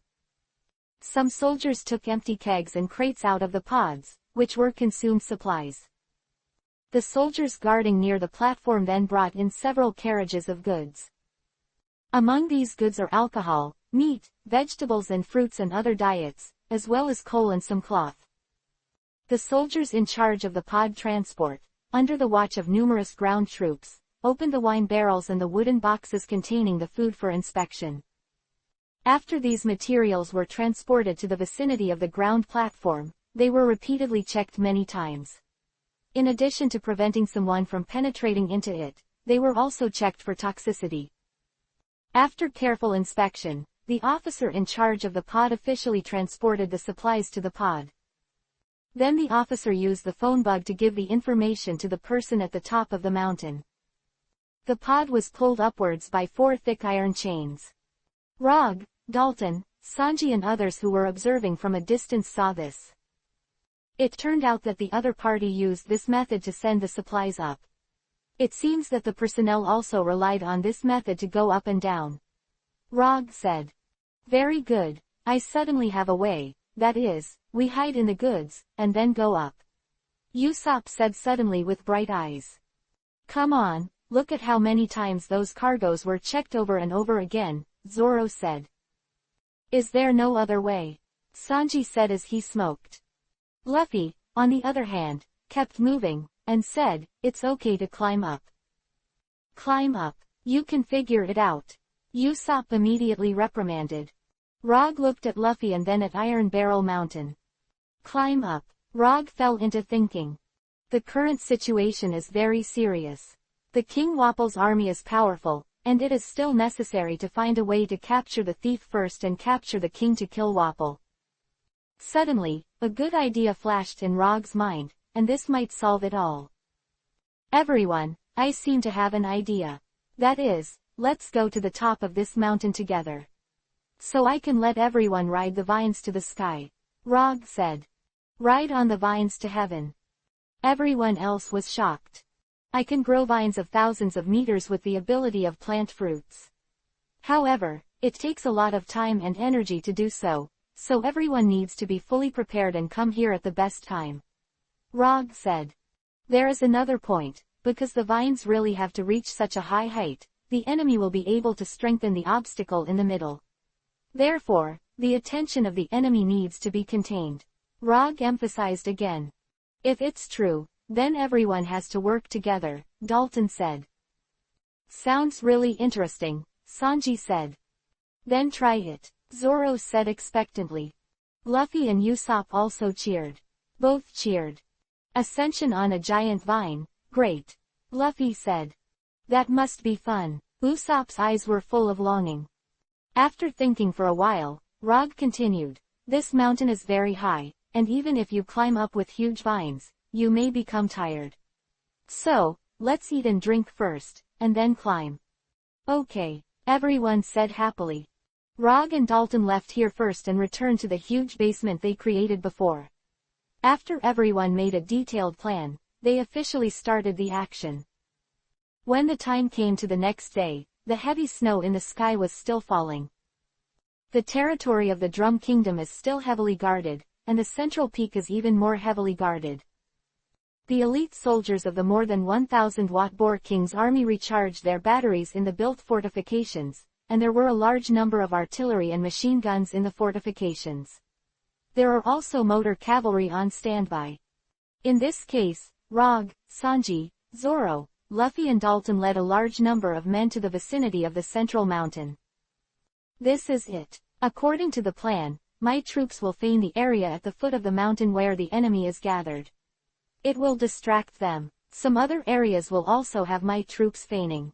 The 5 of us will go up to the top of the mountain together. Dalton said. Okay. Rog, Sanji, Zoro, and Luffy rode in a carriage, and the 4 got off the carriage and started walking. Dalton also dismounted and walked. You have to complete the task. Dalton said to his men. We swear to keep the enemy at bay. They are guaranteed to be drawn to the front of the mountain, said Dalton's cadres. Dalton, Rog, Sanji, Zoro, and Luffy watched the 200-strong team charge. Okay, it's time for us to act, Roger said. Dalton watched with a dignified expression as his subordinates charged bravely before turning around and heading to the pre-selected position together. Everyone went to the rear of the central mountain, which is the east side. The 5 stood together on the snow, while Rog buried a vine seed in the soil under the snow. This seed is the size of a pigeon egg and is a vine seed modified by Roger. But the planting is not finished. Rog concentrated the ability of plant fruit all over his body. Green light began to radiate on Rog. Rog's hands flashed a dazzling green light. Both hands hold the position where the seeds are buried. Immediately afterwards, the seeds below began to break out and grow rapidly. The seeds quickly grew into vines as thick as buckets. There are also plenty of foliage next to the main stem of the vine. Hurry up and get on it, Rog said. Dalton, Sanji, Zoro and Luffy all ride on giant vines. Rog also rode on the vine. The huge vines grew taller rapidly, and Roger continued to use the plant's fruit ability to maintain rapid growth. It's spectacular, Luffy exclaimed happily. Not bad, Zoro also praised. It's fast, Sanji said. It's unbelievable, but it wouldn't be surprising if you did it, Dalton said. Continue to work hard, we are accelerating. Rog had a calm look on his face, and continued to work hard to release the energy of plant fruits with both hands. The giant vines grow continuously, and become colder and colder as the height rises. Chapter 88 Trends of the Royal Army of the Drum Kingdom. Rog manipulated the huge vines to rise continuously, towards the top of the 5,000-meter-high mountain. "It's getting colder, what do you think?" Zoro said casually. The huge vines continued to rise, and everyone felt that the surroundings were getting colder and colder. "It's really windy and snowy right now," Roger said. Now everyone has reached a height of more than 1,000 meters under the growth of huge vines. However, the snowstorm became more severe. Roger and Sanji and Zoro and Luffy and Dalton ride up the giant vines. At this time, the area at the bottom of the central peak. Dalton's men fought against the king's army. "Hurry up and disperse," said a resistance officer on a horse. The 200-strong resistance force quickly dispersed. The main role of Dalton's troops is to disrupt the enemy and avoid being disrupted when it is important to use the giant vines to rise. In this case, a large number of enemies began to be contained by Dalton's men. However, this king's army can be used to guard the elite army of the central mountain. Only a few hundred of them are attracted, and there are nearly 1,000 people who are still guarding the central mountain. The people on top of this central mountain are Wapol, and if they fail to do their job, they will lose their heads. Except for the central mountain, in other parts of the Drum Country, Dalton's resistance forces have also successfully carried out activities to combat the king's army. An urban area close to the coast in the Drum Country. What's the matter? How could there be an explosion? I heard that a while ago, the pirates joined forces with Dalton's resistance. Did they make these attacks? People in the city took to the streets to watch in surprise. I saw that in the city, the smoke of the explosion was scattered for a while. Dalton's lurking men attacked the outposts in the city of the king's army. The king's army in the city is subordinate to the security army, and its combat effectiveness is far inferior to the army mobile force commanded by Jace before. However, after all, they are still huge in number and can still play a considerable role. The king's army quickly dispatched troops to search for Dalton's men in the city. Groups of cavalry and infantry brigades of the king's army moved quickly in the city. The cavalry officers with tall horses rushed to each interface. Commander Jess's order: hurry up and intensify the search in the city. Ordinary houses and public places should also be searched.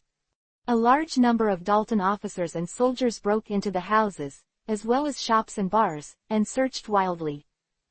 Many people hate it very much, but they only dare to bury it in their hearts.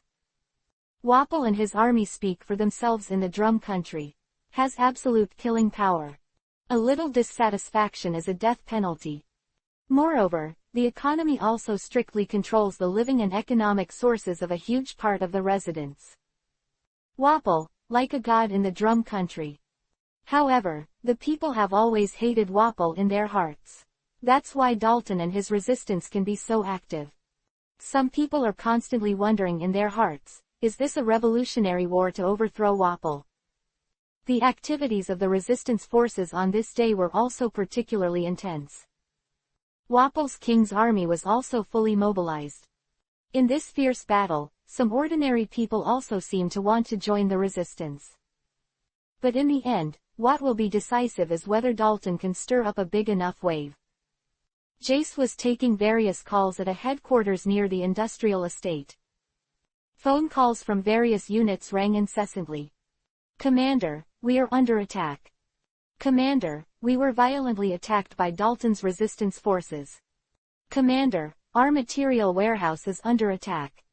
All kinds of emergency reports are endless.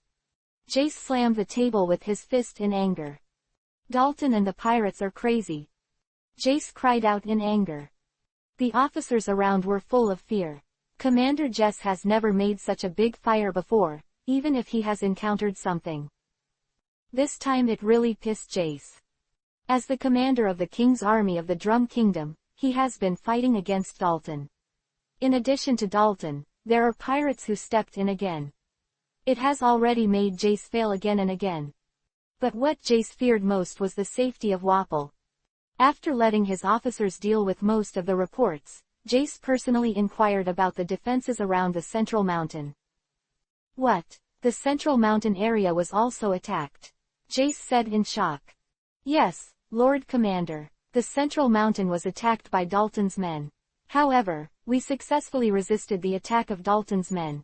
The opposite side of the phone bug reported. Jace was still worried and said, "You all resist. I will lead the army to support." Yes. Then ended the call.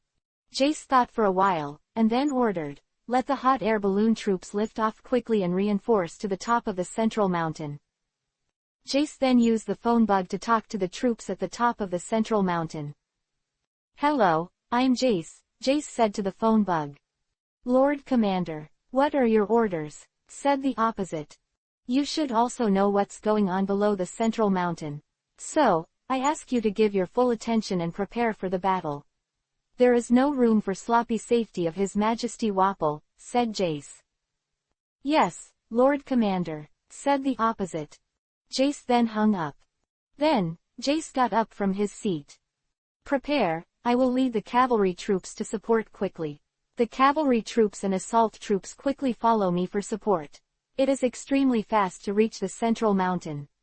After Jace gave the order, the officers all stood up straight. "Yes, Commander." Jace led the army to the central mountain quickly. More than 1,000 elite cavalrymen and hundreds of carriages carrying a large number of special troops began to march. In addition, hot air balloons all over the drum country are rising.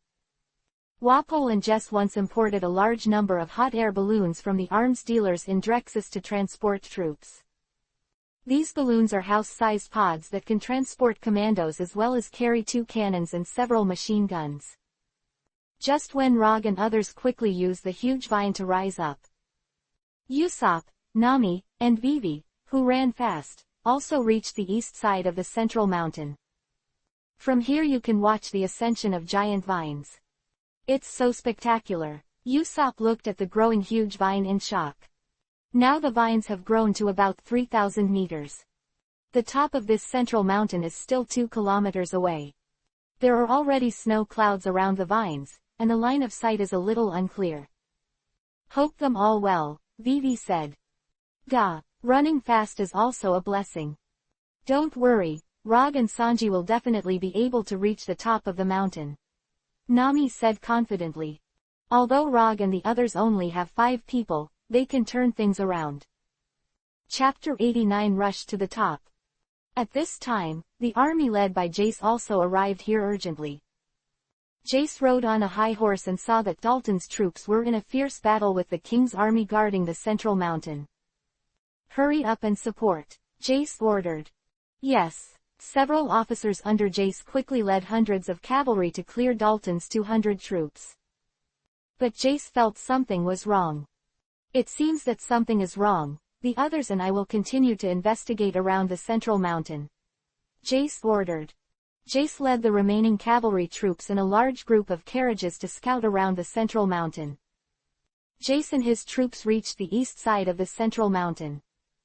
Here Jace stopped the horse in surprise. Jace saw a huge, sky-reaching vine growing on the cliff face of the mountain. "What is this?" Jace said in shock. The army he led also opened his mouth in shock. The central mountain in front of you is a 5,000-meter high mountain. Now the huge vine has grown to a position of about 4,000 meters. Jace reacted immediately and found the current bad situation. By the way, they definitely want the giant vine, Mr. Chang, to reach the top of the mountain and assassinate His Majesty Wapol, Jace said in surprise. Jace hurriedly ordered, "The carriage unit will have all the built-in artillery ready to bombard the vines." Hundreds of carriages hurriedly prepared the cannons in the cabin, pulled them out, and quickly loaded them. A large part of the artillery in these carriages are flat-firing guns that can be aimed directly. The barrels of these flat-fire guns are very long, 2 meters in length. But the caliber is the thickness of the arm. There is a precision sight on the barrel. The flat-fire gun is also engraved with the words, "Made in Drexus." These flat-fire guns are designed for precise targeting, can penetrate armor and hit targets with precision. More than 100 flat fire guns aimed their muzzles at the huge vines. Loaded, fire. Ordered by the artillery commander. More than 100 flat fire guns fired one after another with great power. A large number of shells shot straight at the huge vine. Huge vines hit huge vines. This huge vine suddenly exploded. At this time, Rog and others, who had reached a position of more than 4,000 meters, felt their bodies tremble for a while. "What's going on?" Sanji said. Not just a few people, the entire vine was shaking violently. Rog turned his head to look at the ground, but saw a large number of the king's army gathered there. "We were found anyway," Roger said. "They're coming," Zoro said. Luffy kept shouting, "Look, there are so many fireworks on the ground." Dalton looked serious and said, "The situation is serious now. The other side has a lot of artillery units." After the artillery units on the ground were reloaded, the more than 100 flat-firing artillery fired a new round of shelling. The huge vines swayed constantly, as if they were about to fall. "Hold on, everyone, I'm doing my best to get the vine to the top." Rog's body used all the fruit abilities, and his hands flashed a more dazzling green light. The huge vine continued to grow at a high speed when Rog used up almost all his strength. The giant vine kept shaking, and Jace also found the bottom of the giant vine. Let the flat artillery units fire at the base of the vines. More than 100 flat fire guns violently bombarded the base of the huge vines. Under the fierce shelling, the huge vines shook violently. "Bombard me! Hurry up and bombard me!" Jace opened his wavy mouth and roared furiously. The giant vines were also damaged. Moreover, the higher the altitude, the more violent the snow, coupled with the shaking caused by the shelling. The huge vine finally couldn't hold it anymore. The positions of the Rog 5 are also getting closer and closer to the top. Okay, it's less than 100 meters away. Rog was exhausted. The huge vine finally rose to the top of the central mountain, and at this time the huge vine also began to fall. Roger, Sanji, Zoro, Luffy, Dalton jumped to the top of the mountain. The huge vines fell behind the crowd. The 5 of them stepped on the snow on the top of the mountain, and there was still wind and snow around. But the top of the mountain is very flat. Sure enough, this mountain is like an iron barrel, with an extra platform at the top of the mountain. Rog's body was very tired, and the most tired among the 5 was himself. Just now, using the power of plant fruits, the huge vines grew to a height of more than 5,000 meters, which is enough to make people feel collapsed. I'm exhausted. You guys are all right. Rog raised his head, but saw a large group of heavily armed enemies in front of him. The central position on the top of the mountain is a magnificent palace built with going, and the splendor cannot be concealed by the snow and ice. It's true that the enemy can't get in. There are so many welcomes here, Rog said. Zoro had already pulled the 3 knives out of their scabbards. You're tired too. Leave the rest to us, Zoro said. Rog was also Isho and didn't say much. Dalton also took down a sharp iron halberd from his back. This iron halberd was 3 meters long and could accompany Dalton to charge. Luffy jumped up and down and shouted excitedly, "Ha ha ha, we finally reached the top of the mountain." Sanji took out a phone bug and communicated with the other side. "Miss Vivi, we have reached the top of the mountain. Don't worry," Sanji said happily. "That's good." Vivi's voice came. "Ah, you have arrived. But don't worry, there are thousands of troops on the ground. Captain Usopp, I will help everyone deal with it. You can go and deal with Wapol." Usopp's voice came again. Sanji said to the phone bug, "Okay, listen to our good news. I trust you." Suddenly, Nami's voice came. "Miss Nami, definitely," Sanji said with love. "However, is it better to bring back some Wapol treasures?" Nami's voice sounded again. "No problem," Sanji said with a worried expression. Rog was very tired now, but he still took out a cactus. At this critical juncture, Rog activated the plant fruit ability. Under the power of the plant fruit, the cactus grows into a cactus power armor. The cactus power armor covered Rog's body like a muscle mass. Although he was almost exhausted, it was still time for the final battle. The number of enemies is still not small, Sanji said. Hundreds of Wapple's elite guards gathered in front. The opponents were all dressed in knightly armor and armed with cannons, machine guns, giant axes, spears and other weapons. Come on, Wapples, said Dalton. Chapter 90 Battle at the Top of the Mountain. About 300 elite guards under Wapple were concentrated here. Unlike the mountain guards at the top of other mountain peaks, the mountain guards here are also Wapple's most elite personal guards. The SS soldiers wore armor and held heavy weapons. With the cooperation of hot and cold weapons, they are ready to attack the Rog 5. Destroy the invaders. A burly man with a height of 3 meters said. This burly man took the lead in rushing towards the crowd with a wolf kiba stick strong enough to smash a horse. Dalton got close to him, then jerked away. The opponent's wolf kiba slammed heavily to the ground. Taking this opportunity, Dalton swung his iron halberd towards the head of this burly man. The burly man also wore armor, but Dalton's blow was powerful enough to shatter the hard rock of the footprint. With a loud bang, Dalton himself was shaken back.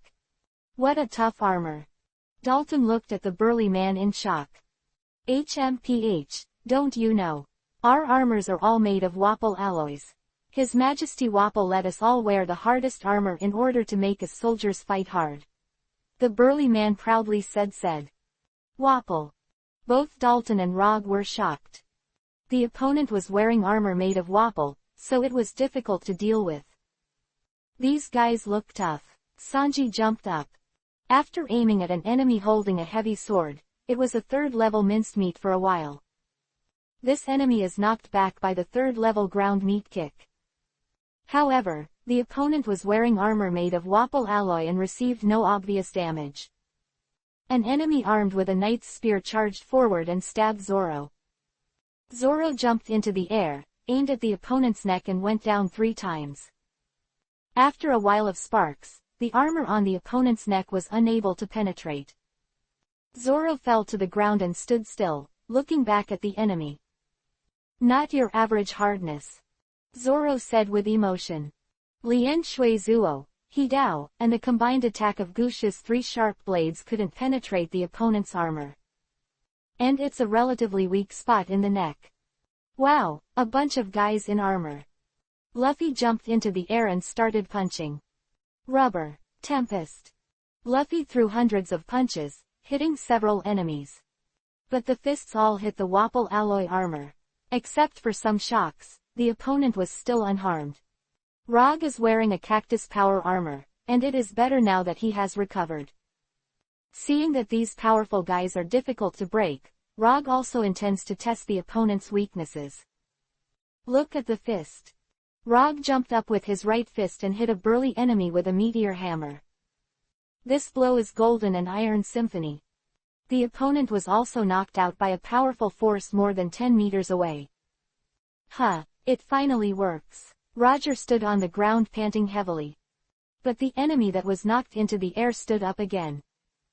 The attack just now, obviously did not kill the opponent. That won't work. Roger frowned. The opponent is really strong, mainly wearing armor made of Wapple alloy and has a very high defense. Whether it is slashing or melee combat, it is not effective to hurt the opponent. However, there are still ways to deal with these enemies. Don't worry so much, I have an idea. Rog said suddenly with confidence. And Dalton and Zoro and Luffy all looked at Roger very strangely. Look at me. Rog slammed into an enemy. This enemy is armed with a knight's spear. He suddenly wanted to stab Rog. However, Rog's movements are more sensitive. Rog dodged the attack, lifted the enemy up and threw them down the mountain. Ah! With the screams echoing in his ears, the enemy fell from the top of the 5,000-meter high mountain. If you fall from such a height, you don't have to think about what will happen. Rog turned his gaze back to the enemies at the top of the mountain. These enemies seemed to be out of fear or other reasons. They all retreated backwards. Look, throw the enemy down. Wouldn't it be possible to avoid boring fights? Rog said. Since the enemy in front of him is not easy to deal with, the defense is extremely high. Then you don't have to bother, just throw the enemies down the mountain. Good idea, it won't take so much effort this way. Sanji said happily. He moved his ankles hard, trying to get in on the action. Since you can't hurt your opponent, then you can also kick them off. This method is really labor-saving, Zoro said happily. He retracted the two knives into their scabbards. Only one word of Hidao remained and clenched with both hands. You don't need to kill your opponent, just knock your opponent into the air with the force of the blade. Luffy jumped up happily and said, wow, just play slingshots. Bouncing opponents into the air is Luffy's best fighting style. Dalton waved his iron halberd, his body changed rapidly. Dalton's body changes from the original human shape. The already burly body became stronger. The nose on the head becomes as huge as the nose of a cow. Two horns grew on the top of his head. Dalton is the power user of Zone Devil Fruit. The body can transform in human and animal form. Now it has become a Tauren. A Tauren wielding an iron halberd, capable of carrying a tripod. Let Rog, Sanji, the others, and the enemy all stare blankly here. So handsome, Luffy said happily. I am getting stronger, Sanji said. What a cow, Zoro squinted. Dalton, a man is as loyal as an ox. That's true, Rog said. Now that they understood the opponent's weakness, the Rog 5 looked at the enemy. Okay, let these guys roll off the top of the mountain, Roger said. Okay, let's go together. The 5 rushed towards the Wapol guards. Rog waved his fist and aimed at an enemy holding a long sword and shield. The enemy was knocked into the air by the force and rolled down the top of the mountain. Okay, that's it. Rog threw a heavy punch after punch, or wrestled to throw enemies one by one. Sanji first kicked down an enemy who was charging with a giant axe, and then kicked the enemy down the mountain with a sidekick. At Sanji's feet, the enemies rolled down the top of the mountain one by one. An enemy with a sword in both hands rushed forward of Zoro. Zoro dodged the attack, and attacked from the side. One-shot flow, shake the mountain. Zoro's blade was so powerful that it knocked the opponent down to the bottom of the mountain and fell. Even if the blade can't cut the opponent, you can use the power of people to knock the enemy up. Luffy is the most evil, his body is inherently flexible. Bounce enemies down the mountain like a slingshot. Dalton was the most valiant in this battle, and he and Wapol used a mortal hostility. Ah! This Tauren like Sweat wielded an iron halberd to knock down enemies one by one. He really rammed like a bull. Chapter 91 Air Battle Fortress. Dalton wielded an iron halberd with a boundless hatred of Wapol and his army. The screams were endless, and under the courageous battle without a head, the enemies on the top of the mountain were wiped out in large numbers. After a fierce battle, more than 300 enemies were knocked off the top of the mountain. Rog clapped his hands and said, "What a hearty battle." "Not enough fun," Luffy said, extending his arms. At this time, in Wapol's Going Palace. Wapol saw the battle firsthand from a window. What a bunch of lunatics. Wapol couldn't help but gasp. Just now, the powerful personal guards under his command were easily defeated by the Rog 5. With such fighting power, Wapol was also terrified. Wapol saw that the faces of the 5 Rog were extremely ugly. This violent coon had a very distorted personality, and now his face has become even more frightening. Wapol's face became ugly, and the faces of the people around him became even more ugly. "Your Majesty, I think we should quickly close the gate of the palace. Let's use the palace itself for defense." At this time, Prime Minister Cromariman said quickly. In this case, only Cromariman could dare to speak like this. Wapol glanced at Cromariman and said, "Okay." Chromolimon said quickly. Everyone is concentrated in the palace, and they are not allowed to attack. And start the official defense of the palace. Chromorimon and the other ministers hurried to carry out the order. Wapol also left the palace window and returned to his throne. Now Wapol has become extremely manic and restless. He did not expect that anyone would be able to climb to the top of the 5,000-meter high mountain. And there is such fighting power. I've heard Jess and the others say that the pirates they encountered are very powerful. Now it looks like it's true, Wapol said. Having said that, he thought of Jace again. Wapol quickly took out the phone bug that specifically contacted Jace and started to contact Jace. Jace, Wapol yelled at the phone bug. Your Majesty, I have arrived at the bottom of the central mountain. Jace said. Really? Hurry up and support the palace, Wapol said. Yes, said Jace. Wapol then hung up on the phone bug. The current crisis has become extremely difficult. Wapol breathed a sigh of relief when he heard that Jace had reached the foot of the central mountain. As long as I hold this palace, I will be safe and sound. Reinforcements will arrive one after another, Wapol said. Chromorimon led the remaining hundreds of guards and ministers guarding the palace to quickly close all the doors and windows of the palace. Going and steal, the palace is an impenetrable fortress. Even digging tunnels can't help this palace. The ground base of the palace is made of going and steel. And Rog and others outside the palace have now annihilated all the guards outside the palace, or they have left the mountain.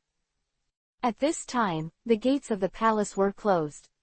Oops, the other side closed all the palaces. Rog said. It's not enough to open the door. Luffy rushed to the gate of the palace. The fist slammed violently towards the gate of the palace, hitting more than 100 times in a row. The rubber last shot. The siege shell hit the gate. But aside from the sound of metal trembling for a while, the door remained intact. It hurts, it hurts. Luffy screamed, scurrying across the top of the mountain. Zoro also gave him a sideways glance, then approached the gate. Sure enough, he tried 3 knives, but they didn't do much damage. It's solid enough, Zoro said. Sanji also observed for a long time. The palace has become like a fortress. Any windows and doors are already closed. Really, there is no entrance. Rog said. But Rog then asked Dalton again, saying, Dalton, is there no entrance to this palace? Except for these doors and windows. Yes, not anymore. I used to work in the old palace before the rebellion against Wapol. The palace used by the old king at that time had not been dismantled. Later, shortly after Wapol came to the throne, he expanded his industry and gained wealth. I also left the palace because his tyranny clashed with him. This going palace was built later, Dalton said. Looking at the going palace, Dalton's eyes were full of disgust.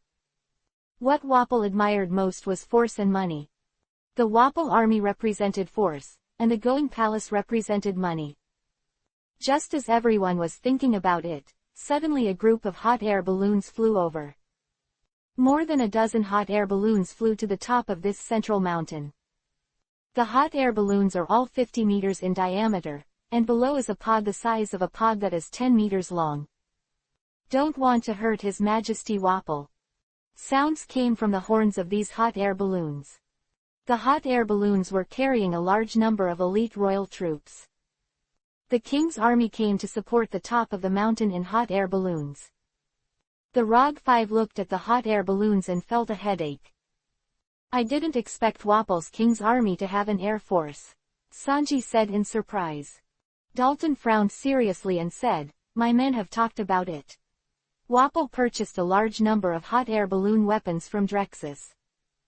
The balloon parts of these hot air balloons are specially treated, made of composite materials and leather, fibers, and wires. Enough to fight in the cold areas thousands of meters high. The pod below is a 10-meter-long cabin-like pod. Inside is capable of carrying soldiers and loading machine guns and cannons. Inside a hot air balloon pod, a colonel and 20 soldiers prepare for battle. This colonel is also the commander of the hot air balloon unit. Fortunately, we arrived, His Majesty Wapple's palace has been successfully sealed. Now we can annihilate the enemy. The colonel said. An adjutant on the side said, "Where is Commander Jace? Hurry up and communicate to him that we have reached the top. And the going palace of His Majesty Wapple is closed," said the colonel. "As ordered," said the adjutant. The colonel looked up to the top of the mountain through the window of the balloon pod. These hot air balloons imported from Drexus are also known as air battle fortresses. The air battle fortress was the scientific name given to this weapon by the Drexus arms dealer. Air battle fortresses can operate at altitudes of several kilometers. Its own power is a special fuel machinery. On the one hand, the fuel-fired machinery provides the hot air for the hot air balloon above the pod, and on the other hand powers the propeller behind the pod. The air combat fortress can carry 20 soldiers and is equipped with 2 large-caliber artillery and multiple machine guns. This is not a very large air battle fortress, but it has powerful combat power. Chapter 92 Offense and Defense at the Top of the Mountain. The air battle fortress surrounded the ROG 5 from the top of the 5,000-meter mountain. At this time, Wapple in the Going Palace also learned from the palace guards that a large number of hot air balloon troops were coming to support. Wapple, sitting on the throne of the palace hall, can now be said to be happy. "It's unparalleled joy," Wapple said happily, wearing a yuhi robe and a crown. "Your Majesty, in this case, we only need to guard this palace and wait for it. Waiting for our army to destroy the enemy," Cromarlyman said. In front of the throne, the Chancellor and Cromarlyman stood on the yuhi rug, looking respectfully at Wapple. "Yes, Your Majesty, we are saved. The hot air balloon force is enough to wipe out the enemy completely. After all, the enemy is a group of traitors and a group of foreign pirates. After all, it is impossible to resist your supreme authority. Long live Your Majesty Wapple. You lead us to eliminate all the villains and make the Drum Kingdom extremely powerful." The ministers also flattered together, full of flattery. The ministers, who were full of worries just now, are now full of joy, and of course, Wapple is in a good mood now. Therefore, these ministers are going to go down the wind. Wapple said smugly, "Okay, everyone. Now I'll serve you some good food and wine to shock you. We are here waiting for the good news from our army." After Wapple gave the order, the waiters in the palace quickly went to prepare. Soon the royal chefs of the palace prepared the delicious food and wine and let the waiters serve them. Although this is a hall used to discuss politics, the waiters brought some tables and chairs, so that the ministers could temporarily have a drink and a meal with Wapple. Plates of meat, fish and shrimp, vegetable salads, and fruit platters were placed. There are all kinds of expensive wines. A 3-meter-wide round table was placed in front of Wapple. The waiters brought the food. "Oh, roast turkey, I like it the most." Wapple held a knife and fork and took the lead in inserting the whole roasted golden turkey in the center of the round table and shoved it into his mouth. Many ministers and waiters looked at Wapple with a forcibly calm expression. Wapple's eating scene can be said to be pervert, beast, disgusting. But no one dared to say it. "What's the matter? Hurry up and eat," Wapple said after swallowing the turkey. Cromarlyman hastened to round the field respectfully at this time. "Your Majesty, you are the king. We all want to appreciate your arrogance when you eat. Even if you eat, you are full of anger. You can see the long term in the little things.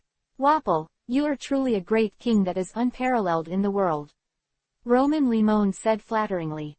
"Ah," Wapple looked at Cromarlyman, his eyes full of weirdness. The other ministers raised their hearts to their throats. "Ha ha ha ha ha ha ha." Wapple then burst into laughter that filled the hall. "Okay, Cromarlyman, you are my faithful servant."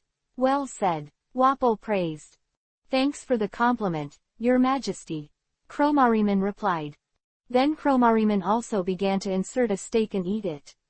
But unlike Wapple, this thoughtful minister kept asking nearby ministers and SS officers about what they had observed outside the palace. Wapple ate and drank even more. "Roast suckling pig, my favorite." Wapple shoved another tender roast suckling pig into his mouth. The waiter on the side just carefully took the finished plate away, and brought the newly prepared food as soon as possible. Wapple is now emotionally complicated, and it is even possible to eat people. While the banquet was in full swing in the Going Palace, a new battle entered the top of the mountain. Roger, Sanji, Zoro, Luffy, and Dalton were surrounded by more than a dozen aerial battle fortresses. These air battle fortresses are also learned, and they keep their distance from Rog. Attention all air combat fortresses, keep your distance from each other here. Avoid close combat, said the colonel in charge of the hot air balloon force. Through the phone bug, all the air combat fortresses were given orders. These aerial battle fortresses were all at a distance from the top of the mountain for a while, and the closest one kept a distance of 400 meters. Is difficult for even Luffy to reach. Rubber. Remote grappling hook. Luffy stretched his arms more than 100 meters, but still shrank back. Damn, these guys. Zoro also felt unable to deal with the enemy. The enemy learned his lesson and no longer managed to approach the attack. Dalton looked at the air battle fortresses and said, hot air balloon troops, formidable enemies. What exactly is going on? Rog said, looking at the air battle fortresses. Now the enemy knows that melee combat, even in an air battle fortress, is a huge risk. So, for now, just keep your distance. While Rog and the others were thinking hard, the colonel who commanded the hot air balloon unit gave an order. All air combat fortresses, attack the enemy with carrying artillery. With an order, a total of 16 aerial battle fortresses aimed the 250-centimeter caliber guns they carried at Rog's location. After a while, the sound of artillery sounded, and a large number of artillery shells were fired. A ball-shaped cannonball shot over. Luffy urgently uses the rubber balloon skill. But when the shell hit his body, a violent explosion occurred for a while. Wow! The projectile hit the object and exploded, blowing Luffy away. These shells are actually special shells that detonate when they encounter objects. How could this be? Sanji wanted to kick the cannonball back with his foot. But he quickly retracted his feet and let a cannonball fly over his body. Zoro also didn't dare to use the blade to cut the shells, but used double knife tricks instead. Eagle Wave. Zoro's double swords drew two sword chi, intercepting and detonating the two shells. Seeing this, Rog quickly took out the Thorn Whip. The fruit ability in the body activates. The green light was attached to the Thorn Whip, and the Thorn Whip grew rapidly. Thorn Whip. Skynet is booming. The Thorn Whip quickly formed a square net more than 10 meters wide to block the crowd. More than a dozen shells hit the huge net of Thorn Whips, causing an explosion, and there were not many Thorn Whips left. These shells are really tough. It's up to you, Roger, Sanji said. The others were all gasping for breath, but it was not good to be like this all the time. Whenever Rog resisted a round of shelling, he needed to activate his fruit ability again to form a giant net of thorns and whips. Before, Rog used the fruit power in his body to grow huge vines, which made his body very tired. Huge vines at 5,000 meters. Even Rog was almost exhausted. This can't be done, we have to find a way. Dalton looked around closely. Finally, his eyes fell on the huge fort on the top of the mountain. Chapter 93 Cannon on Top of Mountain. There are 6 huge turrets on the top of the mountain, all of which are long-range huge mortars made by Drexus. Maybe we can use the weapons here, Dalton said. Sanji also looked at the nearest fort. Dalton rushed over, and Sanji rushed over when he saw the situation.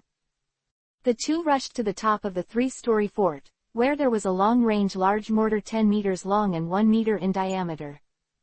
What a huge cannon, how to use it? Sanji said.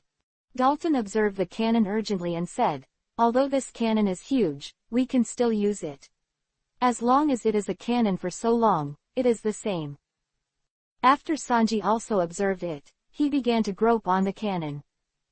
The 10-meter long-range cannon also has mechanical wheels that can adjust its height and direction. Dalton saw 2 runners on the left side of the cannon. One is the horizontal wheel for adjusting the direction, and the other is the vertical wheel for adjusting the height. There is also a long-range ranging device beside the cannon, but it can only be used to attack the enemy thousands of meters away. If you manage to attack the hot air balloon troops, just aim directly. Sanji also found 20 huge cannonballs with a diameter of 1 meter placed nearby. Dalton, give it a try, Sanji said. Okay, Dalton said. Dalton quickly began to adjust the cannon with the horizontal and vertical wheels. The mechanics of this cannon are excellent. The horizontal and vertical runners have linked levers and mechanical bearings.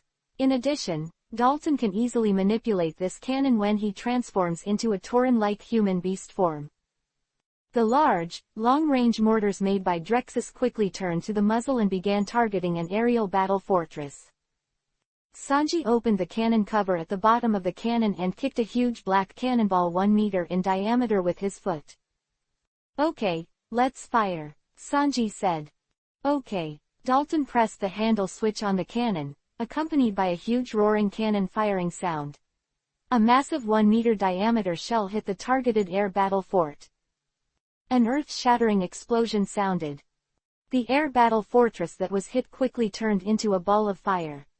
Fragments of flames and explosions scattered across the sky. This air-fighting fortress was hit by the pod below the hot air balloon. The pod was blown to pieces, and the hot air balloon above was torn apart by the collateral damage from the explosion. After this air battle fortress was destroyed, the other air battle fortresses stopped attacking. The colonel in charge of the hot air balloon unit saw the destruction of his own side through the window of the air battle fortress. The other party actually used the cannon on the top of the mountain as a weapon. The colonel was extremely shocked. After successfully destroying the first air mobile fortress, Dalton and Sanji are aiming for the next target. Sanji quickly reloaded again, and Dalton fired another shot, destroying the second air mobile fortress as well. Rog, Zoro and Luffy, who were at the top of the mountain at this time, saw the power of Dalton and Sanji manipulating the cannon. Wow, that's so cool! Luffy shouted excitedly. They really have a way, Zoro said. Oh, they did a great job, Roger said. Then let's join too, Zoro said. Rog, Zoro and Luffy ran to the top of another hilltop fort. Here, the three of them used the long-range cannon to target an air mobile fortress to attack. What a mighty power! Rog also said after he fired a cannonball himself. Rog and Dalton shot down 7 air mobile fortresses in a row using 2 turrets. The enemy who suffered great losses also quickly opened a greater distance. The colonel in command of the hot air balloon force sat in his air mobile fortress, directing the battle. Damn, these guys actually use those cannons in reverse. The colonel was full of rage. Now he has only 9 air mobile fortresses left. And what is even more frightening is that the long-range large-scale mortars made by Drexus on the top of the mountain can reach a range of several kilometers. These air mobile fortresses can be said to be impossible to avoid. Colonel, give your order quickly. We can't leave now. Those controlled cannons could wipe us all out, said an adjutant.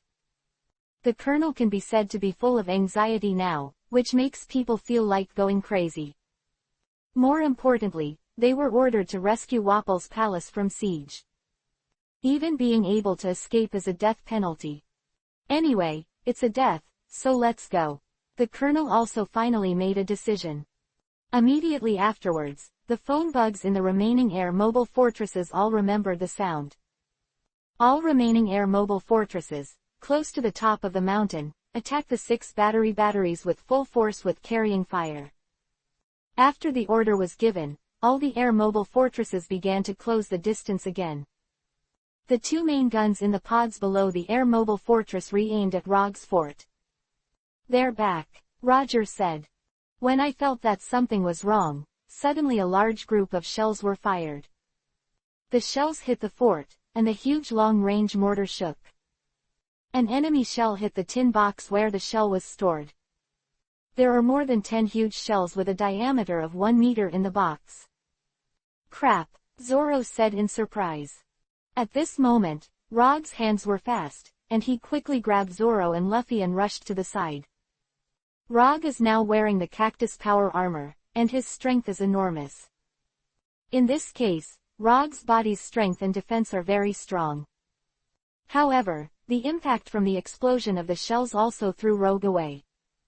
Rog slammed into Wapple's going palace. "Damn, it hurts," Roger said. Luffy and Zoro were also dizzy for a while. The fort where Dalton and Sanji were located was also hit by a group of shells. The violent explosion sent them flying. Dalton and Sanji fall to the ground. The enemy's shelling was very violent. With the heavy artillery bombardment of the air-mobile fortress, all 6 fortresses were destroyed one after another. In this way, the advantage on the battlefield returned to the hot air balloon force. Standing up from the ground again, Rog saw that the forts around the top of the mountain had been destroyed. Those air-mobile fortresses pulled the distance again. "These guys are nasty," Sanji said as he rushed to your feet.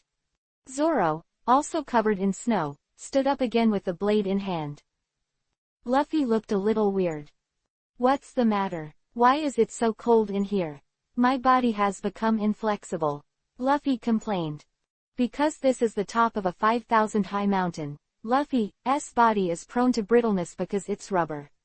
But fortunately, with the strong vitality, there are basically no obstacles. Chapter 94 Reinforced King's Army. The people who were suppressed fell into passive again. 9 air battle fortresses were continuously bombarded at a distance of about 400 meters. Now the 6 forts on the top of the mountain have been destroyed, and Rog and the others are temporarily unable to effectively fight.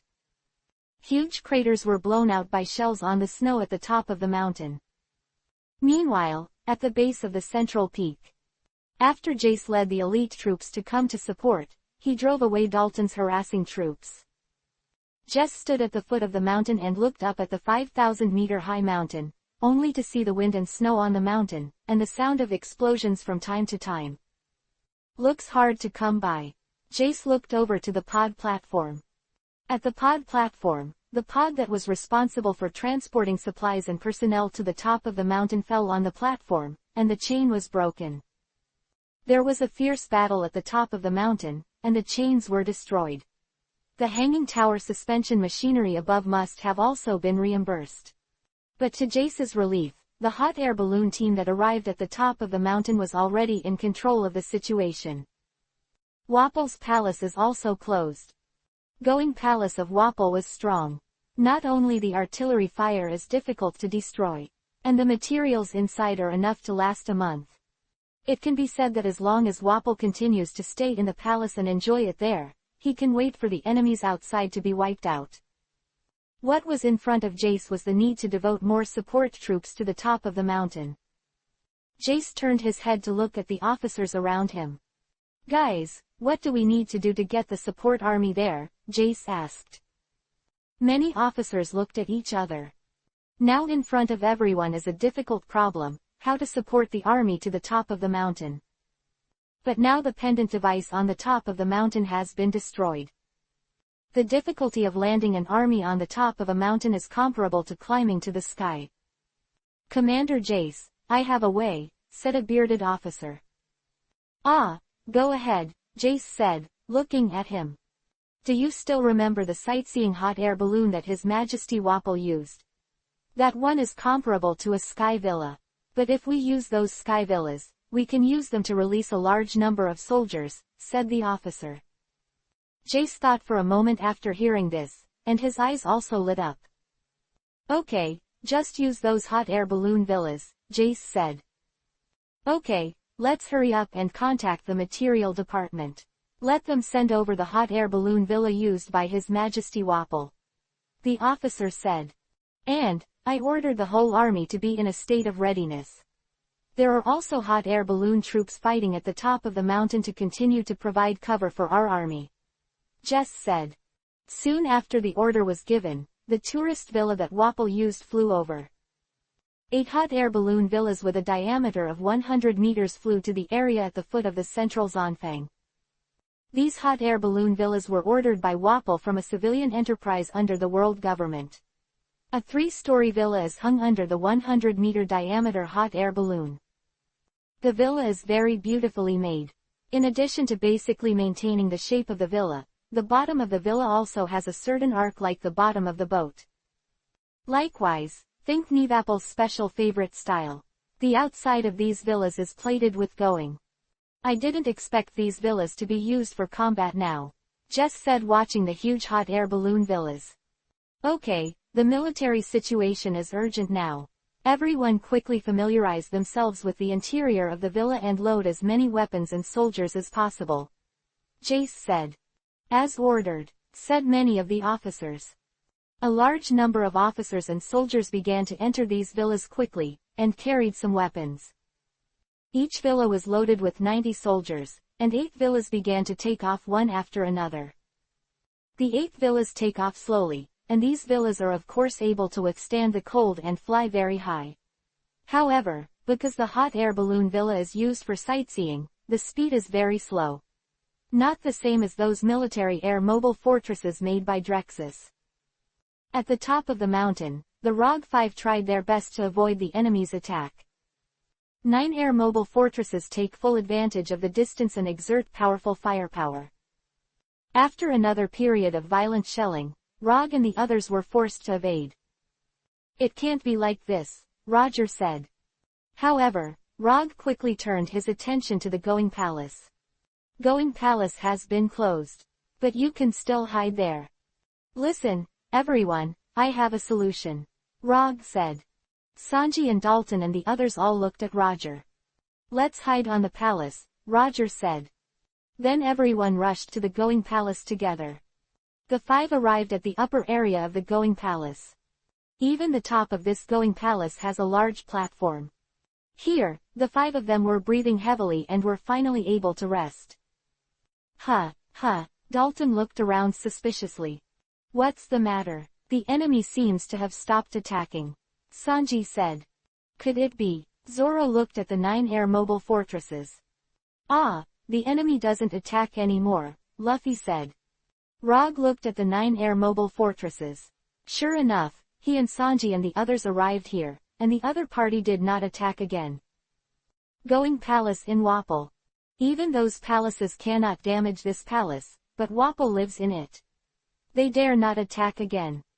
Sure enough, the enemy dare not attack again, ROG said. After all, this palace is where the tyrant Kun lives in Wapol. If they dare to attack here, their heads will definitely move. Dalton said. It's good now, we can wait here. Find a way to break through this palace made of going here, Sanji said. Before everyone could continue to be happy, suddenly a group of hot air balloons larger than the previous air battle fortress floated up. Below these huge hot air balloons are suspended 3-story villas. What, villa? Zoro frowned. Because of their size, these huge hot air balloons are rising at a much slower rate than the previous aerial battle fortresses. These aerial battle fortresses flew to the top of the mountain, and then the villas below fell to the ground. The door of the villa opened, and a large number of fully armed soldiers of the king's army rushed out. The king's army quickly set up machine guns and light artillery, ready to fight. A total of 8 hot air balloon villas landed more than 700 soldiers of the royal army. Then the hot air balloon villa began to slowly rise again and left the top of the mountain. So many enemies were reinforced all at once, Roger said. Looks like we're going to have to fight to the death, Dalton said. After more than 700 soldiers of the king's army had landed, an officer began to speak with a loudspeaker. Dalton and the pirates, you're already behind bars, surrender now. Chapter 95 The Rust Brothers. The king's army officers used loudspeakers to persuade ROG and others to surrender. Roger and Sanji, as well as Dalton and Zoro and Luffy all looked at the king's army. These Wapol lackeys, Dalton said, biting Kiba through his teeth. As the leader of the resistance, he was full of hatred for Wapol and the king's army. You still want to recruit us, Zoro said. ROG looked at these enemies and then said, these guys are still self-righteous. Surprise them. How? Sanji asked. I have a way. You wait a minute, Roger said. ROG then took out a Yuhi persimmon. Nishi Yuhi persimmon, What kind of fun is it? Sanji said strangely. Rog held the Nishi-Yuhi persimmon in his hand and used the power of plant fruit in his body. The palm of his hand flashed green, and the Nishi-Yuhi persimmon began to grow even larger. In the end, it was 5 meters wide in Rog's hands. Wow, I really want to eat it, Luffy said. It's not for you, it's for them. Rog threw Nishi-Yuhi where the king's army was. The huge Yuhi persimmon hit the king's army officer who was shouting, and a large group of soldiers were knocked down together with him. The huge Yuhi persimmons were also smashed to a pulp, and they were all dyed all over the color of Yuhi persimmons. How is it? It's delicious, right? Roger shouted loudly. Hey, you're spoiling the food, Sanji said in dissatisfaction. It's a weapon, not food. Please don't mix it up, Roger said. Sanji also stopped making a sound, but moved his feet, preparing for the battle. The king's army was already humiliated, and the officer stood up and said furiously, "Attack with all your strength." More than 700 king's troops began to rush towards the palace in groups. Come on, you can move your hands and feet, Rog said. Fearing damage to the going palace in Wapol, they did not use artillery weapons, but only charged with firearms. The group of enemies at the front also had bayonets.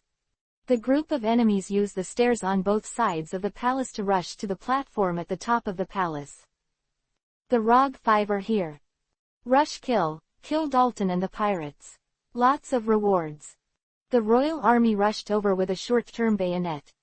Rog waved his fist against the enemy and rushed over.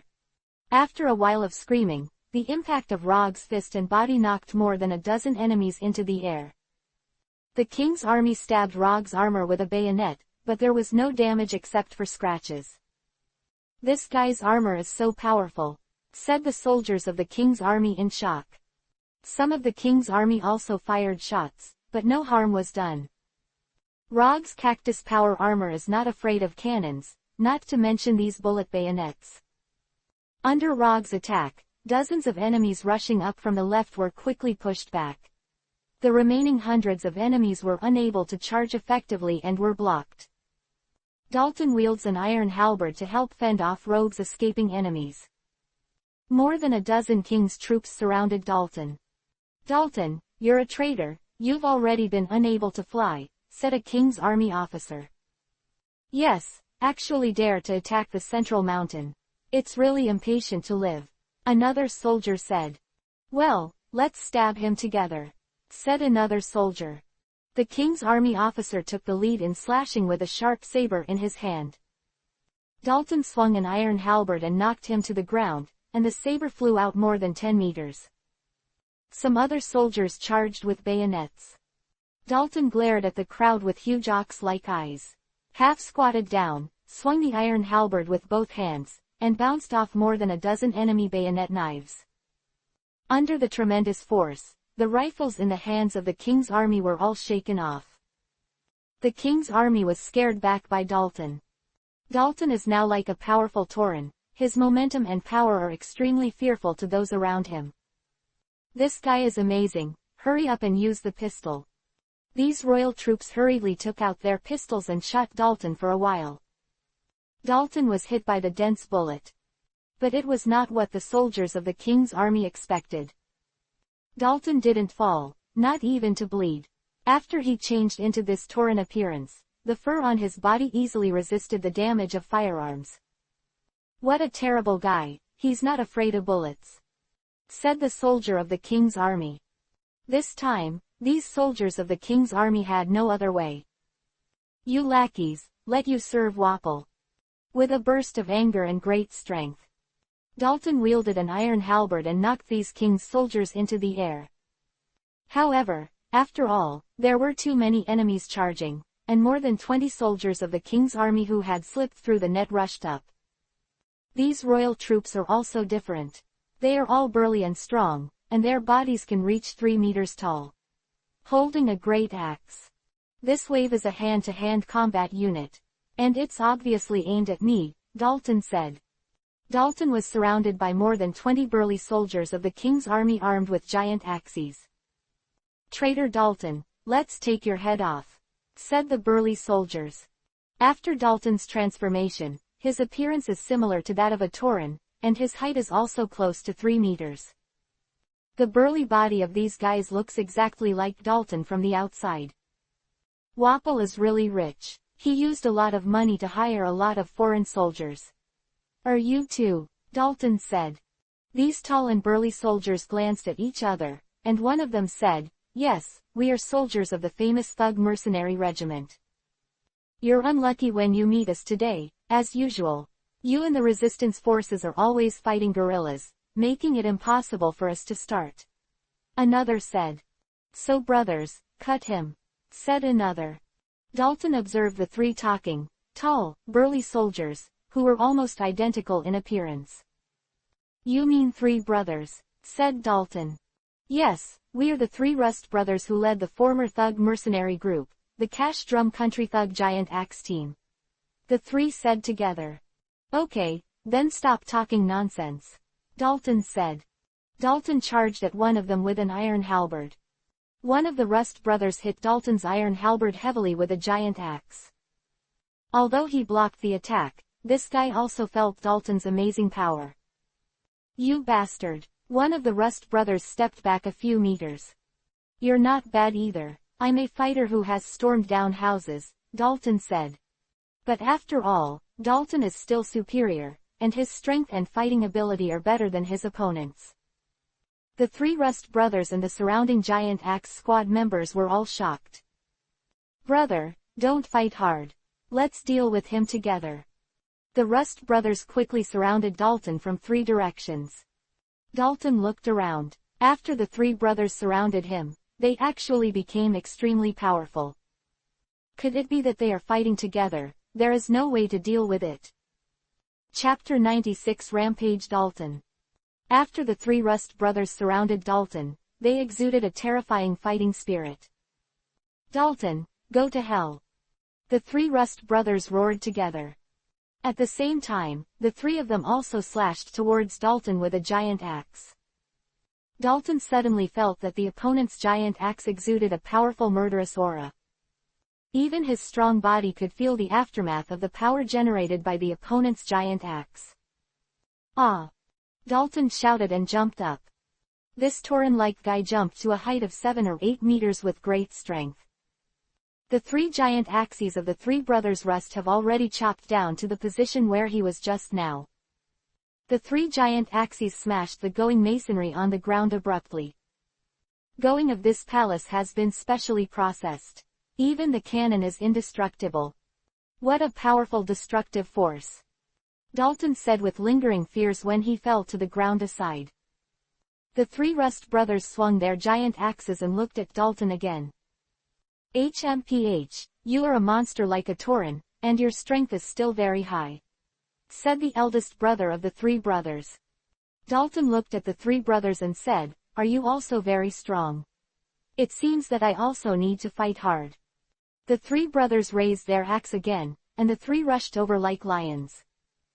The 3 giant axes slashed at Dalton with the force that ripped through the air. Dalton suddenly ducked aside at this critical moment. Dalton quickly ducked to the right of the 3 brothers. The person on the far right quickly changed the direction of the giant axe in his hand and slashed at Dalton. Dalton quickly blocked the attack with the iron halberd in his hand. There was an earth-shattering loud noise, and sparks flew everywhere. The 2 weapons hit together. However, Dalton quickly found an opportunity, and after resisting the attack, he gave the enemy a lateral blow to the waist. For a while, the flesh and blood flew, and the opponent's waist was cut open. Second brother. Second brother. The roars of the remaining eldest and the 3rd were frightened and resounded throughout the world. Dalton stepped back some distance, and he had already successfully killed the opponent's 2nd child. "Bastard, I want you to die without a burial," the boss roared angrily. "Kill you," the 3rd child roared angrily. The eldest and the 3rd swiftly rushed towards Dalton from the front left and right. Dalton also became mad when he saw these 2 enemies, and wielded his iron halberd to hit the 3rd child who was rushing forward to the left. Dalton jumped up abruptly when he approached the opponent, and swung the iron halberd down from the opponent's head. With a puff, the third child was shocked and angry, and the head had already rolled down. The giant axe in his hand had remaining strength and was thrown out.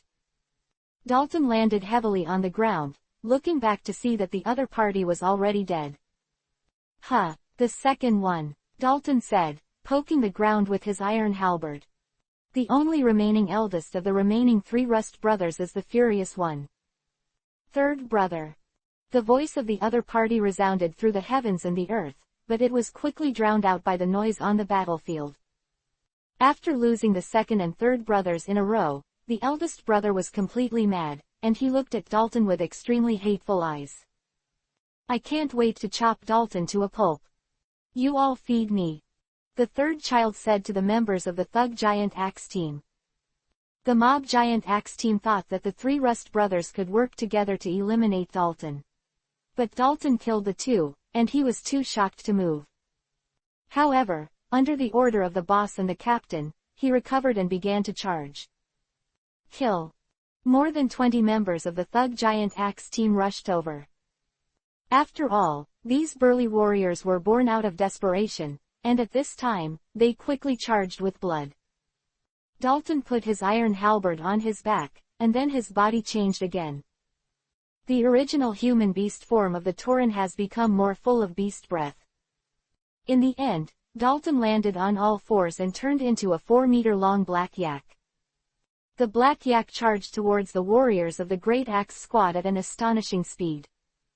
The warriors of the Giant Axe team saw this huge bull rushing towards it with amazing speed. Dalton went on a rampage, knocking down enemies one by one. The members of the Giant Axe team were knocked flying before they approached Dalton. Dalton's huge bull head combined with strength and speed to knock the members of the Giant Axe Squad away one by one. More than 20 members of the Giant Axe Squad were crushed and wiped out in front of Dalton's powerful strength. The last eldest of the Rust brothers was also surprised and angry. "Dalton is such a tough guy to deal with. My second and third brothers, and those good men I fought with from my mercenary days. I can't beat him," the last 3 Rust brothers said the boss. After more than 20 members of the Great Axe Squad were killed. In the end, the leader of the squad was also the boss of the 3 Rust brothers and rushed towards Dalton. The opponent held a giant axe, and Dalton slashed over. Dalton gathered all his strength and charged forward sharply. The final blow was a mix of strength capable of knocking down a house, coupled with 2 huge horns. The giant axe in the hands of the eldest brother of the Rust brothers was knocked out, and 2 horns penetrated his chest. He flew out of the platform at the top of the palace. Dalton also stopped the impact. Although the battlefield was chaotic, Dalton's powerful fighting power was already seen by others. "Good job, Dalton." Rog was fighting, but he also saw Dalton's powerful strength. Cannot help but admire. Sanji was teaching the enemy with his feet, but he also glanced at Dalton. "The power really surpasses that of dinosaurs," Sanji said. "It's great that we have such a strong partner," Zoro said. "Dalton, you're so handsome," Luffy said, waving his arms. Dalton, who has been praised by everyone, is also full of feelings. Still in the form of a yak, he said, "Let's destroy the Wapol army together." "Okay, Roger," Sanji, Zoro, Luffy shouted in unison. In addition to Rog and Dalton, Sanji and the others fought fiercely.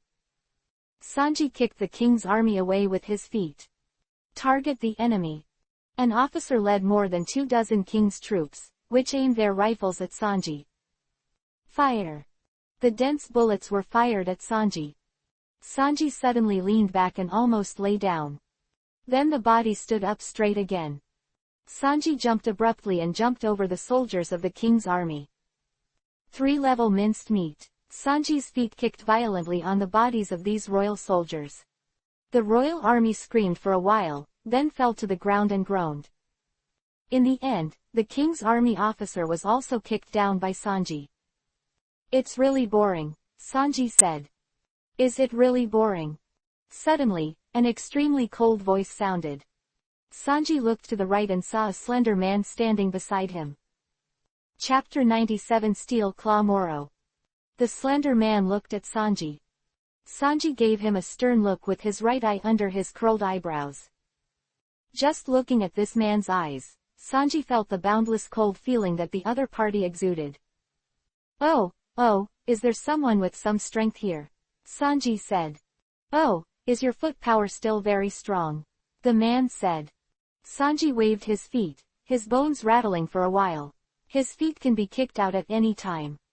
The slender man was wearing a purple suit and his hands were as slender as spiders. His tongue, like a snake, spit it out. Stop talking nonsense, let's get started, Sanji said. Sanji jumped up and kicked the opponent's head with his right foot. The man quickly put his arms in front of his head, 2 claws popping out of his sleeves. The 2 claws are made of stainless steel, each with 5 sharp claws that are 50 centimeters long. Sanji's feet kicked heavily on the 2 steel claws. What? Sanji felt that the sharpness of the opponent's steel claws and the strength of the opponent's arms were enough to compete with his foot skills. Ah! The slender man shouted, and his claws bounced back Sanji's entire body with extremely high force. This guy is not only fast, but also has amazing arm strength. Sanji fell to the ground again, watching the slender man. The slender man rubbed the steel claws on his arms against each other, and groups of sparks flew. I am the famous bounty hunter on the Great Route, Moro the Steelclaw. The slender man said proudly. Steelclaw Moro, Sanji said strangely. This name seems to have been seen by him before.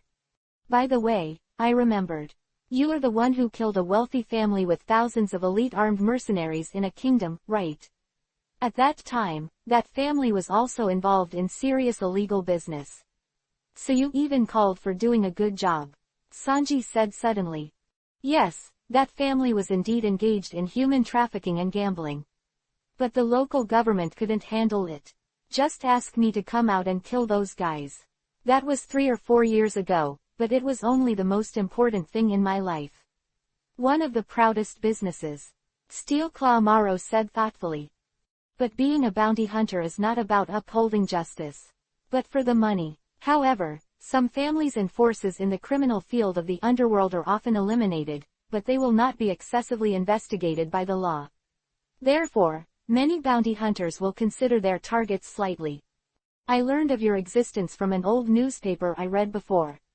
But I didn't expect you to be a mercenary for Wapol for money, Sanji said.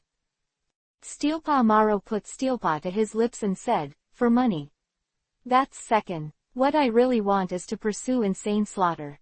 Wapol has money and can provide these opportunities. That's why I do it. Join the Drum Kingdom's army.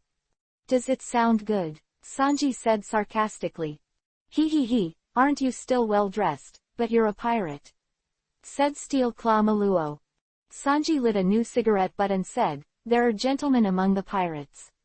You are just a murderer. Don't compare you to me. Steelclaw Moro's eyes widened, but of course he wasn't angry. But his tongue sticks out like a cobra's tongue. Then let me taste your flesh and blood. Steelclaw Moro rushed over. His movements are extremely fast, comparable to a cobra with high agility. Sanji jumped high, dodging the opponent's attack.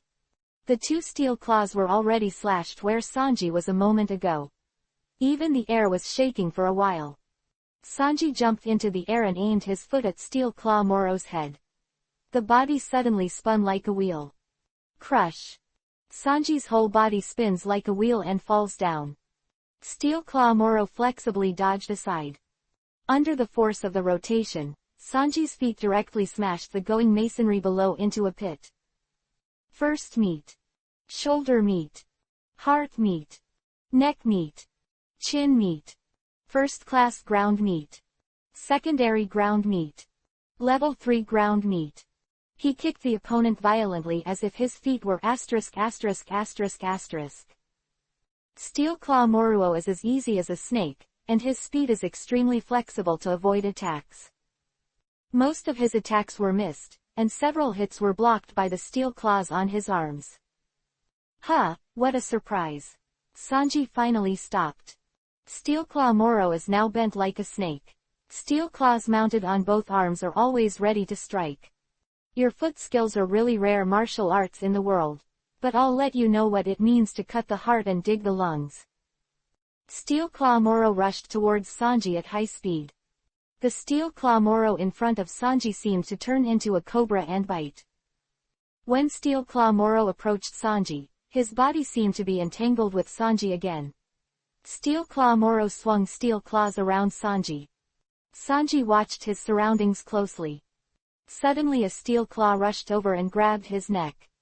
Sanji kicked up sharply, blocking the attack. Immediately after that, 7 or 8 steel claws attacked at extreme speed. Sanji blocked the attack violently with alternating feet. Blocked most of the attacks, but the crotch was severely grabbed by the opponent. Immediately, blood splattered all over the place. Going masonry on the ground was splattered with blood. Ah! Sanji screamed in pain, and his body immediately fell to his knees. Good opportunity. Steel Claw Moro seized the opportunity and rushed over. Both steel claws grabbed Sanji's head. The other party's eyes looked at Sanji's head, as if a poisonous snake had bitten badly. Suddenly, Sanji raised his head, and his eyes under the curled eyebrows showed a hint of pride. Sanji jumped up and turned somersaults in midair. You've been tricked. Steel Claw Moro grabbed the air with both claws, but Sanji's feet were already above his head. With a sound of bones shattering, Steel Claw Moro was kicked to the ground below. After receiving this heavy blow, Steel Claw Moro was not knocked down. However, Steel Claw Moro quickly avoided Sanji's possible further combos with his flexible skills. The seriously injured Steel Claw Moro stood in the distance and looked at Sanji. Okay, this is the first time I have hit such a serious hand. Steel Claw Moro said. Steel Claw Moro is now bleeding profusely from his head. The head was broken and bleeding profusely. But he can still fight. Sanji's crotch was also seriously injured. Sanji also stood up again and looked at each other. Hey, let's continue the fight, Sanji said. Okay, keep fighting to the death. Steel Claw Moro said. Chapter 98 Blue-haired Swordsman Rovit. Steel Claw Moro charged towards Sanji like a snake. This time, the 2 steel claws on his arms grabbed one toward Sanji's head and the other toward his chest. Sanji jumped away suddenly and stood upside down. Banquet table, kick package. Sanji's 2 feet spun, and 1 foot hit the Steel Claw Moro's body. Chin meet. Sanji hit the opponent from bottom to top with his right foot. The traumatized Steel Claw Moro rolled out a few meters. Damn, it's all because of the kick on the head just now. Steel Claw Moro said again. Sanji had previously hit Steel Claw Moro hard on the head, causing him to fracture his skull and concussion. In this case, Steel Claw Moro's combat ability is greatly reduced. Sanji also saw this and said, now your combat power has been greatly reduced, right? No, I can still tear you into minced meat. Steel Claw Moro said bravely. Sanji would never give his opponent a chance to breathe. Sanji rushed towards Steel Claw Moro and jumped into the air. Level 3 ground meat. While of violent kicks, Steel Claw Moro was kicked to the ground. He rushed towards the fallen Steel Claw Moro, and then aimed at this guy's body. Kick against etiquette. Sanji kicked the Steel Claw Moro all over. The kicked Steel Claw Moro not only flew above the going palace, but also flew off the top of this central mountain. Steel Claw Moro screamed for a while and fell down a mountain of more than 5,000 meters. It's finally over, Sanji said as he adjusted his collar. Sanji succeeded in taking out Moro the Steel Claw and returned to the fight. Facing a steady stream of soldiers from the king's army, Zoro showed his strong swordsmanship. Shiwei. Zoro held Shizuo and Gush in his hands, and the 2 swirled along with his body. Like a small tornado, the sword energy bounced around a dozen soldiers of the king's army. It's amazing.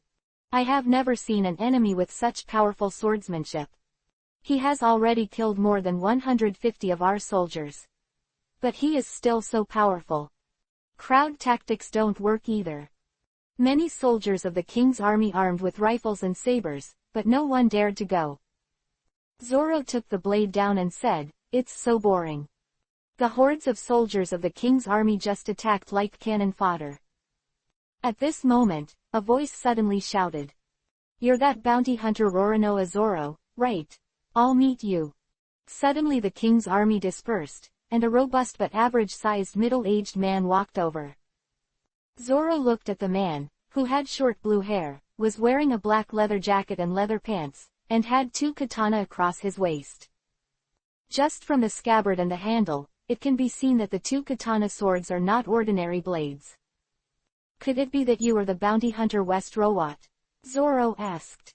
"Exactly," the other said. The man with short blue hair, or West Rowat, looked at Zoro. His pupils were full of murderous intent. It was the look that a lone wolf-like swordsman would only have when he met an equal opponent. And this West Rowat's face is somewhat similar to Zoro's. Both of them are resolute and full of fighting spirit. Rovat touched the two samurai swords at his waist and said, "Do you remember the past? You were also a bounty hunter at that time.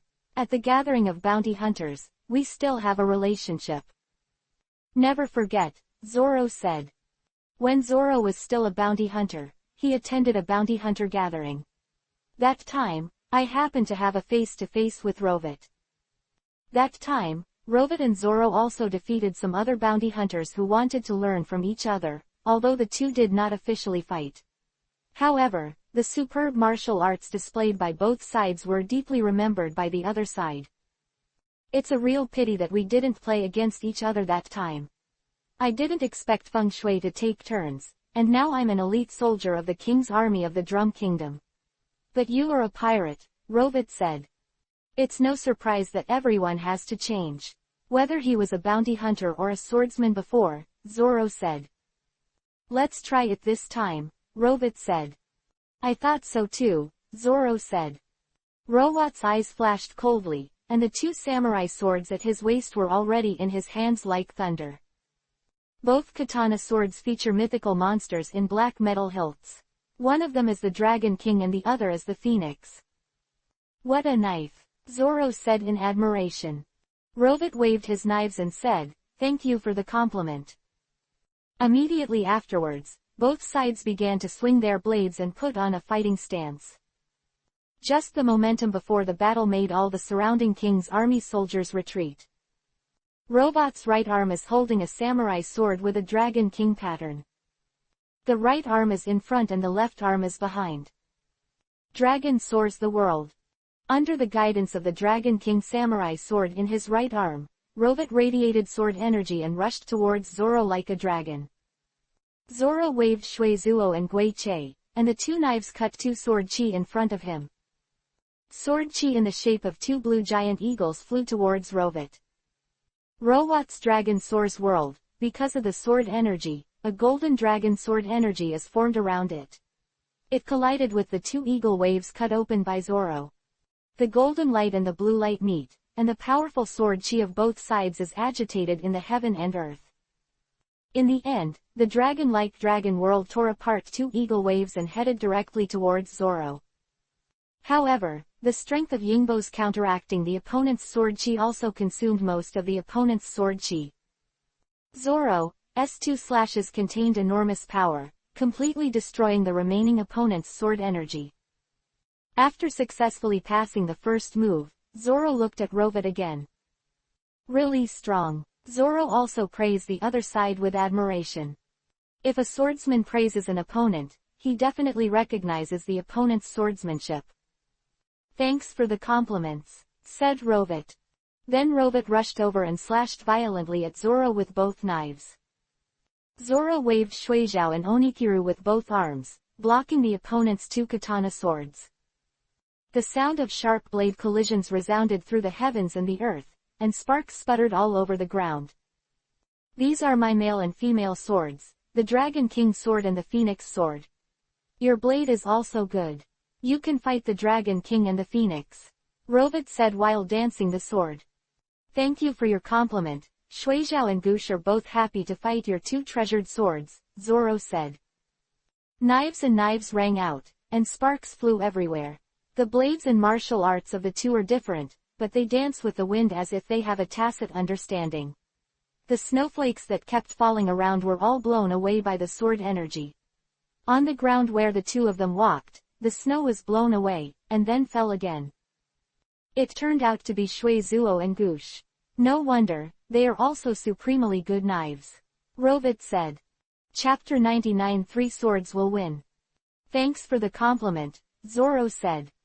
Zoro and Rowat fought with both swords, and everything around was influenced by the sword chi of both sides.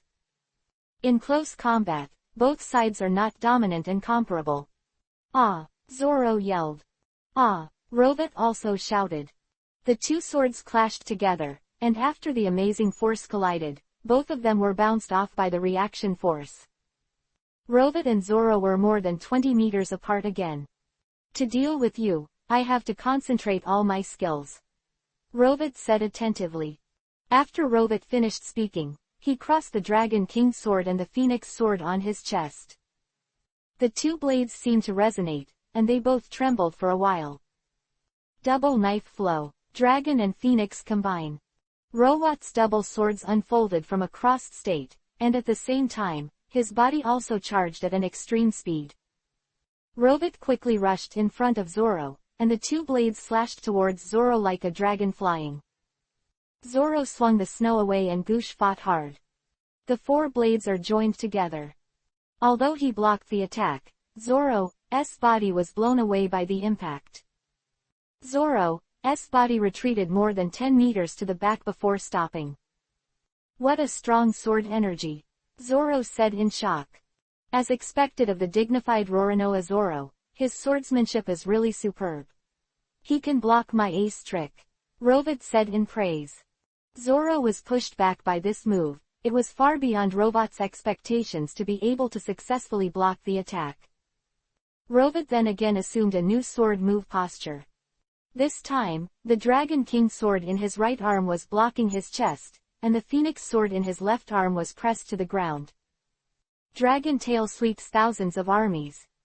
The Dragon King sword slashed horizontally towards Zoro. The Phoenix knife hits the back with the force of the blade. The two blades supported each other, one behind the other, making Rowat's body like a cheetah galloping on land. Rowat's body was already rushing in front of Zoro, and the Dragon King's sword on his right arm slashed towards Zoro. The force contained in this knife is enough to cut through huge rocks. Zoro's two knives are held against his chest. Otherwise, his body will be cut off from the chest. Yuki and Gush blocked the attack stubbornly. But the Phoenix knife on Rowat's left arm stabbed from behind. Although the attack was delayed due to the distance and the turning of the blade, it still stabbed Zoro in the shoulder. Zoro did it in time, so that the knife didn't penetrate the bone, but also stabbed the muscles in the shoulder. Zoro hurried back to avoid the opponent's further attacks.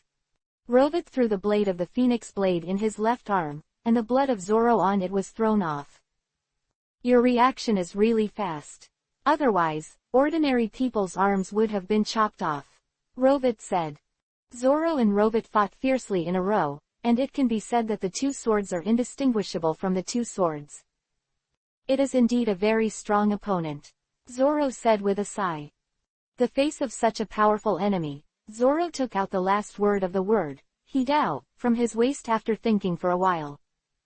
Zoro dropped the word Hidao into his mouth and put the black eye patch on his arm over his eyes. Rovit looked at Zoro and said, "You still use the three-knife flow against me. 3 knives are my representative, so I will defeat you with 3 knives together," Zoro said. Zoro's body suddenly rushed past Rovit. When approaching his opponent, he unleashed his sword move. His arms were crossed in front of him, his mouth clenching the blade. 3 swords. Ghost slash. Zoro slashed with 3 swords, beheading the enemy like a ghost. At this time, Rovit slammed his knives into a forward blocking stance with the defense in front of him.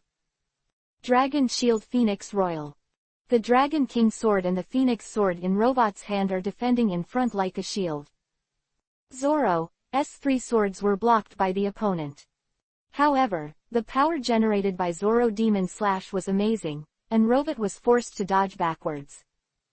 Don't try to escape. Zoro quickly stabbed the opponent after the ghost cut. Robot retreated urgently, and finally reached the edge of the platform at the top of the palace, behind which was the snow field on the top of the mountain below the palace. It's now. Zoro took this foolproof opportunity. The three blades, Yuki and Kitaru held in both arms, and Wado Ichiman held in his mouth, the three blades were spun by Zoro like a windmill in front of him. Three swords profound truth. 3,000 worlds. Zoro's three swords are as airtight as a windmill, slashing at the opponent. Robot was also in a hurry, and his two knives stabbed forward at the same time. Dragon Spear, Phoenix Spear. But Robot's two treasured swords were as difficult to extricate themselves as if they had been inserted into the boundless wind, unable to penetrate or withdraw. Ah! After screaming for a while, Robot's body was slashed several times by Zoro and fell. The Dragon King sword and Phoenix sword in his hand were both blown away by the wind. Zoro successfully defeated the opponent. Walk to the edge of the platform at the top of the palace and look at Robot who has fallen below. The outcome is decided, Zoro said calmly and continued the fight. The battle on the top platform of the palace was still very fierce, but the first wave of more than 700 people from the king's army had already lost more than half. The rest of the active ones were mostly injured. Luffy is also alive and kicking in this fight, as a rubber man. Luffy charged on the battlefield, killing a large number of elite soldiers of the king's army. Rubber, rubber, whip. Rubber, rubber, bazooka. Rubber, rubber, jump rope. Rubber, rubber, machine guns. Rubber, rubber, tempest. Luffy kills a large number of enemy soldiers with his powerful strength. Although he didn't encounter strong opponents like Steelclaw Moro or Robot, and Luffy was not very suitable for them. However, Luffy was successful in killing a large number of King's soldiers.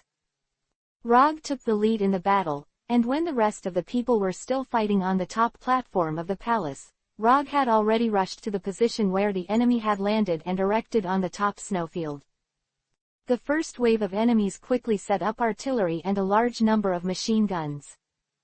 Although they did not dare to attack the top of the palace, they opened fire violently when they saw Rog rushing over. Everyone is on fire, kill him. Swarms of shells and bullets were fired at Rog. Rog jumped violently with his cactus power armor and rushed into the enemy. With a wave of his fist, Rog smashed a local machine gun into the air. Rog rushed to the side of a cannon again, raised his arms and smashed the cannon at several enemies. After a while of screaming, several enemies and artillery were rolled off the top of the mountain. With melee combat, Rog quickly destroyed dozens of enemies along with 20 cannons and 40 machine guns. The whole body is full of blood, it's really a tragic battle. Rog said. Rog is now in the fierce battle, and his whole body feels full of energy and blood. At this moment, a figure suddenly rushed over. One punch is the opposite of Rog. A loud noise, enough to smash the cannons and the house's huge force rebound, knocked both of them back by more than 10 meters. What? Rog looked at the other party in shock. The other party was a bald man with a burly body that could reach 3 meters. The muscles of the body seemed to be harder than steel. The opponent's arms were wearing black metal gloves made of a special metal. Humph, what a tough guy, said the bald-headed man. You're not bad. Who are you? Roger asked. Bald-headed man looked at Rog and said, I am a former professional killer. The Metal Fighter. Chapter 100 Metal Fighter's Power. The Metal Fist clenched his fists and looked at Rog. At any time like a tiger about to run over. It turns out that you are the Metal Fighter. Rog said. Rog has also read books about the world's most famous killers and bounty hunters. Among them, I have seen the deeds of the Metal Boxing Champion. Metal Fighter is a well-known killer on the Great Line. Been fierce wars between the two kingdoms named Moranchit and Kuroran before, In order to end the war, King Marangite hired Metal Boxer to attack the capital of Kuroran Kingdom and kill the king. Kuroran Kingdom alone, killing thousands of elite guards and then killing the king. This thing caused a sensation on the Great Route. The metal fighter is also wanted by the world government. Not like the bounty hunters who tend to walk in the shadows like Moro and Rowat. The metal fighter blatantly did a lot of things that are terrifying and shocking to hear. Seeing him today, Rog saw the face of this desperado.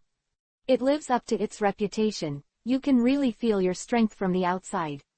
Rog said. The metal fighter shook his bald head happily and said, he, it seems that you have also heard of my glorious deeds. Unfortunately, you are going to end here today, Rog said suddenly with a sharp tone. The metal fighter's face became unbelievable, as if he had heard something extremely absurd. The metal fighter worked hard, rattling the bones in his body. Okay, you come to end me, said the metal fighter. Also, my name is Roger. Now I need to let you hear this name very lightly. Roger said. Okay, Rog, you're here to kill me, the metal fighter said disdainfully. Rog clenched his fists and brewed up his strength. Suffer to death. Rog jumped up abruptly, clenching his fists and hitting the metal fighter in the head. This force plus speed is enough to knock down a house. The metal fighter didn't stay in place either, and Shuangtu jumped up after gathering strength. He waved his fist and punched Roger fiercely in the air. The two fists faced each other, causing the world to tremble.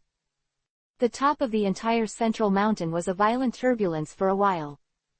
This punch Rog actually felt a little difficult to support, but it was still a tie. After the confrontation, both Rog and the metal fighter fell back to the ground. Rog looked at the metal fighter. This enemy was not covered. Even when he used his strongest power, he could only barely draw a tie. Good boy, your strength is quite strong, the metal fighter said with a wild fighting spirit.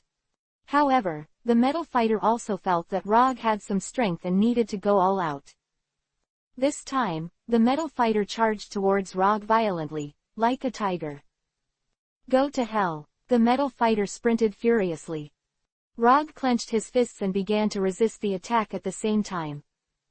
The metal fighter punched Rogue one after another like a cannonball, and Rogue used his fists and arms to block the attack. Rog resisted the attack with his fists and arms, and was shocked. The opponent's speed is also very strong. Combining strength and speed, the metal boxer is as tough as a dinosaur. Let Rog have no time to breathe. There is a flaw, a decisive kick. The metal champion kicked Rog's unprotected stomach with his leg. Kicked Roger hundreds of meters away. The whole person slammed into the wall of the going palace heavily. Rog stood up again in pain and looked at the metal fighter. What a powerful force, Rog said. It's tough enough, the metal boxer said with some movement of his hands and feet. Although he has killed many powerful opponents, this is the first time that the metal fighter has encountered such a difficult opponent as Rog. The powerful enemies of the past could not withstand such a long war of attrition. Good job, you are really a formidable enemy.